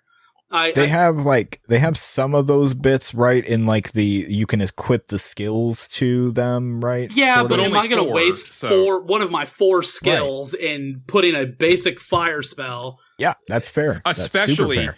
because the final passives for a lot of the final jobs are like top tier shit. Yeah. And I wish that you could pick like 4 active abilities and 4 passives, right? For Absolutely. a total of 8. But I also agree with Xavier. Like, you should also, like, I remember I said it on the show, like when I upgraded to the 2nd tier of healer, it's like, oh, now I don't have a healing spell anymore. Like, that's so backwards. And you also don't get like a bump in power when you move up to like the next class. It's not like Fire Emblem where it's like when you class evolve, it's like, oh, look at all those numbers go up. This is, and they look so cool and shit. It's like, well, they look cool, but like there's not really a substantial change until that class starts to level up and you get access to their abilities. And some of the thing with that, and I think this is what the game wanted it to do, maybe it's just the way that I played it. When you get to level 20, you continue to acquire experience at the same rate, and it turns into items that are a 1-for-1 experience item. So if I'm level 20 and I gain 20,000 experience, I get an item for 20,000 experience. So I think the game wants me to stay level maxed out for one class, get those items, unlock the other classes, and use those items on those other classes before I turn into those other classes. But I want to become the new class that I just unlocked. Fuck staying my old class and just getting items. Like, let me become, I finally, after maxing out 9 different classes, I unlocked the Royal Thief. Let me become the Royal Thief and feel like a badass level 1 still, but Royal Thief that can do all these things. Except for now, my stats are bad, and I have 1 skill that doesn't have any passives to feed off of and doesn't feel rewarding. That is a extremely frustrating thing to get in the end of the game. I do really like that they have that thing where you over level and get those items, though, because like what I ended up doing in the final dungeon, which admittedly excellent final dungeon, like as far as like kind of testing you to the metal, like you start out, at least I did, and I was pretty high level, where I was like, oh no, these were fights, and I had to do that, but eventually, the final dungeon is designed to where you will get to a point where then you can just one-shot everything, and you can also go back to your airship and rest. And so that became a point where it's like, I power leveled the shit out of those characters, and I maxed out like so many job classes, like in the final dungeon, and unlocked everybody's final archetypes and got them pretty high level by the time that I got to the final boss, which is also a really cool final boss. Yeah. Yeah. And I mean, so when I beat this game, like I said, I've played all these games, so I really understand all the Team Zero or Team Atlas or whatever the hell they're called. Whatever I they're know called, all their yeah. bullshit, right? So when I beat it, I put 75 to 78 hours into it. I had every trophy except for one, which is the New Game Plus. I maxed out all the classes. My main character had every single archetype maxed out. I did all the shit. Yeah, I don't know how you did that in that amount of time, because I finished it at like 97 hours and I wasn't a lot of it is if you go to the pantry every day, it gives you free random ingredients, some of which can then be used to unlock whatever. And then you can do cooking that doesn't take time. And if you got those extra items, then on, the 5th week of the game, you're using free time to make SP recovering items that blah, blah, blah, blah, whatever. Yeah, I did mention that I didn't grok that you could actually make multiples of things with the cooking until like the last 10 hours of the game, and I was like, man, I wish that I had noticed that earlier, because I would have like so many MP bread. Yeah, back to my mention earlier, Metaphor does a shitty job at telling you things that you should know, or when it introduces concepts, it gives you here's the thing where you do whatever, but it doesn't give you and it can be used to do this, and you can do it this many times, and, whatever. But I guess for me, even with any of my issues in the combat, I still had a great time in the combat. For me, the main characters, Stroll to me is the best, quote unquote, best friend that you've had in any of these style games from this team. Ryuji, Yosuke. I could see that. Yeah. Junpei never did a lot for me. And, I'm not going to super dig in on this part of the argument, but, I am a dad. And the Heizme, his son died. And the bond for Heizme is that you get his son, he has the urn with the ashes of his dead son.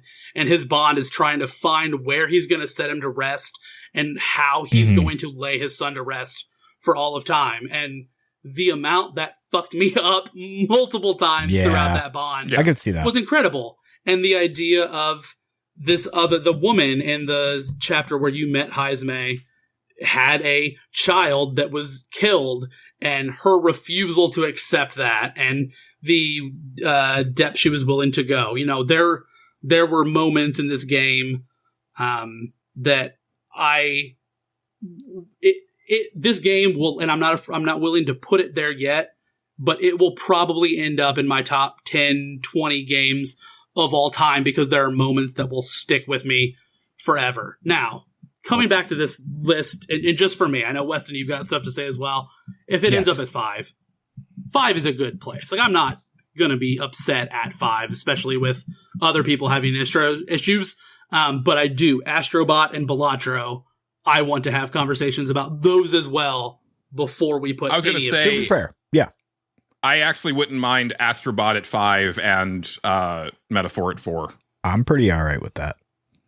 Astrobot is a game that I loved, and like when it came out, I was like, oh man, this is like pretty up there. And then like as the year went on, I was like, it was just like kind of slowly falling like lower and lower on my list. I think it's excellent. It's funny because I was you stole my thunder a bit. I was waiting for all the conversation to die down, and then me go, so it's a better game than Astrobot, right? Is what I'm hearing here. Weston, did you play Astrobot?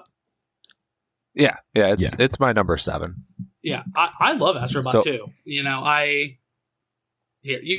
I've talked a lot over Metaphor. Yeah, I guess I'll just clean up Metaphor and say, like, the two things I'll add in that weren't talked about. I didn't mind the 4 skill thing because I thought that added an element of strategy to it that, like, I really had to think about it.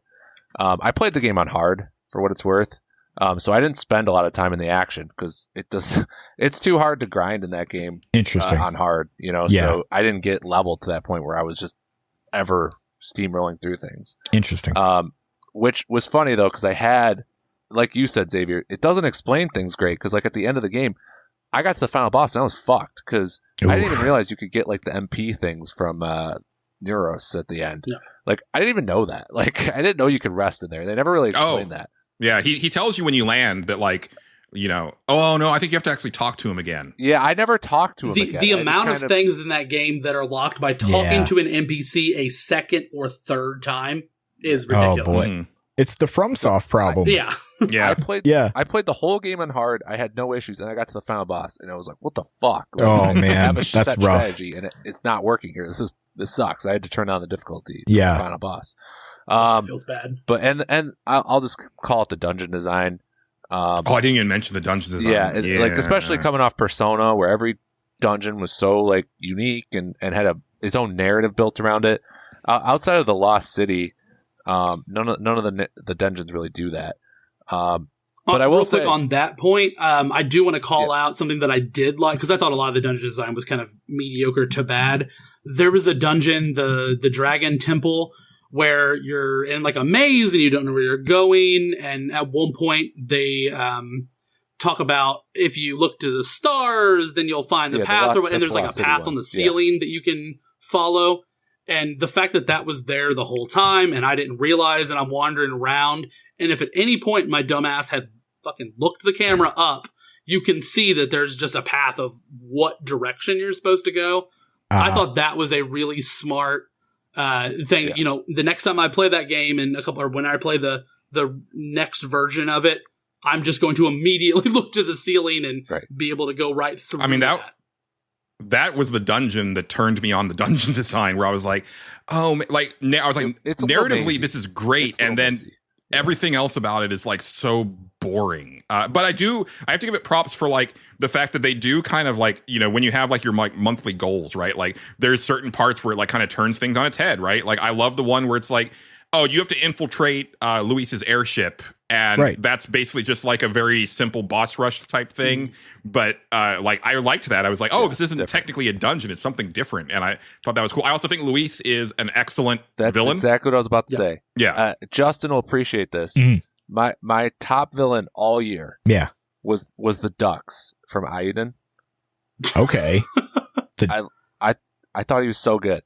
And then Luis blew him away. Yeah. I could definitely see that. On the other side of that coin, though, I really like, especially now that it's all said and done and I finished it, I really think that they needed to write the main character as a actual main character instead of a self-insert, because like he's so much supposed to be the leader, and like every major cutscene, all of your party members come in to speak for him. It's always the problem that they have. It felt like they weren't going to do it. There were moments of the game where it felt like they were going to take that step towards him being a real character, and they didn't do it. And I really think it was a mistake. A couple of the things I do want to, I'm going to keep adding on here. No, I doesn't shut the hell up. There's a twist in that same dungeon of Metaphor. And just for you, Justin. Love it. There's basically, you keep going through this temple down, and then you eventually end up in this skyscraper, like a for us modern age building. Okay, that's like, cool. That's cool. This other world is built on top of the remains of what we view as the current. Yeah, gotcha. Not only is that a twist that is in other SMT games and Etrian Odyssey, but some of the music when you go into that dungeon and that twist happens are takes on Etrian Odyssey, and SMT4 specifically is what I caught it as, but other SMT games, where it does feel like it's tied into, there's somebody at whatever studio that has the crazy pegboard that has all the yarn and shit all over. It's like, all these games are connected, and Ryuji is the descendant of blah, whatever, nonsense. But it is something that really rewards people that have played, 30 unrelated games leading up to Metaphor.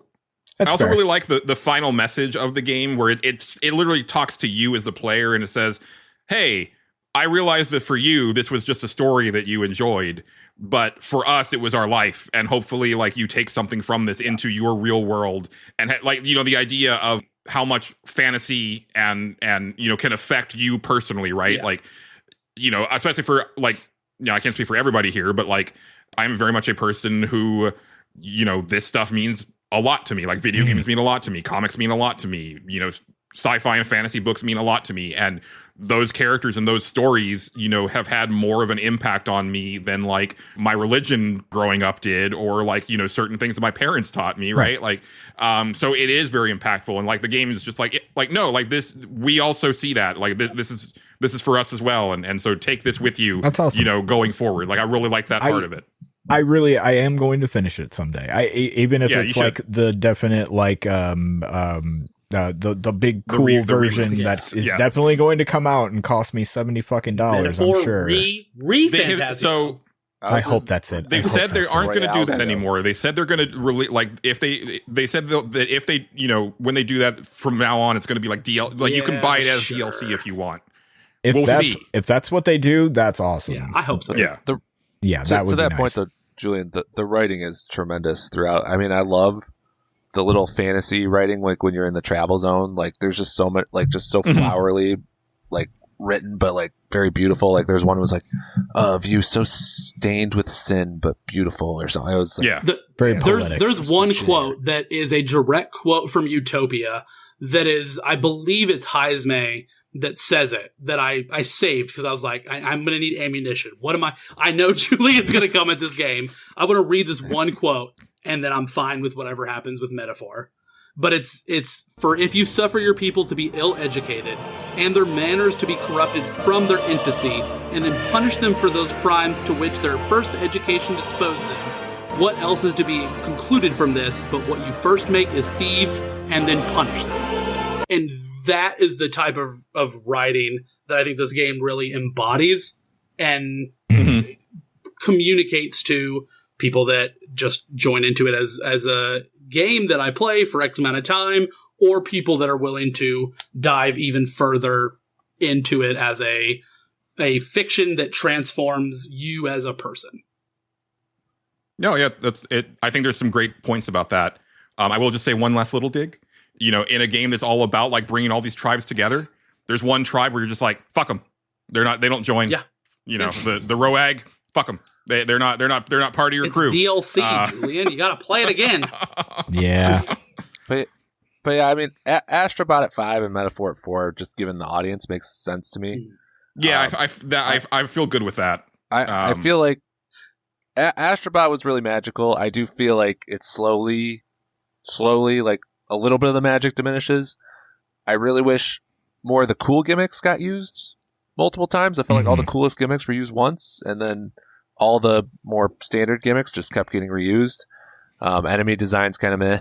Like boss designs, all right. Like, I think the boss designs are great, but I'll agree with you on like the normal enemy stuff. Yeah, I wish that for like the big set piece PlayStation levels that they had done like a PS1 game, a PS2 game, a PS3 game, and a PS4 game instead of what they ended up doing. Those levels are cool, but they do kind of run together a little bit, especially like the God of War. You're throwing the axe, like Uncharted. You're shooting the gun, like it's just like you have a ranged weapon on like several of them. My biggest issue with was Astrobot was the meta conversation about how much respect Astrobot showed properties that Sony wasn't. Yeah, Like it. Yeah, but you can't hold that against I'm not the going to game. hold it against that game. Yeah. But it's just it's one of my only knocks against Astrobot is that it made me reflect on things that made me sad. You know? Yeah. fair. Also, shout out to There's Bellagio definitely an for element of just that. Yeah. sneaking, hanging out to the side. And then, like Xavier said, it seems like even though Infinite Wealth is the lowest for me, like it seems like Infinite Wealth and Unicorn Overlord are the top two, so that would put Balatro at 3. I mean, I don't know about that. Hold on. You know? Now Okay. listen. Hold on. Now, before we get into this part of it, I'm gonna throw this up there. You gentlemen are drinking. I drink a bunch of water. I have to pee really bad. I have had to pee Can we since do that before we get were into this placing next Flintlock. next whatever this is gonna be? Sure. All right. Thank you. All right.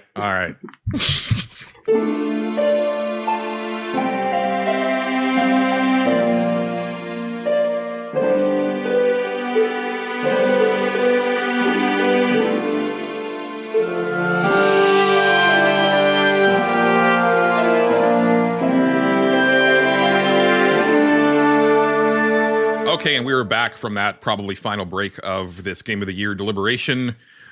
We have 3 final games to list. We have Like a Dragon Infinite Wealth, Unicorn Overlord, and Balatro. Justin, I feel like you were about you. It's time for you to make the big Balatro speech. Yes, I will say, I fucking love Balatro. I think it is one of the most addicting roguelites or roguelikes or whatever the fuck they call this thing, deck builder. Definitely roguelike. Yeah. Over roguelite. Oh man, I just love this stupid game. It's so dumb. It's such a simple idea. Yeah. But there's so much random depth to it. Some of my favorite bits of that game are like when I'll get like where I'm like, oh man, what I have going right now, it's fucking broken. Like I can play literally anything and I'm not gonna lose. And then I get to the end and I'm like, oh wait, that's the one thing that actually turns my entire deck off and I lost. And I love that actually about it because it forces you to be versatile. Like You're like, it was my one weakness and you exploited it. And you had it. And I was like, oh no. Yeah, I remember there was a deck that I had going that where you there's a joker that makes it to where your black cards are all one suit and your red cards are one suit, and so it makes it super easy to get flushes, right? And you're going, and I'm sure most people that have played this game for any length of time have had a similar experience that you have the moment where you're like, I have it. I'm killing it. I'm doing. You don't look ahead, and then you come across the boss that's like, hey, if you play a flush, I'm going to punch you in the face. Yeah. But all I have are flushes. And I had one. So my one thing go I'll ahead. just say is, the game wants you to be versatile with those bosses. Mhm. You can only be so versatile with this game. There's not that much you could do. You have 5 Joker cards. I mean, there's other stuff to do. There's an element of gambling involved, which is perfect because it's poker. Yeah. So my one thing with that element, I don't mind it. So there's a passive or whatever that gives you the ability to re-roll the boss with for $10 or something. Or that should have just been a permanent thing, because then you have to conserve money for that situation, in my opinion. My only problem with the game, and I love the game, It's my number 10. I thought it was great. Mhm. It's the most accessible game in this genre ever. Yeah. Like, there's no other game. I can pop into this game anytime I want, and I can get rolling. Right. Like, Slay the Spire was my game of the year in 2019. I know you guys just talked about it on your other pod. I can't, if I jumped in that game, I'm back to square one. Right. Like, I have no Sure. fucking clue what's going on, you know? Yeah. So the fact that it's so accessible is amazing, because you start Mhm. and you're going. And, Right. and you pick up the depth, you pick up the strategy, you figure things out. I did feel like it's just such a clear, it's so clearly like flush. Push yourself towards a flush. Like, outside of those bosses, that will fuck you. You are actually incorrect. According to the highest strategies of that game, you actually want to avoid any hand that is 5 cards because of all the variants. So if you can minimize it to where it's like, I'm gonna get 3 of a kind, that's gonna be the hand I shoot for. Like, you start doing like spectral cards and stuff like that, and just like, I'm shooting for 3 of a kind, or like 2 pairs, something like that. Like things that are like 3 or 4 cards, because you can get them much more consistently. So if you can break the deck that way, like, yes, it feels, I think the thing with flushes in the trap, and see, that's why I love this game, because there's so much fucking depth to it. I can talk like this about it. Like, and it's just playing cards. So it pushes you towards flush, because flush is kind of easier to get for the most part. There's a lot of things that can get you into that, like, okay, yeah, I'll do this and this and this. But also there's that aspect of like, okay, well, what if spades or whatever, the thing that you've been building your deck around, what if those just don't work this time? And you're just like, well, I guess I lose then. Stuff like that. And I love that. Like, I built a deck where I had a joker that turned all my cards into technically face cards. And I had something that was like, every face card will score this much on your multiplier. And I was like, oh yeah, this is busted. I can just play whatever the fuck I want. And then I got to a boss that was like, hey, face cards don't count. So Right. That's exactly the card I was going to bring up. I'm like, yeah, there's the flush bosses Yes. that fuck up your flush, but there is the face card ones, and there's other ones that fuck you up too with different strategies. So that's why it's like, dude, I get 1 tarot card that lets me change 3 to a different suit, and boom, I'm rolling. Right. Like, and that's flush strategy will always at least get you started. Like, yeah, right. There's probably a meta where, like you said, where it's like, 3 of a kinds are actually best, but I feel like those strategies are more likely to bust early. right. It's which possible. might be ideal. Yeah. It might be more ideal to bust early. It's over getting, possible. It's you know, never more it's ideal. I mean, you never want to bust early. Yeah, like, okay. Well, it's typically frowned upon. oh boy. in polite society, yes. Yeah. But yeah. Hey, Xavier, There you and it me, is. high five across the country. Oh boy. Well, if the Shasta McNasty button worked right now, I'd be well on my way to pressing it. I'll let you all know, but it's out of the question right now. But yeah, it's such a surprising amount of depth. Like, I love showing it to people because I'm like, hey, do you know how to play poker? And they're like, yeah, I know. I like that game. And I'll show them that. And then I'll kind of show them the next thing. At first, it's like very overwhelming to people like who aren't familiar with like a deck building type thing. But then you kind of explain a little bit and you're like, yeah, I always explain it like, you're stacking the deck in your favor. So you're going to shoot for like the hand that you want to get all the time, right? So that every time you play there, you're doing your thing. And a lot of them go, oh, I get it. That's actually really cool. And like older people that are, they don't really play video games. They'll play stuff on their phone, but like not this kind of game. And that's what's awesome. It's like, I have friends that I'm trying to use this game to like get them into deeper gaming. You know what I mean? Because they like to gamble. They like poker. Right. I'm like, yo, try this. Yeah. Like, and you like I said, if you know basic poker hands, it's really not hard. Yeah. I mean, there's, like I said, there's the Joker cards and the other stuff. Right. To figure out. Even if you don't, I think you it have has that base. a lot of that information in the game. Yeah, I am a gamer. I've played poker. I know some poker hands, but it Right. does do a fairly good job of giving you an end game kind of, here's your hierarchy of whatever.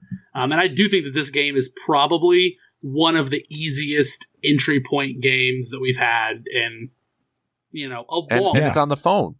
and it's on the phone. That's the other beauty of it. I've come back to this, I don't know how many times this year, where I'm just like, what am I going to play? And then I'll just kind of see Balatro. I was like, I could go for that right now. That's slowly over the course of the year. It started out pretty low for me. And then like the more I've come back to it, the more I'm just like, I've started it over like 3 times, like completely from scratch, like nothing unlocked and have to, you know, build up some of that stuff up. And I'm just like, yeah, no, I'm still having a blast doing this. This is just as fun as the first time I did it. Like there's something to this game. And that's why I think it's better than Like a Dragon Infinite It's Wealth. called addiction, Justin. No, Justin, I'm with you though, because I put like 40 hours into it on my Switch, and then I tried picking it back up, and I was like, it just wasn't clicking again. Right. And then I just got on the phone, and all of a sudden, like, and this time, you know, I'm starting over, and it like weirdly is like getting me more back into it. Yeah. And let's be clear, like 40 hours for this type of game is a big chunk of time. I'm trying to think of how I don't know how long I've been playing it recently on the phone. You probably shouldn't look That's just. 200 probably poop put- breaks. I probably put like 80 hours to 90 into Slay the Spire, so I guess that's the standard. Yeah. You know, when I'm looking at this level of game, I'm that gonna looking off of. say, let's see. So on Steam, it's actually a pretty low number. It's actually only 31 hours. But that's on Steam. That was when I first started playing it. That was like run number 1.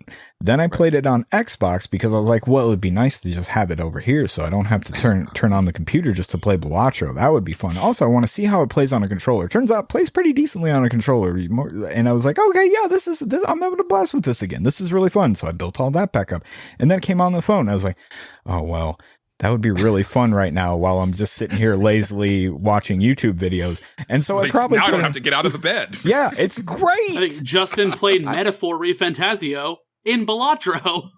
If only I could. But I actually agree with you, Justin. I have Balatro over Infinite Wealth. I just didn't, just based off the way you guys talked about it, I didn't even think that was a possibility. No. Let me propose something. And we can get out of here like faster than I thought we would. Yeah. Based on everything that Justin and Westen have said about certain things tonight, Mhm. my proposal is Like a Dragon Infinite Wealth at number 3, Okay. Balatro at number 2, Yep. and Unicorn Overlord at number 1. Yeah. Okay. It was always going to be Unicorn Overlord. Yes. Have we Always. even I discussed didn't think it was going to be. Unicorn Oh, Overlord? it's- I knew it was going to be Unicorn no. Overlord. No, yeah, listen, it's I wasn't sure where everybody else was. I was like, I'm pretty sure Julian's got my back on this, but like I'm not 100% sure. But Unicorn Overlord is the funnest I've had playing a video game. Like I love Balatro, don't get me wrong, but like I just like I picked it up and I was like, man, I'm having a great time fucking playing this. And like I felt like that throughout the entire thing. Like sure the story's kind of like dumb and whatever it is, but like it felt like a game that was made for my dumbass where it's like, oh, hey, what if we just put in dating? And I'm like, oh, dating? You say, oh, okay. All right. I'm into that. That's fine. Oh yeah. And also like all this weird, like art, like troop building stuff and all this. I'm like, oh, okay. Yeah. All right. And I ate it up with a spoon. It was. I don't know about you guys, but I feel like Unicorn Overlord is the game that for me came the most out of left field. I need to pause for a second and tell my wife to stop listening for about 30 seconds. I played the demo for this game thinking that I wasn't even going to enjoy it.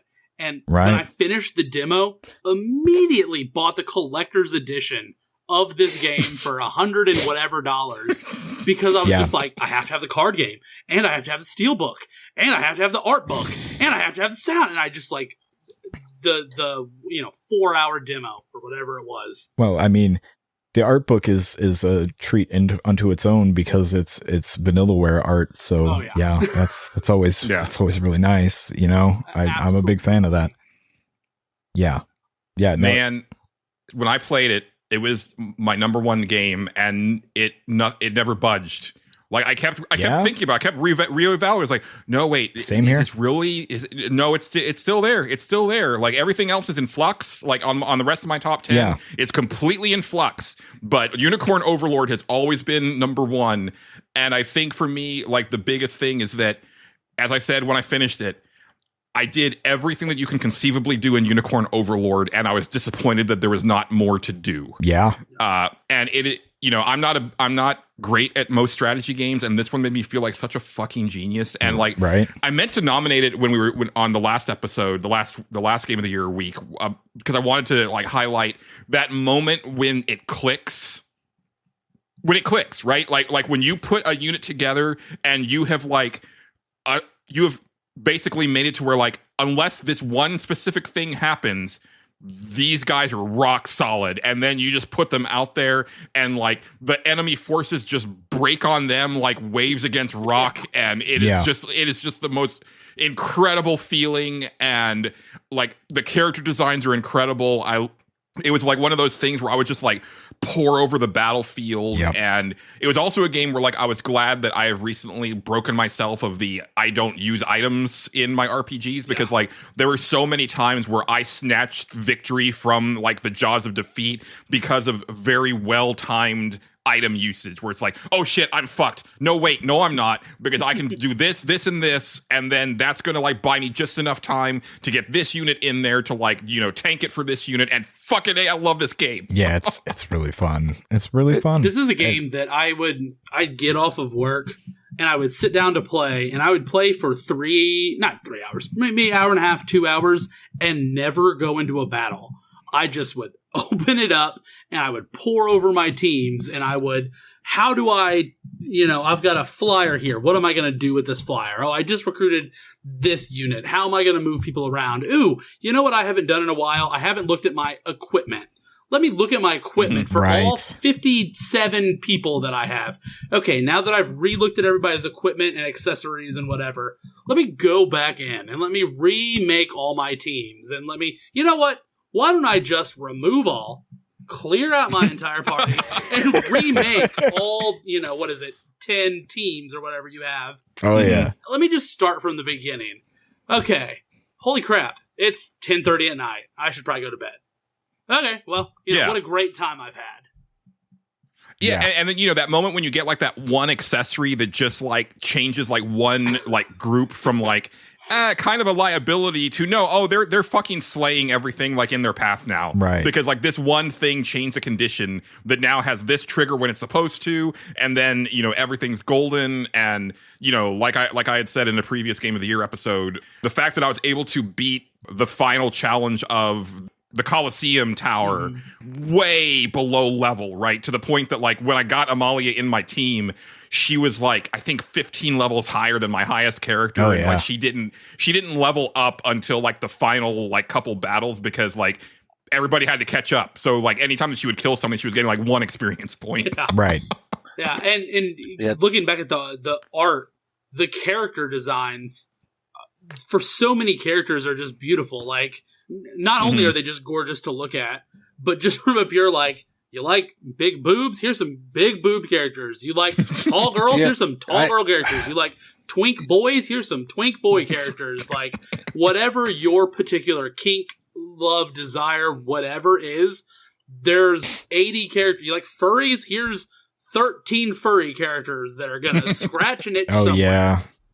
Yeah, the problem with that was I beat this game in I played it in 30-minute stretches, like at work breaks. I played it on a plane, and playing on a plane with a stranger next to you is uncomfortable. Yeah, I can see that. I don't like that. The witch girl just bending over, shaking her boobs. No. Yeah.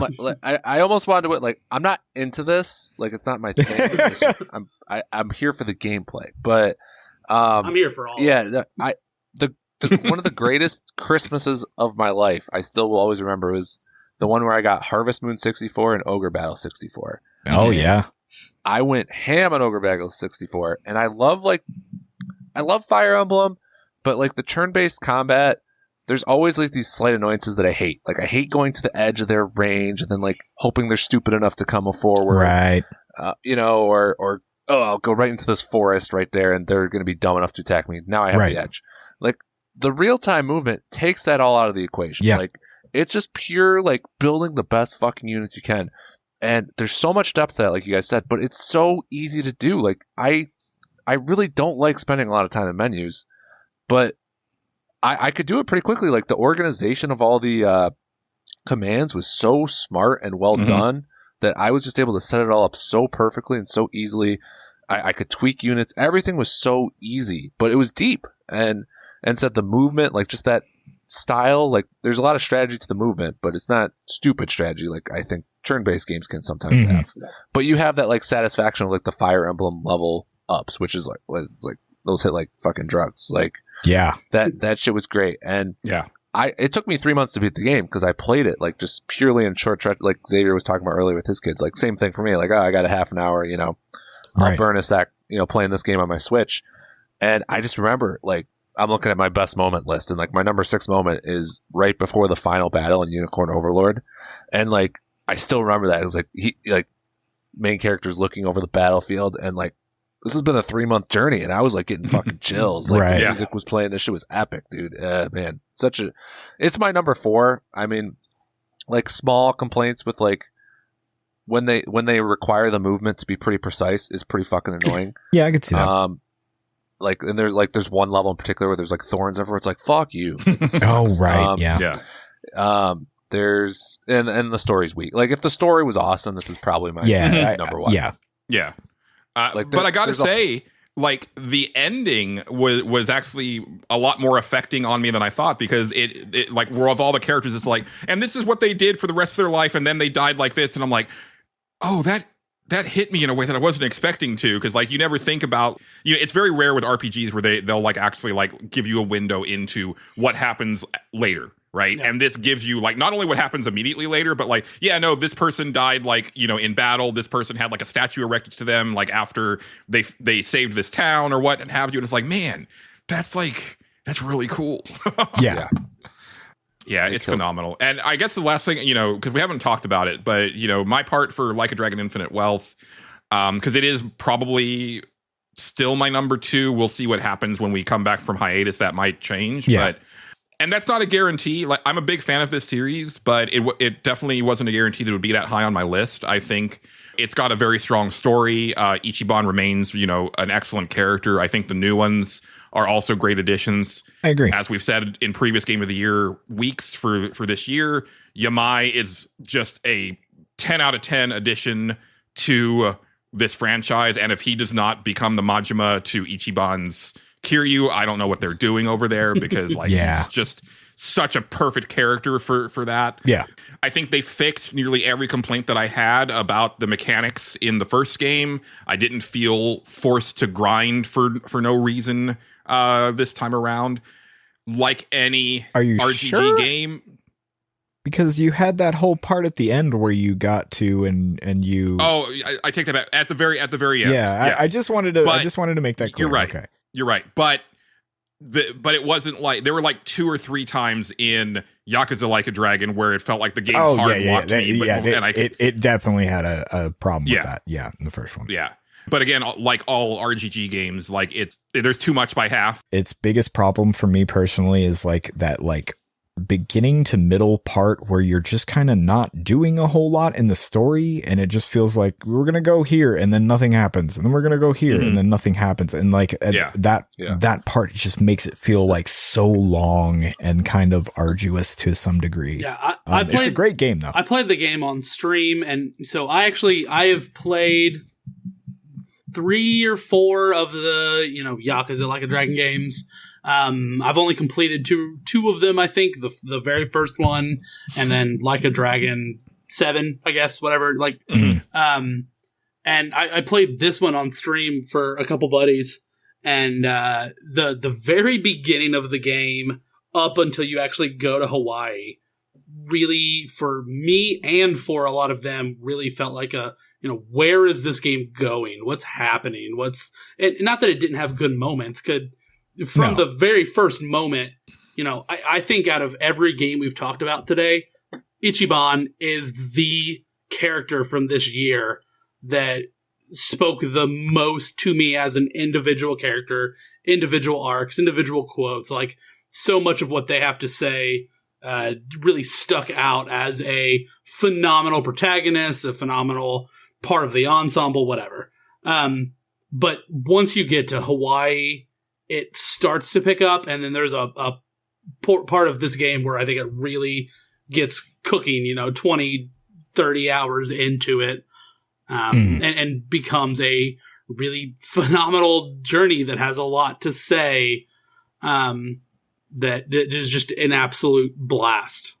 It's good. It's probably it took until maybe my favorite plot twist of the year so far, like, which is the I-Chan plot twist. Oh yeah.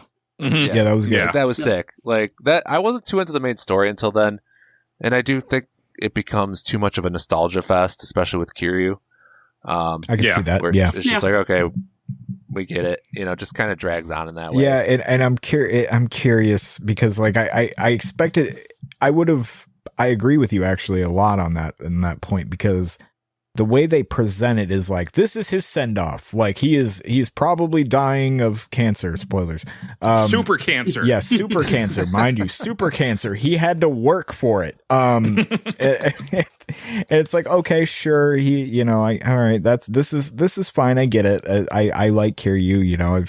I've been around him enough, and I get it. We need to send him off proper, sure.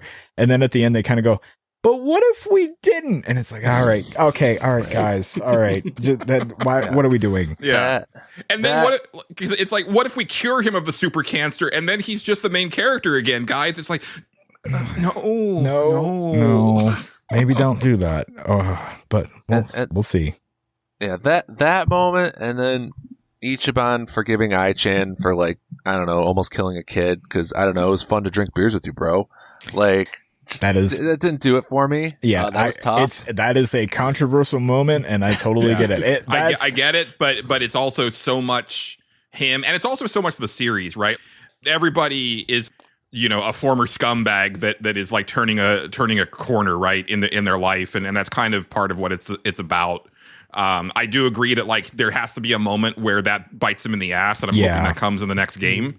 But it doesn't seem like that way, because I-Chan's like, I love you. Yeah. I don't think so. I don't think it's going to happen with that character, but I feel that, like, in the next game, there's going to be a thing that happens with, like, a new character where he, I always call it the Frieza moment, right? Because, like, at the end of the Frieza saga in Dragon Ball Z, like, Goku, like, gives his final he gives some energy to Frieza to, like, live, and Frieza decides to use that to try to, kill Goku one last time, and he's like, well, I gave you a chance, and, now you got to die. But, like, I think it's going to be that where, like, Ichiban, like, gives a second chance, and maybe a third chance to a new antagonist type character that he thinks of as a friend, and then finally, like, it's like, no, this is not going to be resolved, amicably, right? Like, we are not... Right.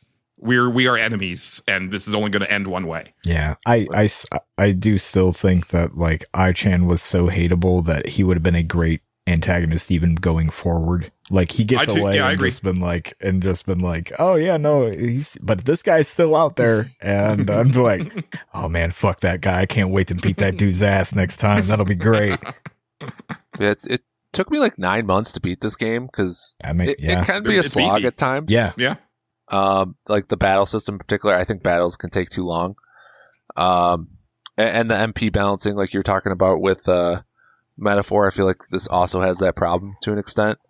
With the big caveat that, like, items to replenish magic are freely available and purchasable at stores. Yeah. Right. But, like, I mean, the thing, and I love this about the game, I love that, like, any item is available to you at all time, because there's so often I play an RPG and I'm like, okay, I don't care about money anymore. Like, I got plenty. Right. Like, I always had something to spend with my money, but that also made me not want to, like, invest a lot of money in those, the restorative items, because I'm trying to get better equipment. Yeah, and it's there. It is there for me to buy. I need to save for it. This series in particular often has that problem. I agree with you, where I'll start being like, okay, I know I'm going to get to a point where I don't care about money, and I'm going to wait for that point until I buy almost anything. Unless I get to a part where I'm like, okay, no, I actually need to upgrade a little bit here. But yeah, a lot of times I'm doing the same shit, and it's kind of a problem, and I don't know how exactly they could solve it. It's tough to say. But man, when they, like, for my issues though, man, when the game, like the mini games, I mean, I had a great time with Dondoko Island for a while. It did run its course for me by the end. Yeah, but I thought it was a lot of fun. Sujiman was great. Obviously, all the stuff from the past, like, so many fun distractions. The last chapter when Casca and Kiryu have that heart to heart, that's That's number 9 on my moments of the year. Yeah, Fucking amazing. it's really good. Kiryu coming out in the fucking suit. That's my number 18. That's pretty good. Yeah. That was there was some moments at the end where I was like literally like, let's fucking go. Like I was up on my feet. Yeah. And I was like, this is the good shit. Yeah. Hell yeah. Has that kind of anime like just awareness of the climactic moments, and it just builds to it perfectly and then executes. For sure. So I had it like 11 or 12. Okay, so we have a list. It's a list. The list is at number 10, Final Fantasy VII Rebirth. At number 9, thank goodness you're here. Number 8, Flintlock, Siege of Dawn. Number 7, Prince of Persia, The Lost Crown. Number 6, Until Then. Number 5, Astrobot. Number 4, Metaphor, Refantasio. Number 3, Like a Dragon, Infinite Wealth. Number 2, Balatro. And number 1, Unicorn Overlord. Gentlemen, that is a hell of a list. And once again, just like our first Game of the Year list, it is like a very like unique list that you're not going to see a lot of podcasts with this list. No, probably and not. you're not going to see a lot of podcasts with Unicorn Overlord at their number 1. And I love it. Yeah. I fucking love it. I'm glad I didn't have to fight for that. I thought I was going to have to. No, that's been my number 1 for a while. So. As a listener, I knew coming. It's my number 2, but I just listening to the episodes and the conversations I've had in the Discord, Unicorn Overlord, I think, has really proven itself to be a great game that isn't getting as much of the recognition as I wish it would. I'm shocked though that because I didn't play the game before that from Vanillaware. 13 Sentinels, yeah. Oh. Yeah, and everybody says it's the reverse, that the story cooks. And it's the what exact the fuck? opposite. I love the combat in 13 Sentinels. It's not awful, but it's not this. It's not the selling point. Yeah. So I'm just 13 Sentinels is 13 Sentinels is sci-fi the video game. It's a fucking ride, man. Yes. It's a ride. Yeah. It's a weird thing though, because if they do a Unicorn Overlord 2, usually when I think about a sequel, I'm like, okay, they can fix that. Even with Metaphor, even though I have it rated higher, I have a large fix list. I have the smallest gameplay fix list possible for a Unicorn sequel. I really don't have much they could fix, but the only thing they can do is give me a banger story, but that's not always as simple. So it'll be interesting to see what they do. More units. They've never done a sequel, so yeah. There's that. They've always made. The closest you can get to a sequel is Princess Crown and Odin Sphere are very similar mechanically, but that's about it. But really, they just do different things every time. Unicorn Overlord was their best-selling game by far, though, so I won't be shocked. Glad to hear it. That's good. That's good. It sold over 1 million pretty quickly. It took 13 Sentinels over 3 years to reach 1 million. So, wow. Yeah. So I won't be shocked to see a sequel. That'd be nice. That'd be good. And listeners will see a sequel to this monstrosity next year. But this is going to close out the 2024 Stage Select Game of the Year deliberations. Thank you for everybody who has joined us for this. I'm sure that you disagree with our list, but we are not you. You are you. That's pretty much it.